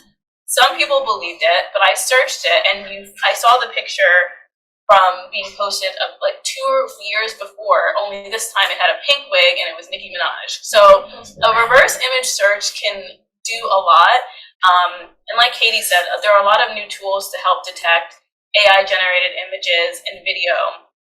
The tools they're not perfect. They're definitely not perfect, but just old school reporting tactics is, in my opinion, what works best. Pick up a phone and call people. I don't like talking on the phone, but you have to just really call people sometimes, and starting with an image search. Another tool I do want to jump into, since I showed you image context and reverse image search, is pinpoint. There was a question earlier about what do you do if you have a bunch of documents, and how do you get information out of these documents? And when it comes to misinformation, for me, I believe that the antidote to misinformation is more good information. So having a lot of information at your disposal and knowing how to use it is really helpful. So there's a new feature in Pinpoint called where you can deal with unstructured data to, if you have a bunch of documents, it helps organize the data and helps put it in order. You can explain this a little bit better than I can, because she's going to demonstrate that. So this is a beta feature. Everybody that has a Pinpoint account has it, and anybody can have a Pinpoint account as a journalist or an academic researcher. So it's a free tool. It's really, really powerful. And so the way that it works, I'll just back up a little bit. So this is Pinpoint. You can upload collections of documents. There are like huge size limits, so you can really use some interesting things. If you were to use this tool robustly and you ever run out of space, all you have to do is reach out to us, and the Pinpoint team wants to get more space to journalists. We want to make sure that it's helpful. And so what you can do, so this beta feature called Extract Structured Data, if you have a bunch of PDFs that are structured the same, like the 990s we looked at in the first session, finance reports, police reports, restaurant inspections, you name it, as long as they're the same, what you can do is you can annotate one of them, and it will start to pull all the variations of that data off of all the PDFs at the same time. So I'll just quickly show a little bit of how that works. So what I have here are 10 documents that are structured the same. They're very thrilling country reports that you get when you like search a country. So we all know a lot of this stuff. And so, sorry, I have to go actually into the beta tool, which is located here. And now I have the ability to annotate this document. So I'm just going to draw a few boxes around what's essentially the information, the value of the key value pair. And I'm just going to read those really quickly. I'll bring up the bottom so you can see what's happening. So while I've annotated just one PDF to USA, it has pulled all of that same information off of all the other ones I have in this collection together. And so you can do that with tables, repeated sections. It's really, really powerful. We heard from journalists, we need this kind of thing. And we built this tool and we continue to iterate it based on your feedback. And so once you do that and you're happy with your annotations, it also can pull in handwriting. It reads and understands handwriting that we turn around into text. You can just click to extract it, and you're going to get a series of CSVs feeds that you can then work with, right? You can upload them in sheets, you can use them in Excel, whatever you're going to do, sort them A to Z, and start to look for the anomalies, start to look for the stories, the things that do and don't add up, and how you might follow that. So I'm happy to go deeper on this tool outside after the session. I know there's a lot of other things that I just want to get to, but it's pretty cool.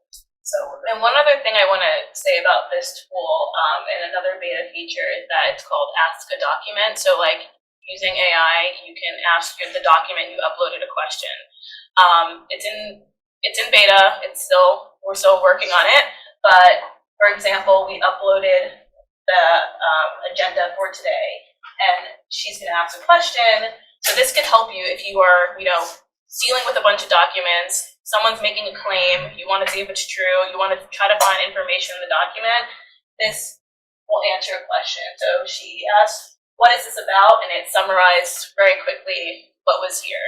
So these are just some tools that you have at your disposal that can help speed up some fact checking. But for me, when it comes to fact checking, I think we're in a culture, like news has been being very fast. Everything happens instantaneously. But once it's out there forever. So taking your time is always better than trying to go fast and rush through it.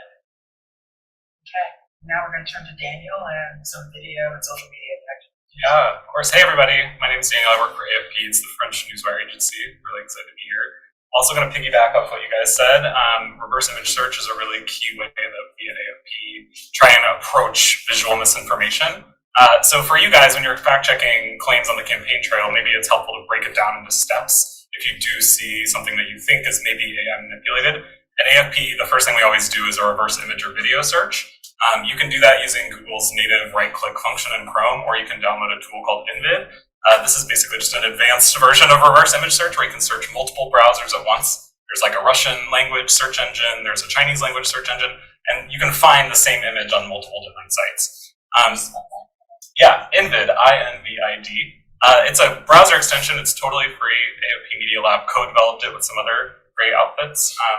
Highly recommend. There's also a tool within there that you can use. You can upload a potentially AI-generated image, and it'll tell you with a certain degree of confidence whether it may be AI-generated. This is a really new thing. I think they told us about this on Zoom like 3 weeks ago. So it's not super great, but again, we're at the front part of your reporting process when you're trying to get more information about something. And basically how it works is you'll update an image, you'll upload an image, and it'll tell you, like, this looks like something that would have been created on Midjourney or a different AI generation platform. So again, you don't want to take that as fact, right? These are just tools to guide your reporting process. But if it comes back and it says, like, this is 80% likely to be an AI-generated image, then that should inform your reporting process, and you're saying, okay, maybe I shouldn't share this or retweet it or something like that. So that's the front end. You can also do a reverse video search, same way that a reverse image search works, but you can't upload a video to Google in the same way you can an image. You can take a screenshot of keyframes, though, of the video and then upload that. Envid's really cool, that tool I mentioned earlier, in that if you put a link to a tweet, or like a Facebook post or a TikTok, it'll automatically pull out those keyframes for you, and then you can do the right click. So it's an extra step, but it's really the best way we have to investigate a video, and it's really worth it if you're seeing something circulating on Twitter and you can verify it really quickly.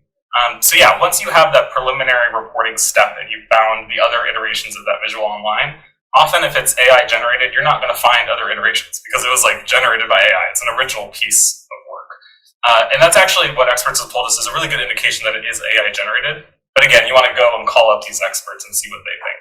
So that's typically the next step. When we deal with AI generated imagery and videos at AFP, we do those steps and then we call up our stable of digital forensics experts. So to Katie's point, you really want to find these people now. You don't want to be in like the heat of campaigning and then being like, oh, who should I call? Like, who has expertise in AI generated imagery? That's too late at that point. So Karen Barrett from Pointer showed us some really good Google search queries earlier. That's how I find experts every day. I just search site.edu, professor, and then whatever I'm wanting to figure out. And that's a great way to find people. So in this area, I would really recommend you search for digital forensics. Those people are your friends. It's their full-time job to like find anomalies in imagery. So we call up people pretty much every time we have one of these fact checks, and we show them the image and they walk us through. They're like, oh, this photo of Donald Trump kissing Anthony Fauci, which is one of the stories we wrote, his hand has a sixth finger, or White House isn't actually spelled White House in the background, it's in Russian characters or something, or they see things that you might not necessarily see, but since this is their subject matter expertise, they will point to things in the image that indicate it's AI generated. So yeah, and then that's a really key part, but again, some of this is just shoe leather reporting. So if it's a claim about Biden, call up the Biden camp, call up the White House, call up the campaign and ask, is this true? Like, did this happen? That's always important. But again, if it's someone like the president, AFP always has a photographer with the president. So we have imagery to show, like, here where he was on this day. And if we don't have that photo, then it probably didn't happen. And again, none of these things in isolation are enough to like let you reach adjudication on a claim, but they inform the overall reporting package, and they can lead you to a conclusion saying, this is probably AI generated. And sometimes if you do a reverse image search, you're on that first step, you might find a tweet of someone tweeting, hey, I made this with Midjourney. That's a great day. That's a really fast fact check for us. We've done that a couple times. So yeah. Mike, did you want to offer some quick key tips? You had 6 tips we had discussed. Yeah, we just have a document in the shared document. We have 6 tips for spotting AI. And some of those are, as Daniel mentioned, AI still hasn't gotten really great with trying to get humans' fingers right. So you'll often see a 6th finger.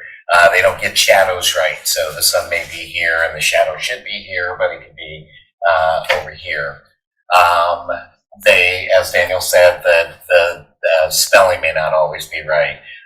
You also see a lot of blurriness in the images. So if you see that, then that's a clue that you should probably check it. But we'll have a lot more. We're gonna post a quiz soon, so that you can kind of take a test to see whether it's actually human generated or if it's going to be AI generated, and that should be up on our website in the next week or two. A website I use, I believe it's called Is This Person Real? Is This Face Real? It's, if you want to try to pull it up, Mary, it's actually great, and I've used this to like build my resistance to AI generated images. So I'll show you 2 photos of a person, a real person, and one who is AI generated. And you just have to guess, like, is this person real or not? I think it was the first one, yeah. So essentially, you will be looking, and like, if you're not used to it, it's going to be hard for you to tell. But some tells are, like, there's weird blurs in some of the photos. The background may be blurry. There's, like, weird accessories. So this one, I'm at a weird angle. I can't really tell, but I think the one on the left is fake. This is real. Yeah, so this one was real. So it's kind of hard to tell, but once you start to pick up on on it, you'll be able to, let's try another one that might be a little bit more obvious. Oh, these are getting better and better.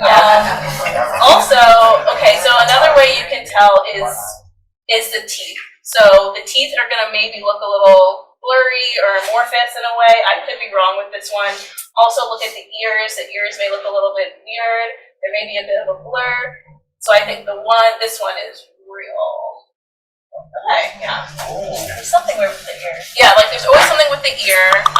So I use this website, and like now that I've practiced on this website, I'm able to tell pretty easily. But you know, the AI is getting better and better every day. Like you'll see some AI generated images that you know right away because it looks kind of cartoony, but like these don't look cartoony. And a lot of times with misinformation, or an account that's spreading misinformation, they'll use this like as their Twitter bio or something. And to look like a normal person, it looks like a LinkedIn photo, but it's not a real person. So that's also another way, like look at who's tweeting it, maybe reverse image search their photo or something like that, but also look for the signs to see if this is a real person or a fake person tweeting. So I'll just give you a few story ideas on where to look for developments on robocalls and other tactics. The FCC will probably be coming out with some guidance on the recent ban. There's a lot of questions. I've talked to people and not really sure if ban how it applies to landlines. I mean, there's a lot of people with landlines versus cell phone and other wireless forms of communication. So keep your eye on the FCC. Keep your eye on the Federal Elections Commission. They are likely to there's been discussion about regulations on political advertising. I have not seen anything yet. I don't know if anyone else has seen anything, but that's an agency to keep your eye on. Also keep your eye on all the states' attorneys general. There's a lot of regulatory activity in individual states, particularly Texas, Washington State, Minnesota, Michigan, and California have already passed legislation on political advertising and artificial intelligence. So these are places where you can definitely find story ideas and experts to talk to you about what's going on in any particular state. So now I guess we'll turn to questions. I just have a comment. I can't believe the one on the right is not fake. I mean, it's not fake. Yeah, it's very and with AI, it's only going to get better as AI gets trained on more people's faces. It's going to be harder and harder. But I really suggest using this website to build it up because I use this website all the time, which is why I was able to tell so quickly. But it is pretty scary. Do you mind expounding on what you saw there? Oh, it's hard for me to. Okay, sorry. I feel like Ben and White. So this is, if you look at the ear, you see how it's kind of blurry, and it looks like there was supposed to be like a forming of an earring a little bit. So that is what was the key for me right there. Mary, do you want to click to another one? Because some of them will be able to show. I will say I also saw on the person whose real face used to see some blemishes. Yeah, and crow's feet, the smile line. The person on the left, her skin is too perfect. Yeah. There's also a little bit here. Let's do another one. Sorry, I can't really see. So this one is an obvious one. So the blurring around the photo is a telltale sign. You look at that blurring, the teeth. Sometimes AI can't do teeth, and so it's going to be like a kind of like a blob. So I think that one's real. And then for another one, okay, so this one is a little bit harder, but it's definitely, this one is the fake one. Look at the ear. And then this one, the teeth, you can tell those are real human teeth. So the more you start doing this, the easier it is to spot those differences there. Question. Can I make a quick point about that? this? You'll be next in the green. Tell us what happens when you reverse image search, right? Oh, I don't know. I've never tried that. Yeah. Yeah.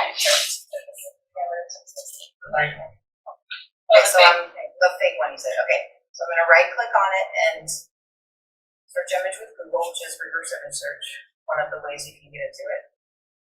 Yeah. It's struggling. Yeah, so nothing comes up. It's just, it's never seen this one before. Sorry, I forgot who said that tip, that if you reverse image search something and there's no other copy of it anywhere on the internet, that could be a telltale sign. Amy, did you want to? Just a really quick point. So there's always a lot of concern with foreign election interference and domestic election interference, and the ease at which you can produce a fake profile photo that can help spread disinformation and make it look more credible as if it's coming from a real person. Like, think about accounts on X, accounts on Facebook. When we've done some reporting on the potential heightened risk of AI's use for election interference, they say it's going to make the spread of disinformation faster, easier. That's really the kind of angle that we've noticed, because it wasn't this easy to just produce authentic looking photos, and now it's easier than ever. Yeah, just be on the lookout for that. What's the difference between the Journal Studio and Pinpoint? Are they the same or? So Journalist Studio is just a suite of tools that we have for journalists to use. So that includes Pinpoint, Google Trends, what else is in there? Fact-Check Explorer, and other things. Pinpoint is part of that suite of tools. So anyone with a journalist's email account can get access to Pinpoint now, pretty sure. So this is all on the tip sheet, and if you don't have an account already, you can sign up for one. And also, in addition, anything you upload, you can keep it private or you can make it public, but there are plenty of public collections that other organizations have uploaded, so then you can see how they've used them. Also with Pinpoint, you'll upload some documents and then it will outline everything for you. It'll outline names, locations. Like Mary said, it reads handwriting. It can read 14 languages, so it's pretty powerful and great to use for big stories. And what are the tools? Sorry. Go ahead, no, go ahead. Yeah, which we use to check the Google Docs. That's Pinpoint. Yeah. Do you use Gemini as well? Yes. Okay. Okay, gentlemen in the audience. Yes, is the AFP notifications that certification something you put on resume or just something you achieved it? Congratulations. Yeah, great question, because I was going to bring this up. So we have, AFB has a series of digital investigation courses. They're free thanks to the Google News Initiative for both journalists and journalism students. It's digitalcourses.afp.com, and we kind of walk you through over a series of modules in 3 different units how AFB's journalists around the world do this kind of work. We have videos, we have guided practices for you for reverse image search, reverse video search, geolocation, that kind of stuff. But to your question, yeah, if you get a certificate for each different module, and you can definitely put that on your resume. If I had someone applying to join my team and I saw that they had completed all of our modules, I'd be like, yay, that's a week that I would just have you do that anyway. So kind of goes to show that you know how to do this stuff, and that if I put you on a breaking news desk, even if you are not doing fact checking, I know you're not going to accidentally retweet something that's misinformation because you actually know to look out for that stuff. Any other questions? Yeah, this is an observation is that the AI pictures are simply uploaded. I'm thinking about this the other day. They almost look too perfectly real. They have kind of mostly the poses because they don't have nuances of the person conservative. American and the story stuff that we know the basis. I guess that's a weakness we're going to have. I guess is what we kind of look at. It's only going to get better. And as journalists, there's no way that you'll be able to fact check something quick enough before it's out there. Now, once there's misinformation out there, it's out there. But I think what's important is that you're building up credibility and trust with your audience. I think it's really important to show your work and be really transparent with your audience of how you're fact checking things, because unfortunately, even fact checking has become somewhat partisan. People will like to pretend that it's a partisan thing where, no, facts are just facts. So just showing your audience that you're really taking time, you're showing them where you're getting your information from. So you may not be able to catch things before they go viral, but if your audience reads your stuff, they will be better able to spot something and be like, oh, this is not real. And if you're a trusted source of information, they'll come to you to get the facts. So it is very stressful. there's a lot of misinformation out there, but I think just doing the work and building it up over time is really important because unfortunately we can't stop everything. And on the topic of trust, that's why it's also important to approach this work as not just debunking, but also verification. Sometimes you'll see a trend now with politicians saying that isn't real, that's AI, and they're feeding into this belief that you can't trust anything you see if it's negative about them. Well, I have an example in the tip sheet about former President Trump saying a Lincoln Project ad was that had clips of him kind of looking silly at different events was AI. We spent several days tracing the origins of like 50 different clips across several ads that he said were made up and verifying and showing our work about why they were real, how they lined up, how there wasn't manipulation. So showing work is really important in this climate where it's very partisan, it's very divided, and it's very low trust. And one last thing I will say on that is that it's important not to talk down to people. Like it's very easy, like I said before, since we're all on the internet all the time, we're reading news all the time, to be like, how could you fall for that? That's stupid, and kind of making people feel dumb for believing misinformation. And as journalists, we already kind of have the reputation of people already thinking we're speaking down to them. But just recognizing that anyone can fall for misinformation. I'm sure all of us have fallen for some misinformation, especially in moments of panic or big news moments. Like I can imagine the first days of COVID, I was reading things on Twitter and believing the craziest things about COVID. And I'm somebody who is a journalist and knows how to check my facts, but just speaking to your audience, speaking to them, not at them, and not, making snarky comments about how could you fall for these types of things. Not that I think anyone here would do that, but just be mindful that misinformation is very sophisticated now and anyone could fall for it. I'm a big sports fan, and a year ago there was a story, Jay Glazer put out a story saying that Mike Tomlin was driving to camp and he saw these kids fighting and he broke up the fight and he invited the kids to come to camp. Someone from United Way or whoever was actually hosting the students, and it's an annual visit that the kids take. And so of course I saw the tweet and thought, oh, Mike Tomlin, great, retweeted it out there, found out that it was false. I still am mad that nobody shamed Jay Glazer for making it up.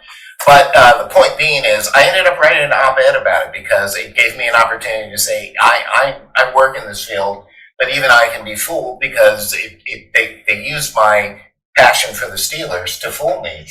And so that can happen to anyone, and I just really encourage you don't talk down and make people feel bad. It can happen to all of us. Yeah, misinformation can be framed as something good also. There's questions over there, sorry. Where are the questions? The green? Yeah. Go ahead, Yes. Thank you. Kirsten Garris, Cost Media Group. You kind of led into what my question is. I feel like we've already seen some really wild stuff with AI and elections, robocalls. We just talked about politicians saying, oh, no, I didn't do this with AI, and they actually did do it. What are some things you all have followed? Because obviously this is only February, and we've already seen robocalls that are paid for politicians pretending it's not them. What are some things you're looking for? What should we be looking for? Any concerns? Certain things that become targets, for November. Just where should we be keeping our eyes around for potential stories? I would say for a story idea is something that just came to my attention. Election administrators, everything we've been talking about, they're deathly afraid of all of this. That this is really going to disrupt elections in their communities. I would urge you to drill down and talk to your election administrators at state, city, county, town, village, whatever. But more specifically, you talk about November, there is a lot of fear about a night before the election event in this space. Once upon a time was the October surprise, now it's the night before surprise. I would say what I'm looking at is that there are, with AI, it's easier just to make like fake news websites. I think they're called like pink slime news websites, where they look like they're real websites. They look like legitimate news, local news websites, but it's just a bunch of fake news. It's AI generated content. There are even like these sort of obituary writers who will capitalize on, if there's somebody who died unexpectedly, even if it's not like a famous person, they'll see that trending on Google and they'll write like these fake obituaries for them to get traffic. These are things that are actually happening. There was a New York Times story about it recently. So there are a lot of these fake news websites. So I think an average person, like, we just have to, like, there's a lot of tips for regular people about, like, knowing how to lateral read. You read something on a website, look at the About Me page. Is there an author page for these sorts of websites? And as, like, if a lot of you work in local news, be on the lookout for, like, are these some random websites you never heard of that are purporting to be reporting on things in your neighborhood. Like, those I am very afraid of. It's so easy to make a website now and just pump out content. I would just add, I mean, we do this every day proactively, so I can say a lot about it, but we think about, we're open to the possibility that anything we're receiving or a politician is distributing could be exaggerating something at the border by using images from another country entirely. We're open to that possibility. But at the same time, we have people on our team who are proactively doing keyword searches based on the news of the day to see how other platforms are discussing it, maybe twisting it. So we can monitor those in the earlier stages when they're more obscure places before they trickle onto the bigger platforms. So it's a mix of like really scrutinizing what you get and also proactively, cleverly using search terms to try to find how it's being exaggerated. I would add two things to that. I think two things I think about are, we talked a lot about AI, but I would be on the lookout mostly for efforts to like undermine confidence in your elections. Like, I think to me that's what I'm most concerned about, and AI can play into that. I think if you see like AI generated images of, you know, voter intimidation of polls or something like that, could feed into that kind of sentiment. But I think it's important to like make those connections with your local election administrators now, because they will send you ideas as they see them. Like, we get tips sometimes from like election officials who are like, people are claiming this crazy thing about ballots, like, please fact check it. So really call those people now and they'll be your best friends, because it's in both your interest to make sure that the election is run properly. So that's one thing. I think another thing is really pay attention to election ads this cycle, like campaign ads, because we've already seen AI images used in some campaign ads. Like, one in a DeSantis ad was 3 images were real, 3 were totally AI generated. So that's already kind of happening. So just really pay attention if something seems off about a campaign ad, or like an image looks weird, or like a video doesn't line up with your understanding of that event. Look into it. Don't just assume it's like real footage, because campaigns are doing this stuff. And I know that you all serve a broad array of communities, but I'm also looking out for misinformation targeted to the Latino community. I think the language barriers or differences can be exacerbated. For example, you could see something of a candidate speaking, but the caption will be translated to English, but it won't actually match what the person's saying. So that's just one example, but there's going to be a lot of misinformation targeted to Hispanic. So I'd be on the lookout for that too. Yeah, and in addition to Black and Brown communities, you want to keep in touch with your youth because obviously they are the most tech savvy and they will be disseminators potentially of bad stuff much faster than other segments of the population. So it's good to find out what they're thinking about these sorts of things. I think we just have a minute. If there's a last question, yes. First of all, I'm from Pittsburgh, so the Steelers. I was just curious about how your work changed in the fact-checking space when Elon upended the verification system on Twitter, because now it's almost to the point where I see an account that has a check I should follow you. I literally wrote that the other day. Yeah. Like, that's a really now the checks are more expensive. So I'm curious, like, since Elon is taking over Twitter and X, how has that changed? I think you hit the nail on the head. You know, there used to be mechanisms in place to feel better about certain sources of information. Now it does feel like the opposite. So I think more broadly speaking, whenever you're writing about this, just assume your reader has very low background knowledge either way about what AI is. Make sure you're backing up and explaining what it is, because AI sounds like a really scary, intimidating, mystifying concept. But this kind of gets into the weeds of like X and how people navigate X and the weeds of X. You know, just kind of assume that most people are kind of slower on the uptake, and explaining how a blue check mark has evolved is important in your story so that they can keep up with the changing rules too. Yeah, I mean, I would just add that like X used to be like a newswire of sorts, and now it's like a wire for misinformation. Like it really is a place where our reporters go every day to look for story ideas because it's a fountain of misinformation. So, you know, in that way it's bad because it fosters this environment where misinformers can congregate, make money, and spread their message. But I'm not, at the same time, being an optimist, I'm not super concerned about X because normal people really aren't on there so much. It is concerning when you see X posts navigate to other platforms, and that happens quite a bit. But yeah, totally second what Katie said, just really important to like tell readers what that blue check means. Like it means something different on X than it does on Facebook, than it does on Instagram, than it does on TikTok. So like it's important to explain that stuff and write with empathy. I think we were talking about that earlier. It's really easy to like say this stuff's spreading, people are falling for it, they're so dumb. But something I spend a lot of time about when I'm editing copy is making sure that we're correcting something in a way that doesn't demean the people that fell for it. Because there's a lot of good research that shows people don't take corrections well in general from strangers, and especially when you frame it in a way that like is very condescending. So think about your reporting in a way that like puts yourself in their shoes and explains it in a way that is clear, concise, and pretty much edit out your adjectives and adverbs. You don't need them. Like just keep it really straight to the point. And I would say, like, we can ask about the TikTok and disinformation because that's like a whole nother ball game. There videos and for they sit down in front of their couch and sound trustworthy. I'm just a regular person and then just do the movie until I don't see it now. That's a pro war. Like, how do you guys tackle that issue for the election?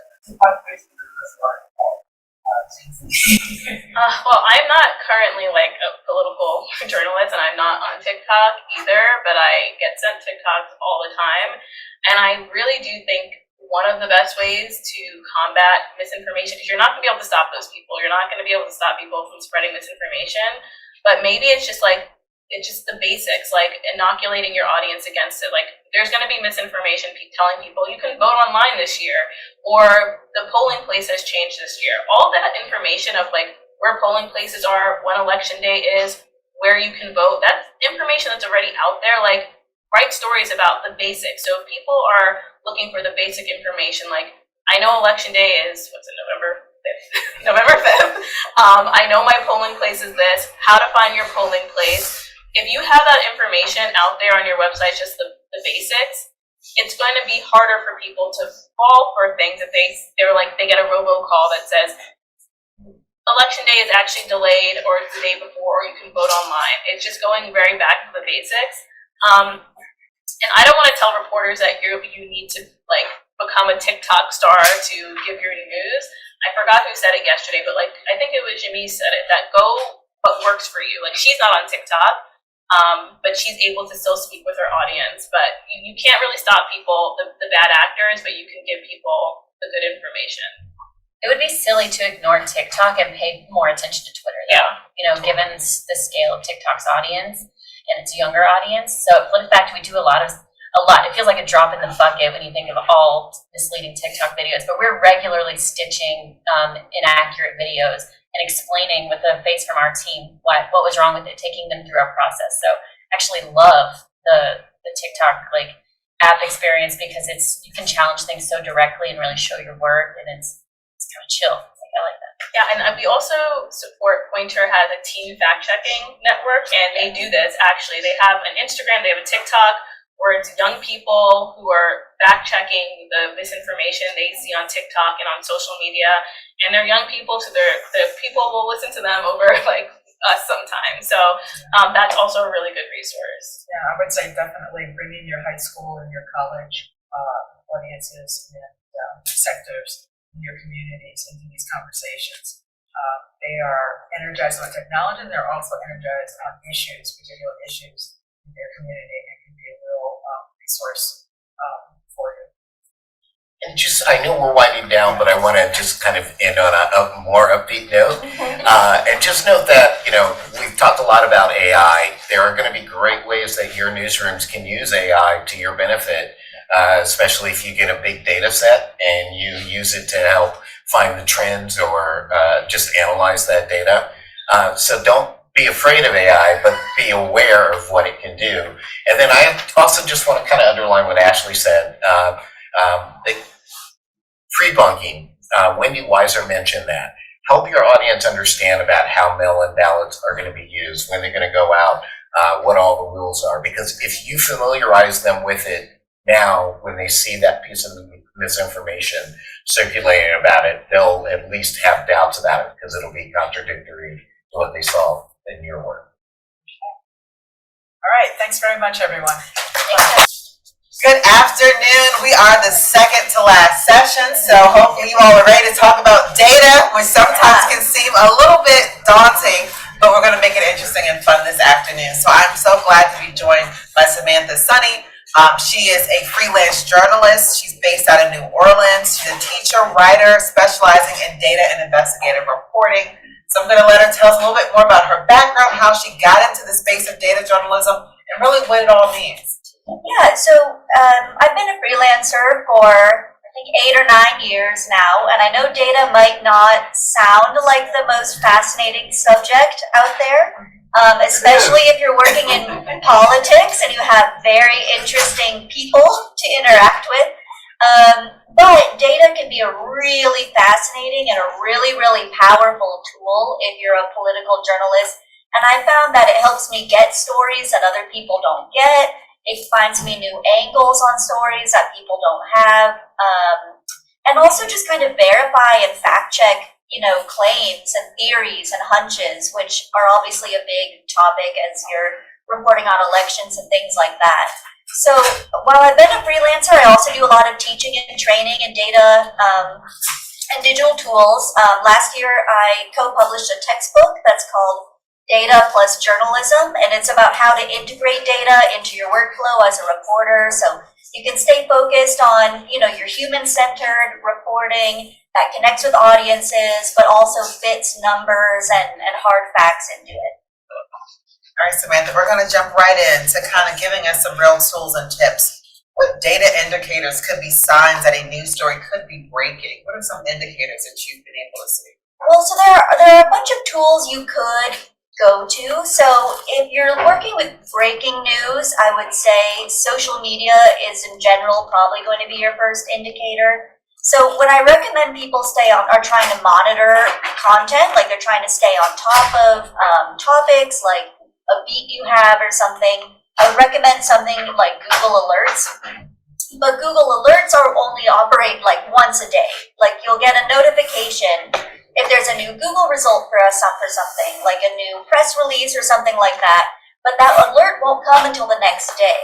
So one tool that I'm trying out right now is actually an AI-informed tool. And I liked how in our earlier sessions, our speakers were pretty cautious about AI tools, and for very good reason.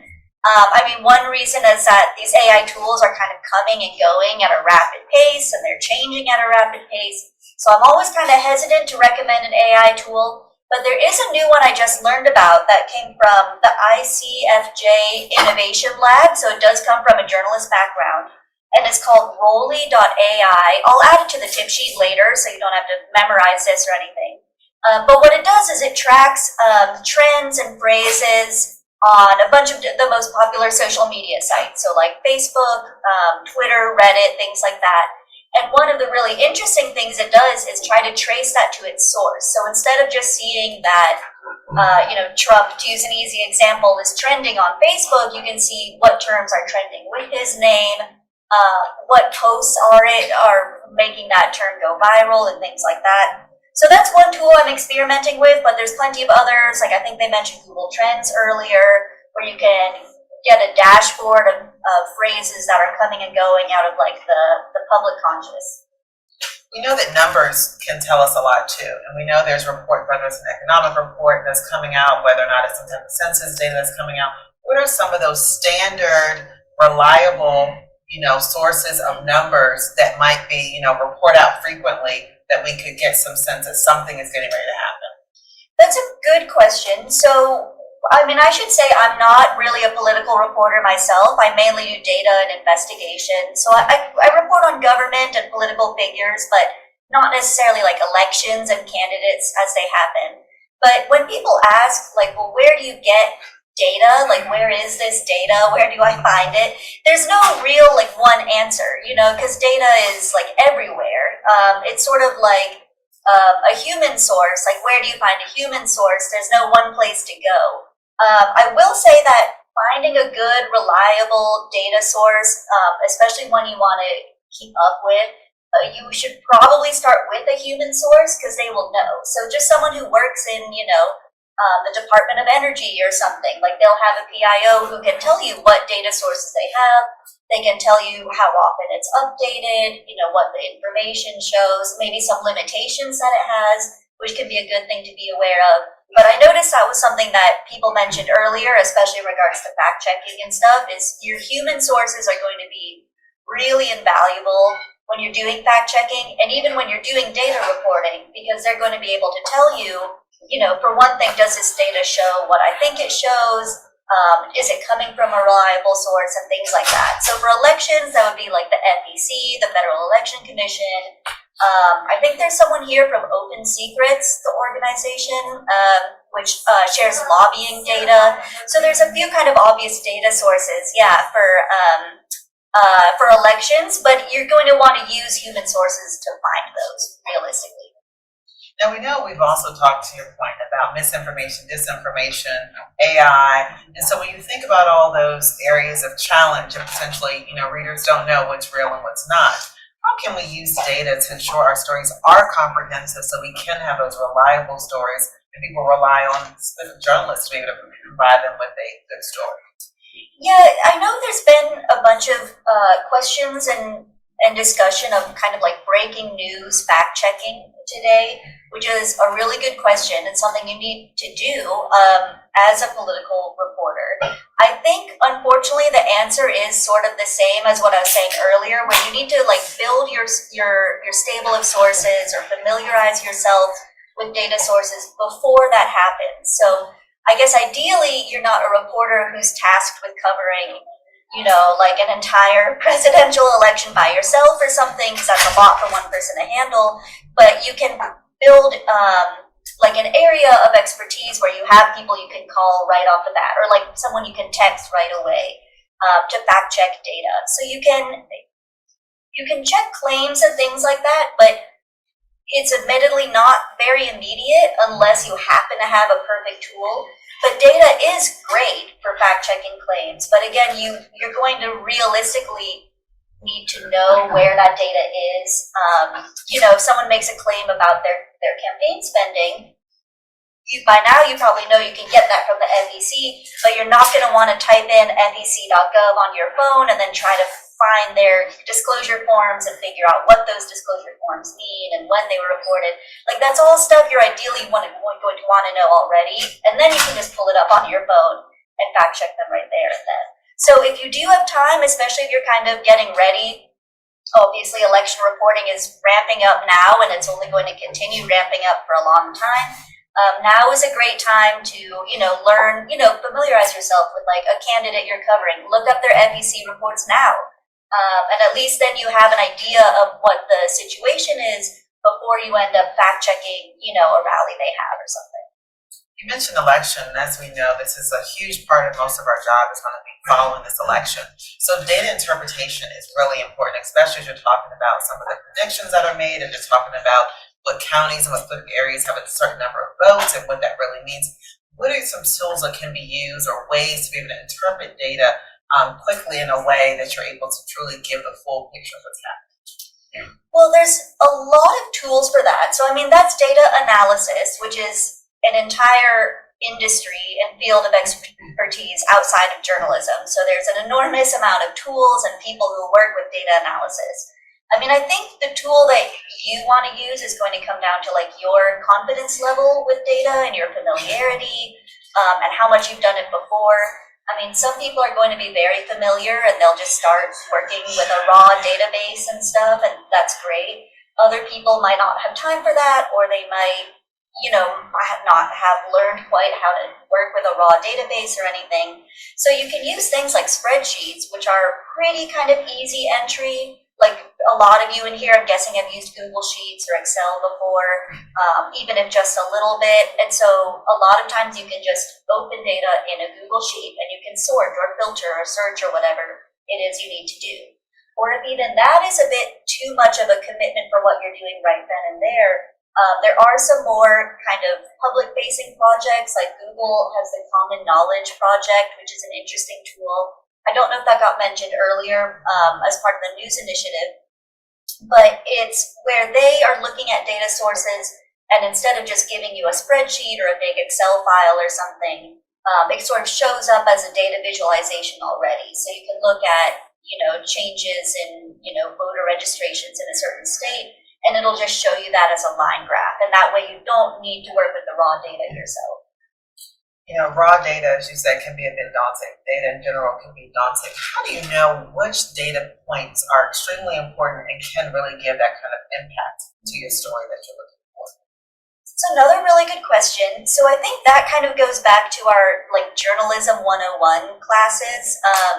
I remember my first editors and teachers would say okay, well, what's the story? What's new and why should I care? That was a classic one they would always ask us is, why should I care about what you're telling me? And that's not, those are questions that don't really go to data. I guess it's not ideal to just open some spreadsheet and then, well, I do this sometimes, open a spreadsheet and then just start looking for patterns or standout facts. But it's probably better to start with your basic journalism 101 questions and then use data to answer those. So I would even go to the point of closing that spreadsheet and opening a, notepad or whatever and writing those questions down. Say, if I was a member of the public, what would I want to know that this data set could answer? And then once I have a handful of those, go open the data set and answer them, as opposed to doing it the other way around. And lastly, before we open up, what are some collaborative resources that journalists can use, whether collectively, because a lot of times this data can be daunting, as you said, and oftentimes hard to interpret, hard to get access to. What are some resources that can be used collectively? Yeah, I like that question because I want to see a lot more collaboration across the industry in general. I think that is something that's been trending upward over the past 5 or 10 years. As journalists working in different outlets and organizations, there's a lot that we can share with each other when it comes to expertise or knowledge or tips or whatever. Obviously, there are some hindrances or limitations to partnerships and collaboration, but I have noticed that a lot of journalism organizations do like to sponsor or organize these big collaboration projects. There's one that ProPublica did called Election Land that is not running anymore, unfortunately. I was kind of hoping they were going to run it again for 24, but it was in earlier elections. And I think some other organizations are still just starting to get ramped up, but the American Press Institute is putting together a big toolkit on reporting on the 24 election. The Solutions Journalism Network is another national organization that I find really interesting.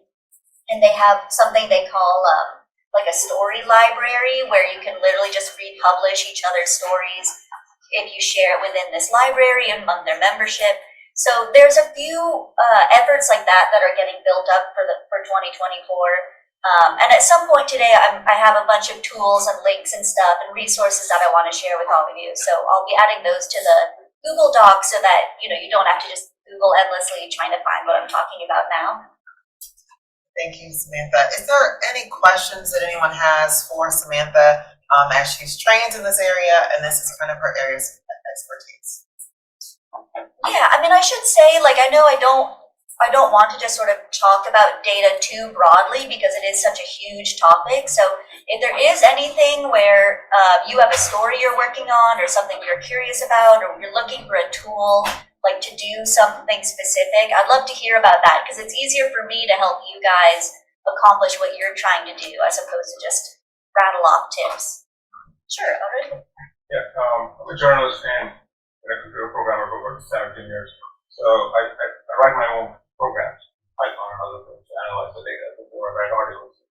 So are there any industry standards when it comes to a tool you should use to scrape data?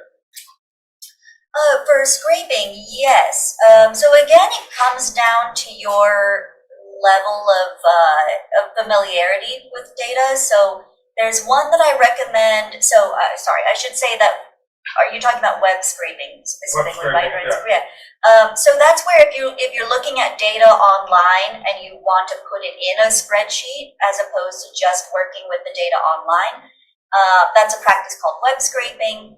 There's definitely several ways to do that. You can actually do it with a formula in Google Sheets is probably my most common method. And so you have to know how to use spreadsheets and formulas, but it's not a huge commitment. Like you don't necessarily have to write code. There's another point and click app called ParseHub that is relatively good. Or if you're just getting started. Other than that, you can definitely scrape the web if you are comfortable writing your own code and stuff. But I know, most of us don't have time to like learn an entire programming language just to scrape the web. So those are two tools that I would recommend if you're just trying to accomplish like a one-off project. But if you are interested in doing stuff like that and you have the time and you want to get more powerful in like how you interact with the web, you can do a lot if you learn, some Python, for instance, or like Ruby. I think I've scraped R. in, and then R. Yeah, can you scrape with R? I was trying to remember. Well, Yeah. I think I scraped with Python. Right. Okay. Yeah, and that also might not be as intimidating as it sounds. I've done that by just Googling like how to scrape with Python, and you can find an example and copy and paste it and tweak it. And it's a little bit more complicated than that, but oftentimes, like if you're interested, if you're someone who's interested in learning to code at all, a lot of times it's the barrier to entry is not quite as high as you think. You can copy other people's code, basically. There's plenty of open source, freely available code online, and you can copy it and run it on your computer, and and then you've done it. What is the also PAR? Yeah, PARSE Hub, HUB. And so that's a free ParseHub. Yeah, so it's a free point and click app for web scraping. And also want to give a shout out, if you're interested in this type of thing, there's a conference called NICAR, National Institute for Computer Assisted Reporting, and they have a conference in Baltimore that's in like 3 weeks, so I don't know if it's a bit too late for everyone to go, but they have a fantastic conference for journalists to do this kind of thing. And I think you can just go for one day and stuff like that if you're interested. What's that thing called again? NICAR, NICAR. Yeah, they're in Baltimore in March. So if you can't go this year, maybe put it on your radar for next year, but they have tons of great hands-on classes, and it's a great crowd that gets a lot of journalists on board with this stuff, and you can really like zoom forward in your reporting skills. Would you say that's like a big introduction for somebody who's Yeah. not comfortable about it? I definitely would. I mean, there are some sort of higher level sessions. So Arun mentioned R, a programming language. I think there'll be sessions on R, and that's maybe not one you would want to go to if you're a beginner. But there's tons of sessions on, how to use Google Sheets or Excel, or like how to even think about data. I mean, that can be a hurdle. It's a lot of times people hear this word and they think like, oh, well, I should use data. Like I hear it mentioned, but they don't quite know what that means or how to fit it into their workflow. I always try to think very realistically about how you're going to take this tool or this source, which is data, and plug it into what you're already doing. Because you don't want to just like add, a class to your workload or something. You want to make your reporting better and easier and more powerful, not just sort of give yourself more work on top of the work you're doing. And NICAR, I think, is great for helping you figure out, like, well, what data would I want to get? What can it show me? And how can I plug it in and just start using it? Any other questions? Yes. Are you sure the website you mentioned is not only AI? Yeah, ROLL.ai. Sorry, ROLLI.ai. I'll add it to the tip sheet later too, but the website should just be ROLLI.ai, Rolly.ai, but I'll add it to the Google Doc. Yes. So I know you said it also helps to know like what we're working on or what have you, but I just thought of something like comparing on the scale.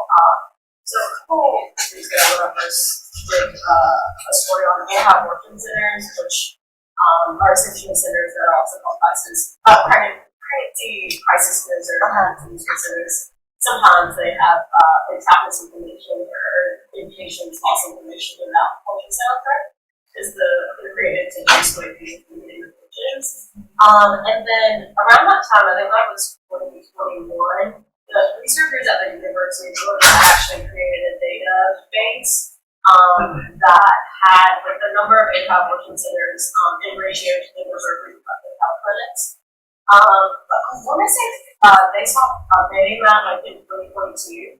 So as the first one doesn't know much about data, and that was a really good source, but wants to see like, in the years since, like how many more anti-abortion centers have popped up in their reproductive health clinics. And how much I read this well, realistically, I don't think I could do all 50 states. I could probably do like the 14 states that command those abortions. But yeah, if you have any insight on that, what I would start with. Yeah, so I think the answer is still going to be a human source. So if it's something you're already reporting on, hopefully you know of some maybe like advocacy centers or researchers or health clinics, just someone who kind of works in that industry. I would reach out to a human person and tell them what you're looking for, basically. And then the source of the data for that may end up being an advocacy center or like a nonprofit that provides services or a nonprofit that researches the issue or like a think tank. So an obvious go-to source for data is the government. Like I mentioned the NBC earlier, they put out campaign finance data, but there's plenty of stuff that the government doesn't track. And that, I mean, it's possible they track pregnancy centers, but maybe not. But there probably are some groups, maybe even like a professional association that works in reproductive health. They might track it. But again, like if you don't really know where to start, then reaching out to like an early level like human source is probably a good way to go. And I would use them to find more people to talk to and data sources. And then you'll sort of move down a tree of finding more and more. Any other last questions? We have about 5 more minutes. If not, any more? Samantha, if you could tell us where you think the future of data journalism is heading. I mean, you've talked about a conference that's coming up. We know that it's really important. We're an outcome-driven society now. So how is data going to become ever more important in the industry? Well, I got into data quite a while ago, I guess 10 or 15 years ago, and back then it hadn't caught on quite as much in journalism as I think it has now. I mean, data affects all kinds of parts of our lives, like even outside of being a journalist, we all use smartphones and email and, map apps and stuff like that. So just outside of being a journalist, like data affects our lives in a huge way, and that makes people much more just familiar with data overall. It also means that there's just way more data out there, and it's much easier to get, at least in some ways, than it was early on when I started using data. So I think, journalists are getting more and more advanced. Like there's some teams, like the New York Times has a research and development team that does like extremely high level data work that is way above what I do. But then there's also tons and tons of reporters who get more familiar with using, just Google Sheets, for instance, which can be really powerful, especially if you're, the only person in your town who knows how to use data, which I have been. That can be a huge, feather in your cap. So I think journalists, but also everyone else is just going to become more and more immersed in data. It's just inevitable as technology progresses. Samantha, you want to share your textbook one more time? Oh, yeah, of course. So it's called Data Plus Journalism, and it covers a lot of what I talked about today. But yeah, I appreciate you all listening for a few minutes. I know that was very quick, but I'll also be around if you have questions. I also put my contact information on the tip sheet. I know sometimes it's easier to ask one-on-one if you have a specific project you're working on. And I love to help people with their projects or give tips, so feel free to reach out. Okay. This is the last session. You all made it. Congratulations.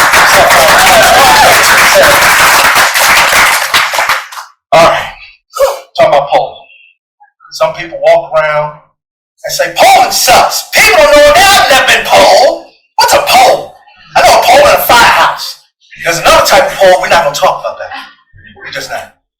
But we have two young people here, and we're going to talk about polling and the importance of it and why you make, and just take a little myths out of it. I will not say who they are. They know how to talk. Miss Amy Walter, please give 20 snippets and then Patrick. 20 snippets. 20 seconds. 20 seconds. Oh, yeah. Yes. Amy Walter, I am the publisher and editor-in-chief of the Cook Political Report. We cover elections and campaigns. Before that, I worked for a little stint as the political director for ABC News and for National Journal, something called The Hotline, and ran that for some time. I've had little time spent on the campaign trail, managing campaigns. So I came from campaign world and then transitioned into covering campaign world. So it's great to see you all. Mr. Patrick. Hi, I'm Patrick Gonzalez, president of Gonzalez Research. I've been in the business of polling for 40 years almost.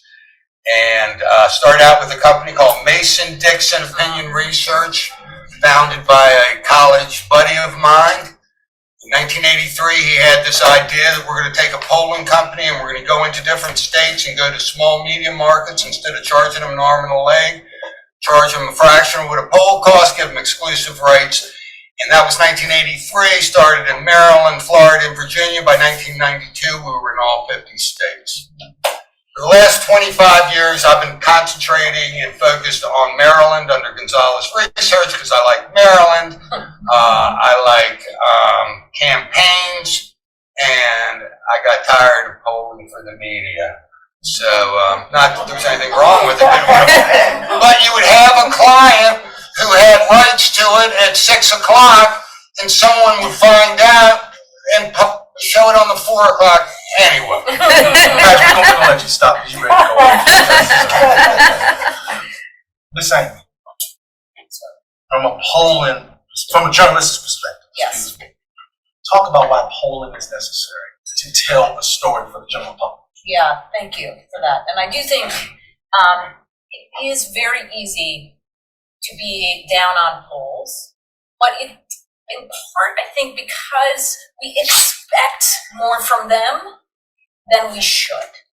Maybe remember when Donald Trump got elected and people were talking about taking him literally but not seriously, or seriously but not literally? I do think you should take polls seriously but not literally. In other words, they can tell you a great story, but the story goes underneath what does the top line number tell you? Trump's up by 4, this candidate's up by 6. That's not really very, it's not telling you much. It's not giving your readers, your viewers, people who are looking to you to explain what's happening. What does that tell them? Somebody's winning and somebody's losing. What Patrick, I think, can help you understand is the way that they ask more than just who's up and who's winning and who's losing. Understanding who is responding differently to different questions. Understanding how people feel overall. Appreciating that. And here's why I like polling. Appreciating that polling in and of itself is never going to tell you the entire story of a campaign. People don't think in the way that polls ask you to answer, right? Humans are complicated. Humans have to take a lot of different information, and there's a lot of cognitive dissonance, right? You got to take things that don't necessarily go together, but you've got to make sense of it because you have to make a choice between X or Y. And so the way that polls get described is like, well, voters are like these robots, right? You say, what's your number one issue? It's this. Well, then that's what they're going to vote on. What? Maybe not, right? That may be an important issue, but it's not why they chose to vote for this person. There's this great New Yorker cartoon. I don't know if you've seen this. I use this all the time. It is a picture of two guys on a desert island, and a pollster comes into the picture and says, what are your, right, can you talk about your top issues? And the guy's like, well, one would be getting off the island. And the second, I mean, I guess healthcare. And to me, what that says is we say, okay, well, now let's talk about wealth. Their second most important issue is healthcare. Maybe healthcare is important. Do you think it's important if you're living on a desert island? Or do you think that the issue is really the issue? So for me, what polls serve to do is to tell a story of the moment in time that they're taking. How are people feeling? Are they optimistic, pessimistic? Do they know these candidates? Maybe they know one more than they know the other. What are the sorts of issues that are motivating them? If you're looking at a state poll or a regional poll, how are different regions looking at these candidates or these issues differently? And then you supplement that with real people. So the thing is, I love real people, MOEs, getting to, you're in the Target parking lot, or you're at the barber shop, or you're at the baseball game, and you're talking to people and you're getting a sense for what they care about.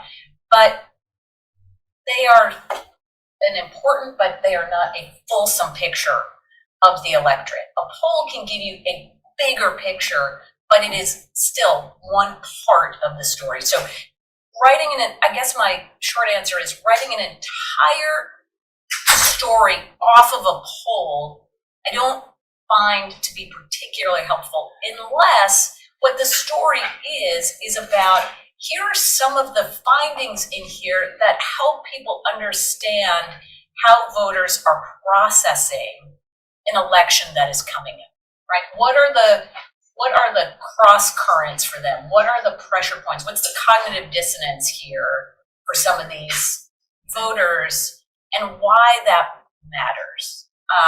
And why that should matter to you, resident of Maryland, why that should matter to whoever you're writing to. That makes sense. Well, Patrick didn't mention, this week he released a poll focused on Maryland, but there's a big issue in Maryland that deals with this transportation cuts. And there are county folks, the transportation folks, they are living. What was it, $3 billion? $3 billion in the next 6 years. Yep. You take away and tell somebody they can't get a road fix. Watch what happens. Sleep on people's local issues if you want. Patrick mentioned that in his poll. And Patrick, I want to make sure you get to be able to say something. This was posted on social media. I'm going to use the name because the name was in it. So Jane Miller, she used to retire the ALMS report. Put on here, quote, no surprise, 60% oppose an increase in the sales tax to support transit, and likely anything else. Asking about tax increases in a poll seems a waste of time. Was it a waste of time? Well, let me tell you this. Jane Miller and I have been good friends for over 30 years, and I ain't never talking to her again. Okay, here's the thing. Is asking about taxes in a poll waste? No, it's not. But here's the thing. We got a deficit. Okay, we got to figure out a way to fill the gap. Now, there are a lot of creative ways. We can do tolls. We can up the ICC to $100 a minute that you're driving. I bet that would do it. And at the root of this whole problem, and I'm going to stand if you don't mind, is the funding for transportation in Maryland is grounded in the sales tax. The sales tax is a percentage of the price of gasoline. Consumption's gone down. It's not a reliable source. So, I asked the question. Maryland is facing a $3 billion transportation deficit affecting every county in the state.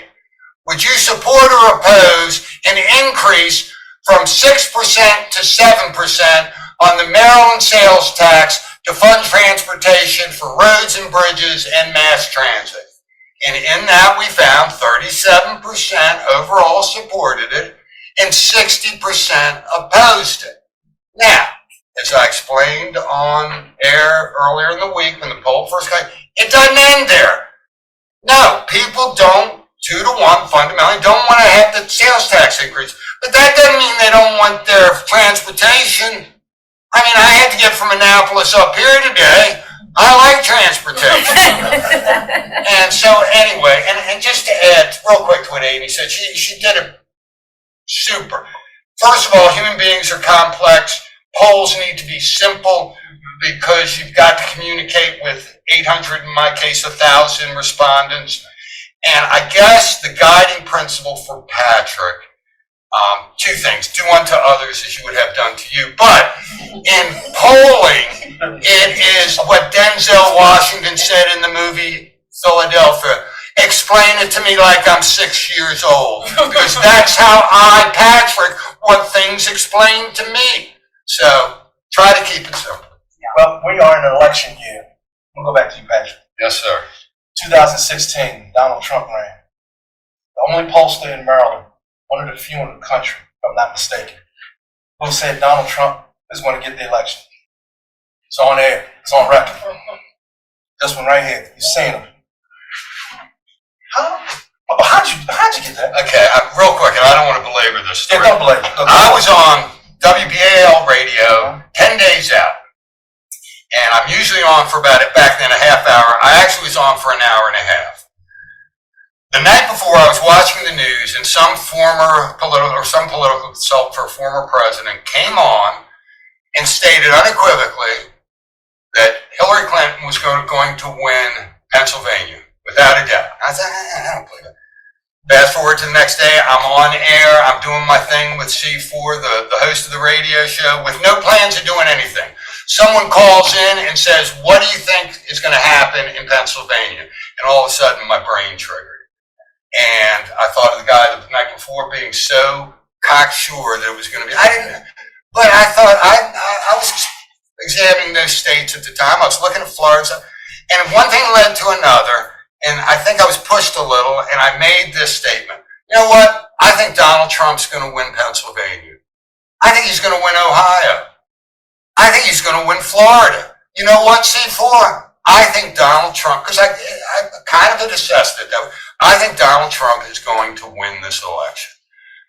Forgetting that I'm on air to however many viewers they have. And when I walked out of the studio a half hour later, I see on some board that's running news, Maryland pollster predicts Donald Trump. I think, well, whatever. Well, we're going to fast forward. Anybody here heard of former Republican Governor Larry Hogan? Okay. No. Anybody know he's running for U.S. Senate? Yeah. Ah! He gonna win? That's the pollster. He's been polling here forever. He gonna win? I exchange. I want to hear what Amy has to say. Well, so this is where polls are important, but also understanding underneath that, right? So I can't remember who put this poll out the other day. He's up by 16. Emerson College. Emerson College. He's up. Larry Hogan is up by 16. Oh, wow. Well, then he's going to win. It's over. Right? Pack up and leave. He's a popular. He left office with 60% approval rating. He's consistently won in a blue state. Check. He's an anti-Trump figure in a state that hates Donald Trump. Check. He doesn't have a real primary, so he'll be able to, he's not going to get dinged up in a primary that'll hurt him. Check. Okay, that all sounds great. Now, let's go to the other side. When was the last time, you'll know this, when was the last time that the state of Maryland elected a Republican to the United States Senate? Class, can you answer? 1980, Charles Mack Mathias. Thank you. Okay. When was the last, in the last 2 elections nationally, so presidential, 2016 and 2020, how many candidates for Senate won in a state that the presidential nominee of their party didn't win? So a Democrat winning in a Trump state, a Republican winning in a Hillary Clinton or a Joe Biden state. So just 2016 and 2020, not the midterms, but like that a Democrat won in a Trump state, a Republican won. All right. 0. Okay, close. One. Susan Collins in Maine. Oh, yeah. Now, Maine, again, a little different. Well, you dig in a little. That's you dig in a little different than Maryland. Now, you say he's well known, but I also, and then I go to one more little piece of evidence. In these last 2 presidential elections, where we did have red state Democrats running for the Senate. So the former governor of Tennessee, who was super popular. The former Democratic governor of Montana, again, leaves office very popular. Great, they should win. Everybody likes them. They voted for him. They can separate these people from the National Party because I like this guy. He's been I hate Hillary Clinton, but I like him. They both lost by this pretty much the similar margin to what the federal top of the ticket is. It is hard to be able, in this era especially, to detach your brand from the brand of the party. Governor's races are a little bit different. They see you're an executive. Right. Here, you're now part of the Trump, Biden party. And so he will have to go. There are going to be a lot of people who will have voted for Larry Hogan, who like Larry Hogan, who think he was a great governor, who will say, we can't give, because the ads against him will be this. He's anti-choice, and he'll be one more vote for Mitch McConnell in the United States Senate. And those 2 arguments, to me, make it very hard for him to get beyond that. Yeah, and just tagging on to what Amy said, Maryland in 2020 was number 3. And when I say number 3, Joe Biden got 66% of the vote in Vermont. He got 65.6% of the vote in Massachusetts. He got 65.36% of the vote in Maryland. It doesn't get much better than that as a blue state, and that's more than Delaware. You're saying. Yeah, it's not even close, and that is what Larry Hogan will be going up against. And as Amy so elegantly stated, the numbers in Montana, Tennessee, where these popular figures, they started off with huge leads in the polls. Yes, and it just kind of always ends up.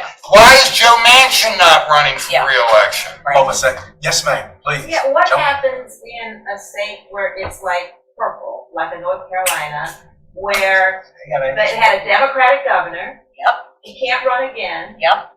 And you have Trump won it, but by like the narrowest margin That's right. of any state, That's like right. 1%. That's right. Does that make it really hard for y'all to do, or Yes. then does it really fall more on the candidates who are running? So it's a great question, and I think this year it's going to be really fascinating because we do have the electoral college map, and the Senate map are basically the same. So the most highly competitive states for the presidential race: Nevada, Arizona, Pennsylvania, Wisconsin, those have marquee Senate races too. Wisconsin, those all have big Senate races. There are going to be a couple that don't. Montana's not going to get a whole lot of attention. Ohio used to be a state that we paid a lot of attention to. We don't. Can Sharon pull it out? It can what? Sharon Brown? Okay, so this is where polls will say the race right now is very close, as it will be. But Sherrod Brown, the last time he ran in a presidential year was 2012. He got 51% of the vote. So did Barack Obama. Wow. He's never had to run ahead of it. Now, your North Carolina point, what's fascinating about this year to this point of can they win, because I was literally talking to somebody about this yesterday. Let's say Donald Trump does win Pennsylvania or Wisconsin. Oh, Michigan also has a high profile someplace. let's say he wins those states by 0.2%, right? Does that mean the Democratic candidate's gonna lose? Not necessarily, in part because they actually are so much better known and more popular than Joe Biden is. This is what happened in 2022. We kept thinking, part of the reason that 2022 was so remarkable was that even though the president was so unpopular, even though the economy, his handling of the economy was so unpopular, the individual Democrats were pretty popular. They had their own brand that was able to surpass the president. In a presidential year, that's harder to do because all we're talking about is the president. But all of these people that we're talking about do have a pretty good image right now, which means there will, how many people who say, I like you, but I'm not gonna vote for you, are there? And there will be those people because they are voting for more than just the person, they're voting for the institution. And North Carolina was a great example of how different federal and state races are. Yeah, the last time, I mean, Democrats keep winning North Carolina at the state level. The AG, I don't think they've had a Republican AG since like the 1900s or something. Like literally, it's been so long. Correct. That's right, but there you can gerrymander. Yeah. I mean, before we go on, I'm going to get to you. I want to make, Mr. Patrick, I want to make sure you give a summary. The pollster. Some people may not have ever talked to a pollster here, or maybe just seen them on TV. Who do you talk to in these polls? Please. It's magic, right? I mean, You just make it up. You just make it up. I'm here to reveal something that I have kept quiet for 40 years. I make everything I do out of this money. Now, what you do is you try to replicate as best as possible the universe you're dealing with. So when I'm dealing with a universe of, again, Maryland voters, for instance, I know right off the get-go certain things. I know about 85 to 90% of the people that are going to participate in this year's election participated in the last one. Consequently, I go off to about the tune of 8 or 9 to 1 voter list. Why? They have phone numbers, they have phone matches. Now, what is the problem, a potential problem with the phone list? Unlisted numbers, whatever. So I do a little bit of random digit, a lot less than I used to. Bottom line is the secret to polling, who we talk to, hopefully, are those who represent the universe we were trying to measure. And if you've never been polled, that's not going to, with the just sort of explosion of polling, it'll come, trust me. I had one last night, and I said, I'm sorry, I can't participate. And I don't participate, because back in the old days, one of the screeners was, are you in the bids type thing? Are you in market research? And you just screen them out. I screen myself out for a different reason. I don't want to go on and lie. And what I would do is lie, because I would give neutral for everything. I'd be undecided for everything. Why? Because in this day and age, I don't want to see pollster Patrick Gonzalez say he's going to vote for so. Well, see, I'm glad you said that. So how do you ensure people not lying to you? Well, you have to, and I've been saying for 30 years, you have to, guys, gals, accept the basic premise. Human beings generally tell the truth. No, they generally do. And there are exceptions, but I would argue in half or 30 that the exceptions balance each other out. And it's been my experience, if people lying was a problem, I wouldn't have survived in this business for 40 years. Yeah, so. I don't think I don't think, it is a little bit about the question too, right? And what you're asking.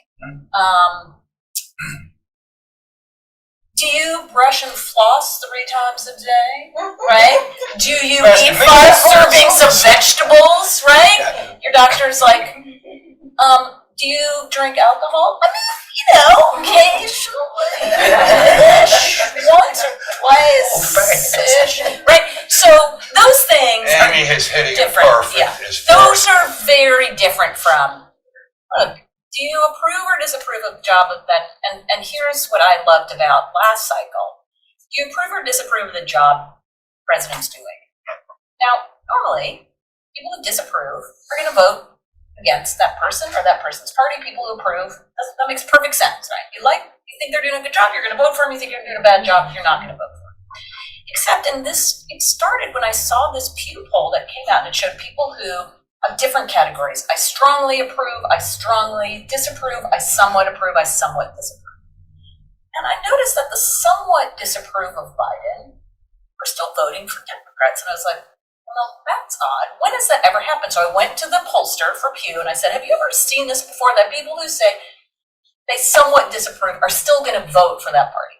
So they went back. That's the nice thing about Pew Research is they've got, so many years of data to go back on. And they've never seen that before. Normally it's like 75 to 80% of somewhat disapprovers are going to vote for the other party.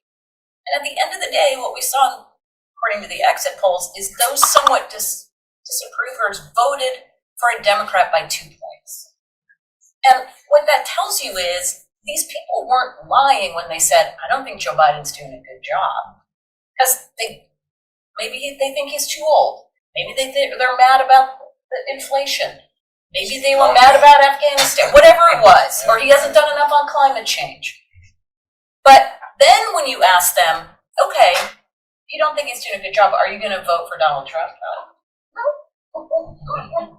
Right? So that's where these questions are really, and that's why this year, to that point, is going to be so fascinating, because you've got two equally disliked politicians who are very well known, who are very different. And you're asking voters to, again, go like, all right, my favorite focus group guy, by the way, you'll appreciate him, was this guy who goes, well,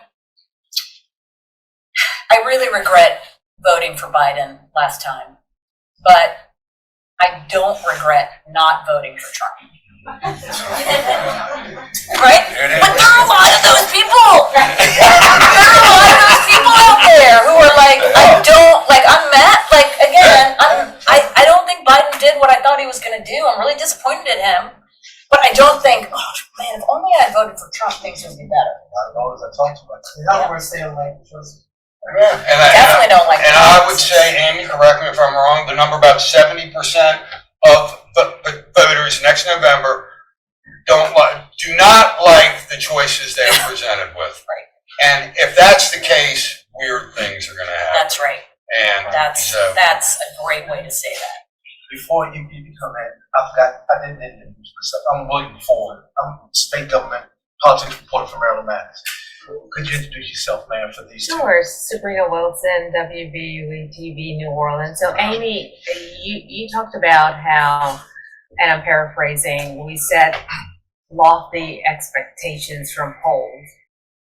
Where are polls useful and helpful and good to rely on? Yeah, I think they are helpful in giving us a baseline for, again, at this moment in time, how are voters perceiving, and I especially like what you're doing in Maryland, or what, right, like in New Orleans, asking issues about whatever is going on, or in Louisiana about whether it's taxes or crime or whatever else, how are they perceiving this? And again, getting underneath the like 60% say no, 40% say yes, of like, where are these people? Who are the people that are saying yes and no? And what do we think? Now, the hard part about a poll, and this is where I always feel bad for pollsters, because I call them and I say, well, why do you think they're saying this? And that's not their job. They can't tell you, like, I don't know, they think this. It's not, they can't explain necessarily why that is. You can help to flesh that out. Why is it that people are saying they don't want to pay for tax? They don't want to pay a sales tax, but they're also really worried about the fact that these bridges and roads are falling apart in their community.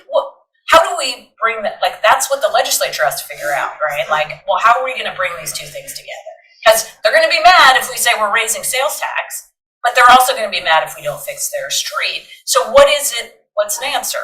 How do we, who are, and is it in different regions? My first instinct when I heard that number was, well, I bet in the regions that are more urban centers, so right here around DC and in Baltimore, Baltimore City, they're gonna be more willing to pay more tax for transportation. But that To wasn't some true. degree, slightly, but it was Okay. much more driven by party. Okay, In Maryland, 60% opposed, 37, but among Democrats, 53% support, 45% opposed. So it was driven. Yes, sir. You got your hand up. Yes, sir. I'll get you, Debbie. Yes, question. What's your name, sir? Arun. Thank you. Just a quick question on polling. I'm a data guy. I love data. I think the sample size is pretty important. Right? A lot of people just look at the percentages and numbers, but they don't look at the fine print at the bottom where it says we sample at 4 people. That's very important. Or we sample 4,000 people. So I think sample size is pretty important. So having established that, if you agree with that, my question is, how do you decide on a sample size for various lists? What is the criterion or criteria? Well, the criteria for me, basically, when I work with a candidate, is as big as possible. Well, possible is how much is it going to cost? Because the campaign has limited resources. So ideally, when I do like a legislative district in Maryland, there are 47 of them, I want a sample of at least 400. Okay. When I do a survey of Maryland voters, I want a sample of 800. Ideally, I'd like to have 1,000, but ultimately it's driven, in my case, most of the time by finances. So, but it's got to be large enough to be meaningful. It's not a type of race. In other words, well, it's a factor of race, like for a statewide poll, Maryland is 30% African American. If I do a poll of 800 voters, 30% of 800 is 240.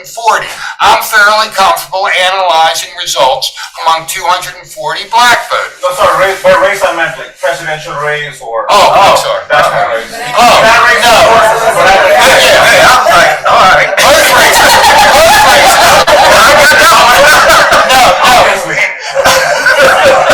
A simple answer to your question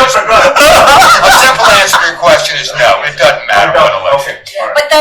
but that point about the 240 is so important, and this is the challenge too, in saying, well, what can we give to our readers, our viewers, information on this poll? And you want to say, my instinct is always like, okay, well, what do the people in Montgomery County think? What do Asian American voter, they're the fastest growing group, what do they think? And he goes, okay, well, that's 64 people in this poll. Do you feel comfortable basing an entire story around the opinions of 64 people in the entire state? No.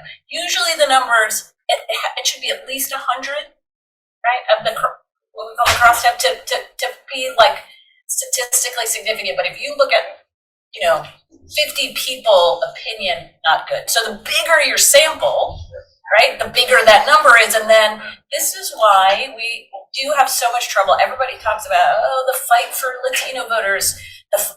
What are Latino voters saying? Well, it's expensive to do a poll that gets enough of those voters in the sample, right? It's what's called oversampling. So you get a big enough number to tell the story. Me looking at a poll that has like 52 Latino voters is not helpful for me to pull them out and say, well, they support this or they don't like that. There's no baseline per se. That's what you're saying. There's no baseline minimum number, minimum sample size. Well, there's two types of polls. There's standalone polls and there's comparative numbers. So when Amy talks about 100 respondents within a certain cell within the poll you're doing, I agree with her completely. I'm very happy with 100. The margin of error on 100 plus or minus 10, okay? But it's a comparative. It's for comparative purposes. Yes. It's not as a standalone. That's right. And it's all those kinds of things. Now we go ahead and I got you. I'm Kevin Barrett, and my question was about what is going to be on this. And then I wanted to ask you, how do you ensure that the poll you do is diverse, not only by race, but especially by gender? These days, you don't talk about that. They go Well, there are a couple things, and a couple of assumptions I make when I conduct any poll. And again, I'm using Maryland as an example because that's what I do mostly statewide. In Maryland, I know certain things. I divide the state up into 5 regions. I know that roughly each region comprises about X amount of the electorate. Why? Because it's happened for the last 10 elections. And I take into factor in growth and stuff. Baltimore City, for instance, has shrunk. It was 10% of the vote 20 years ago. It's down to about 8%. So you factor all that. I know for a fact that come next November in Maryland, about 54, maybe 55 out of every 100 people that vote are going to be women. Why? Because that's the way it always is. I know that, well, so I'm monitoring that as I'm doing my poll. A little quick aside, in the old days, if you let a poll go on its own energy, you get too many women. Well, with the influx of cell phones, if you just leave it to its own devices, I'm getting way too many men. It's a weird thing, but I'm constantly dealing with that. I am monitoring as the poll is being conducted, and I deal with these groups. They know what I want, and they are staying on top of it. And if at the end they got to call 10 black women between the ages of 34 to, it's that I want my stuff precise. Now, am I putting limits on? Yeah, but I want it to be accurate, and I'm not limiting it in a way that I think is going to be inaccurate or not reflective. I don't say, give me 20 more people that have a favorable opinion of Donald Trump. I don't give a crap about that. I want 10 that fit this criteria where I end up with a sample that, to the best of my knowledge, reflects the reality that will occur. Yes, ma'am. What's your name? Thank you. And I forgive my cynicism in this question. I really do value what you do to bolster. And it goes along, my question goes along with what you just said. And my question is, how do pollsters know that they're getting people to actually understand how government works? Because when I see the two different candidates, one has a greater stronghold on the lawmakers that can actually pass things through Congress and therefore have, this president did what I like, versus the other one who is having a hard time getting his own people to say, help him out in Congress versus the majority and all of that. So. Okay, by the way, yes. Will you marry me? I have never met anyone who appreciates my work, so I'm going to let Amy answer.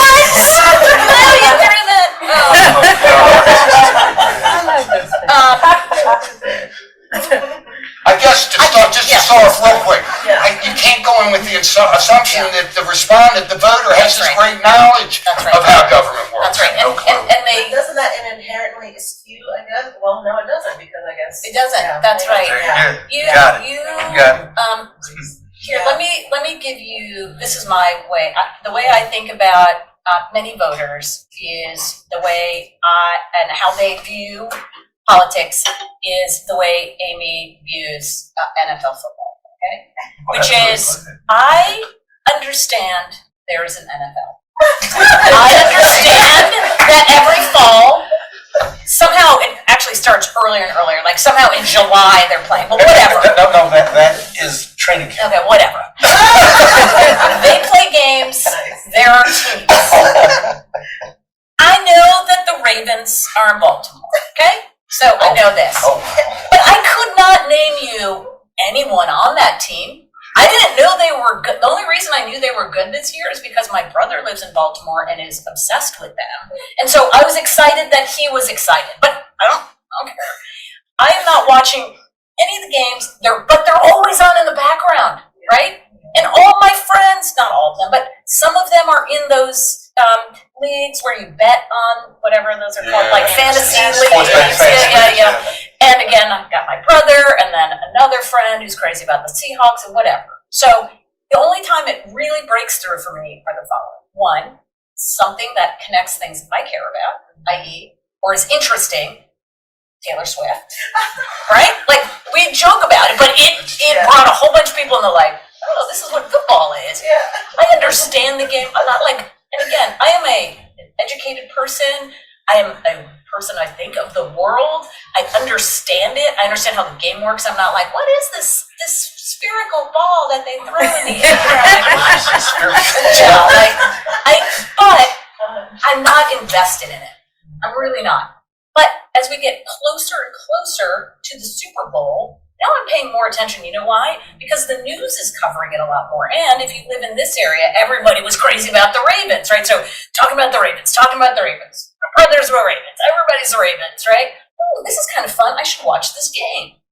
So I watch that game, and then I somehow get caught up in the other one. And then, of course, I'm watching the Super Bowl because everybody watches the Super Bowl, and I want to watch that, and I want to watch the halftime show. Exactly.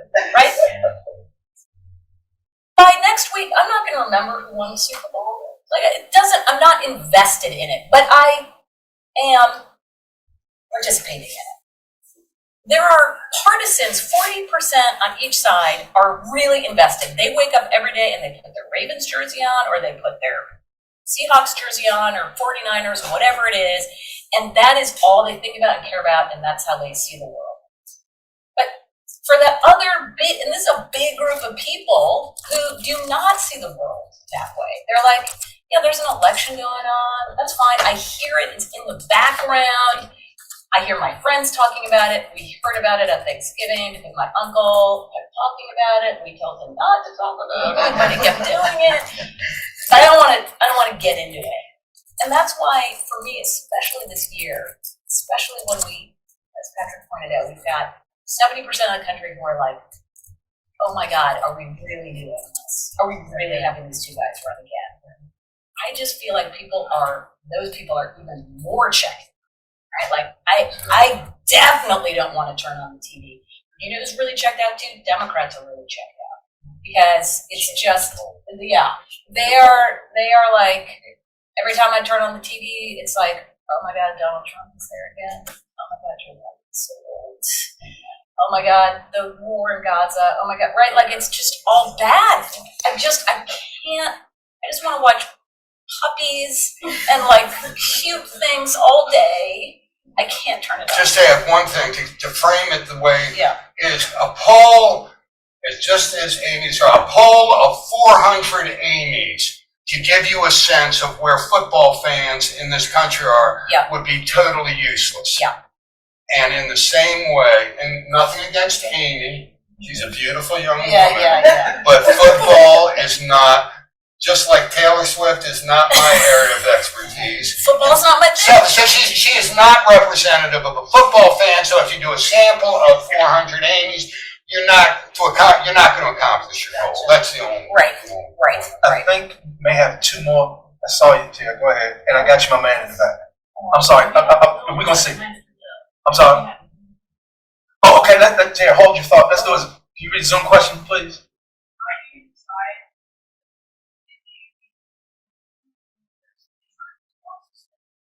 Okay, how do I decide to poll? Again, I am taking a universe of which I know much about, and I'm trying to pull randomly. And the random aspect is like a lottery ball floating through. That part is very important. And as long as I'm hitting my marks with this random way of selecting them, I'm going to be pretty good most of the time. Mostly, again, I use lists because they have numbers to them. I know certain characteristics about them. And I know 85 to 90% of the people that are voting this year voted last time. So, landline cell phone, great question. 10 years ago, I was paying a penny a record for landline. They wanted 10 cents for cell phones. I said, I ain't paying 10 cents for a cell phone. All of a sudden, I went along and I got a couple polls back. And I said, I'm not quite pleased with this. So I started incorporating cell phones about a dozen years ago. Today, I don't have it off the top of my head. I would say 70 to 80% of the completed interviews I do are via cell phone. Yeah, go ahead. Taria Rogers, supervising producer of WYPR in Baltimore. Question about the polling. General polling for elections versus the candidates that do their own polls or elected officials. Like Larry Hogan had a very sophisticated polling mechanism. David Charles running for Senate has a very robust polling mechanism. The $1 million anyway.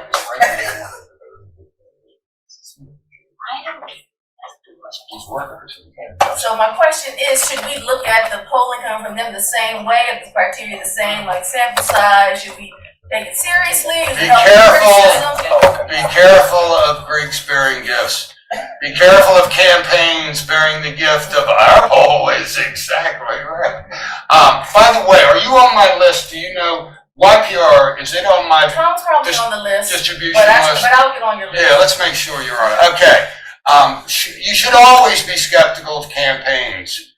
And a campaign, and that's not, they're going to release what they think is most beneficial to their client.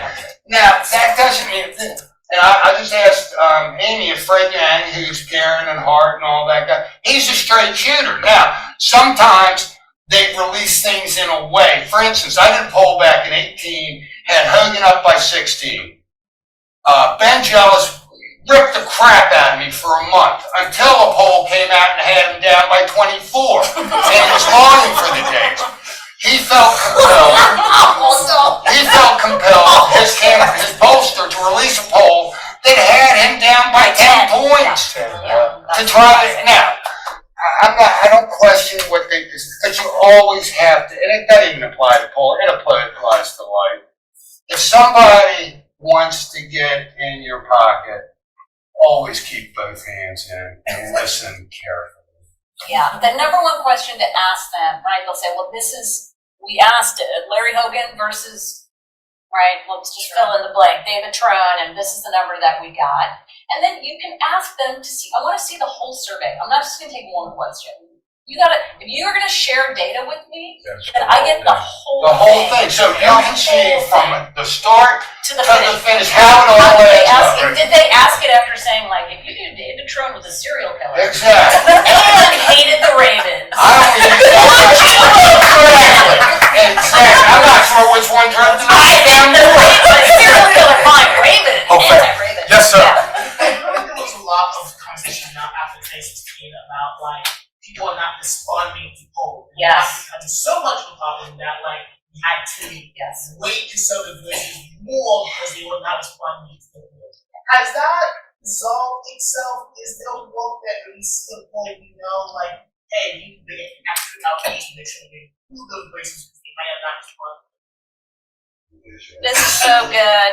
I love this question, and I could spend like 5 hours on it, but I will, let me start from the big, which is the challenge we have at this moment in time when we have a country that is as polarized as it is.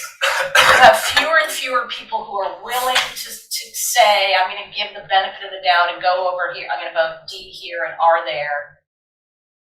That when the margins in the states that matter, like Maryland's nice, but it doesn't matter for the Electoral College, Pennsylvania and a Wisconsin where the race will be decided by 2 points or less, the polls are never going to be able to get to that level of specificity that we would like to see. All of us would like to believe that if a poll comes out in Pennsylvania today and it says this, then that is going to be the final result. But it was literally 10,000 votes in Arizona. No poll can get you that close because what the polls can't tell you is what turnout is going to be. So imagine more people turned out than we expected, or fewer people turned out than we expected.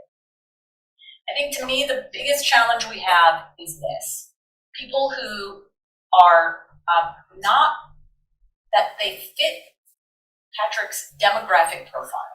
This is what happened in 2020. Wait a minute, why did all these polls show Biden ahead by really pretty significant number, and yet at the end it was this close? We did everything right. We had this percent Republican, we had this percent white non-college, we had all of our numbers correct of a universe of people to vote for Trump. What ultimately came out, this is the best explanation that they came up with, the folks who do the Association of Polling, was yes, our sample was correct in terms of the demographic breakdown, but guess who were answering our surveys? Republicans or others who would fit in the Trump category, right? Like people who would vote for Donald Trump, who were the most skeptical of him. People who were the most down on him, who were the most willing. And so think about this too, again, going back to my sports thing. who is more willing to answer a call or fill out complete a survey? Somebody who is, you're calling to say, you're calling them after their team just won a big game, and we want to interview you. Isn't that great? About your team? Or actually, we wouldn't say that. We would say, we want to interview you about your team. Great. I'd love to tell you about my team. Or my team's awesome. Now imagine it's after your team just lost. I don't want to talk to you. That was a bad game. I don't want to talk to anyone. I'm not going to talk to my family. I'll lock myself in the bathroom, right? You don't want to talk about it because that is, so if all you're getting from the media, et cetera, is Donald Trump's losing, Donald Trump is right, all these things, I'm not going to necessarily participate. And the people who are most supportive of Donald Trump, a lot of them don't know about his voter files because they didn't vote in previous elections. They aren't engaged in the sort of civic participation in the same way. And they are very skeptical of talking to folks in this room, right? Media, especially, because you're all rigged against everything.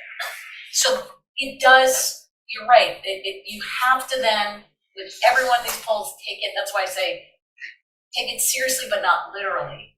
They are giving you a very good understanding of where the electorate is right now, but understand the blind spots that are there, the places that you can't see because of these things, the kinds of people who are not answering, rather than which comes back to the first question, they're not lying. It's not that they, right, like, well, people said they weren't voting for Trump, they were lying, it was, no, you just didn't capture that universe. Before you go back to poll, I just want to make sure. Yeah. Darlene, Darlene, you'll be the last question, and then I want to make sure you guys give a couple of tips to summarize, okay? Thank you, sir. Yeah, it's really quick. Darlene Superville, AP. Amy, when you started talking, I thought I heard you use the acronym MOE. Oh, sorry. That was wrong. I meant to say MOS. I did MOE of Margin of error versus like man on the street. Yeah, sorry. Yeah, that was. We got to sum it up real quick. Amy, few tips on what people could look for. And Patrick, few tips, please. Well, you go because I you go? Okay. Yeah. Go ahead, Patrick. Yeah. Okay, let's keep in mind that we're looking at an election, and I'm going to go back to this point, in which 70% of Americans are not happy with the choices. If it ends up come November that these are the choices, recognize that it's not business as usual. It's going to be more difficult, harder to get things. Having said that, please recognize that so much of what we receive via news are talking heads that act like they know everything. I'm the only one that knows everything. They're talking heads that think, like pollsters that think they can predict the future. I have never pretended that I can predict the future. I know I can predict the past, and a lot of my analysis is based on what I'm seeing in my polling and what I've witnessed in the past and experienced. Having said that, everybody, you guys do a great job. Keep in mind that when things get tough in the biz, this too shall pass, and we are all heading for the promised land. Amen. Thank you, Reverend. Amy, please. I have to follow that. I don't know. I mean, Go ahead. Sorry, please. Yeah, do you want to marry? You guys get married? Yeah. You know, the being skeptical is very healthy, and you should be. But you can so it's like, maybe a better way of saying this is it's like how people describe AI or some other things, or really pretty much anything else. A tool is just that, it is a tool. It can be used for good. It can also be used for evil. People can take information and twist it in a way that makes it that helps them and hurts somebody else. But you should feel, I think you should understand the complexity of humans and appreciate that. Hold is trying to get at this very challenging thing, which is given all the information that you have to make a binary choice when our brain tells us we should have more than just two choices, right? But we don't. So how humans process that, I think, is very important. So I've been doing a lot more focus groups, and my suggestion would be sitting in at as many of those as possible. It's a small sample. That's 10 people in a room. Do not look at that as like, well, these 10 people say they're going to vote for Biden, so it's over. Think of it as listen to what they're saying and how they are processing it. A lot of organizations are doing these focus groups. Will invite you in, or as a reporter, you can say, hey, I've seen that you guys were doing these groups, can I get invited in? Now, a campaign is never going to invite you in because they're going to ask proprietary stuff that they do not want to share with the world. But for other organizations, it can be very helpful for them to have reporters there to do that. And All right, guys. Yeah, Well, you you gotta can touch finish those after session.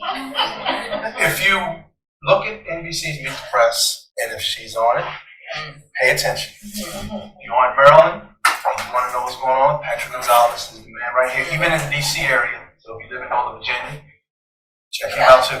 Thank you very much.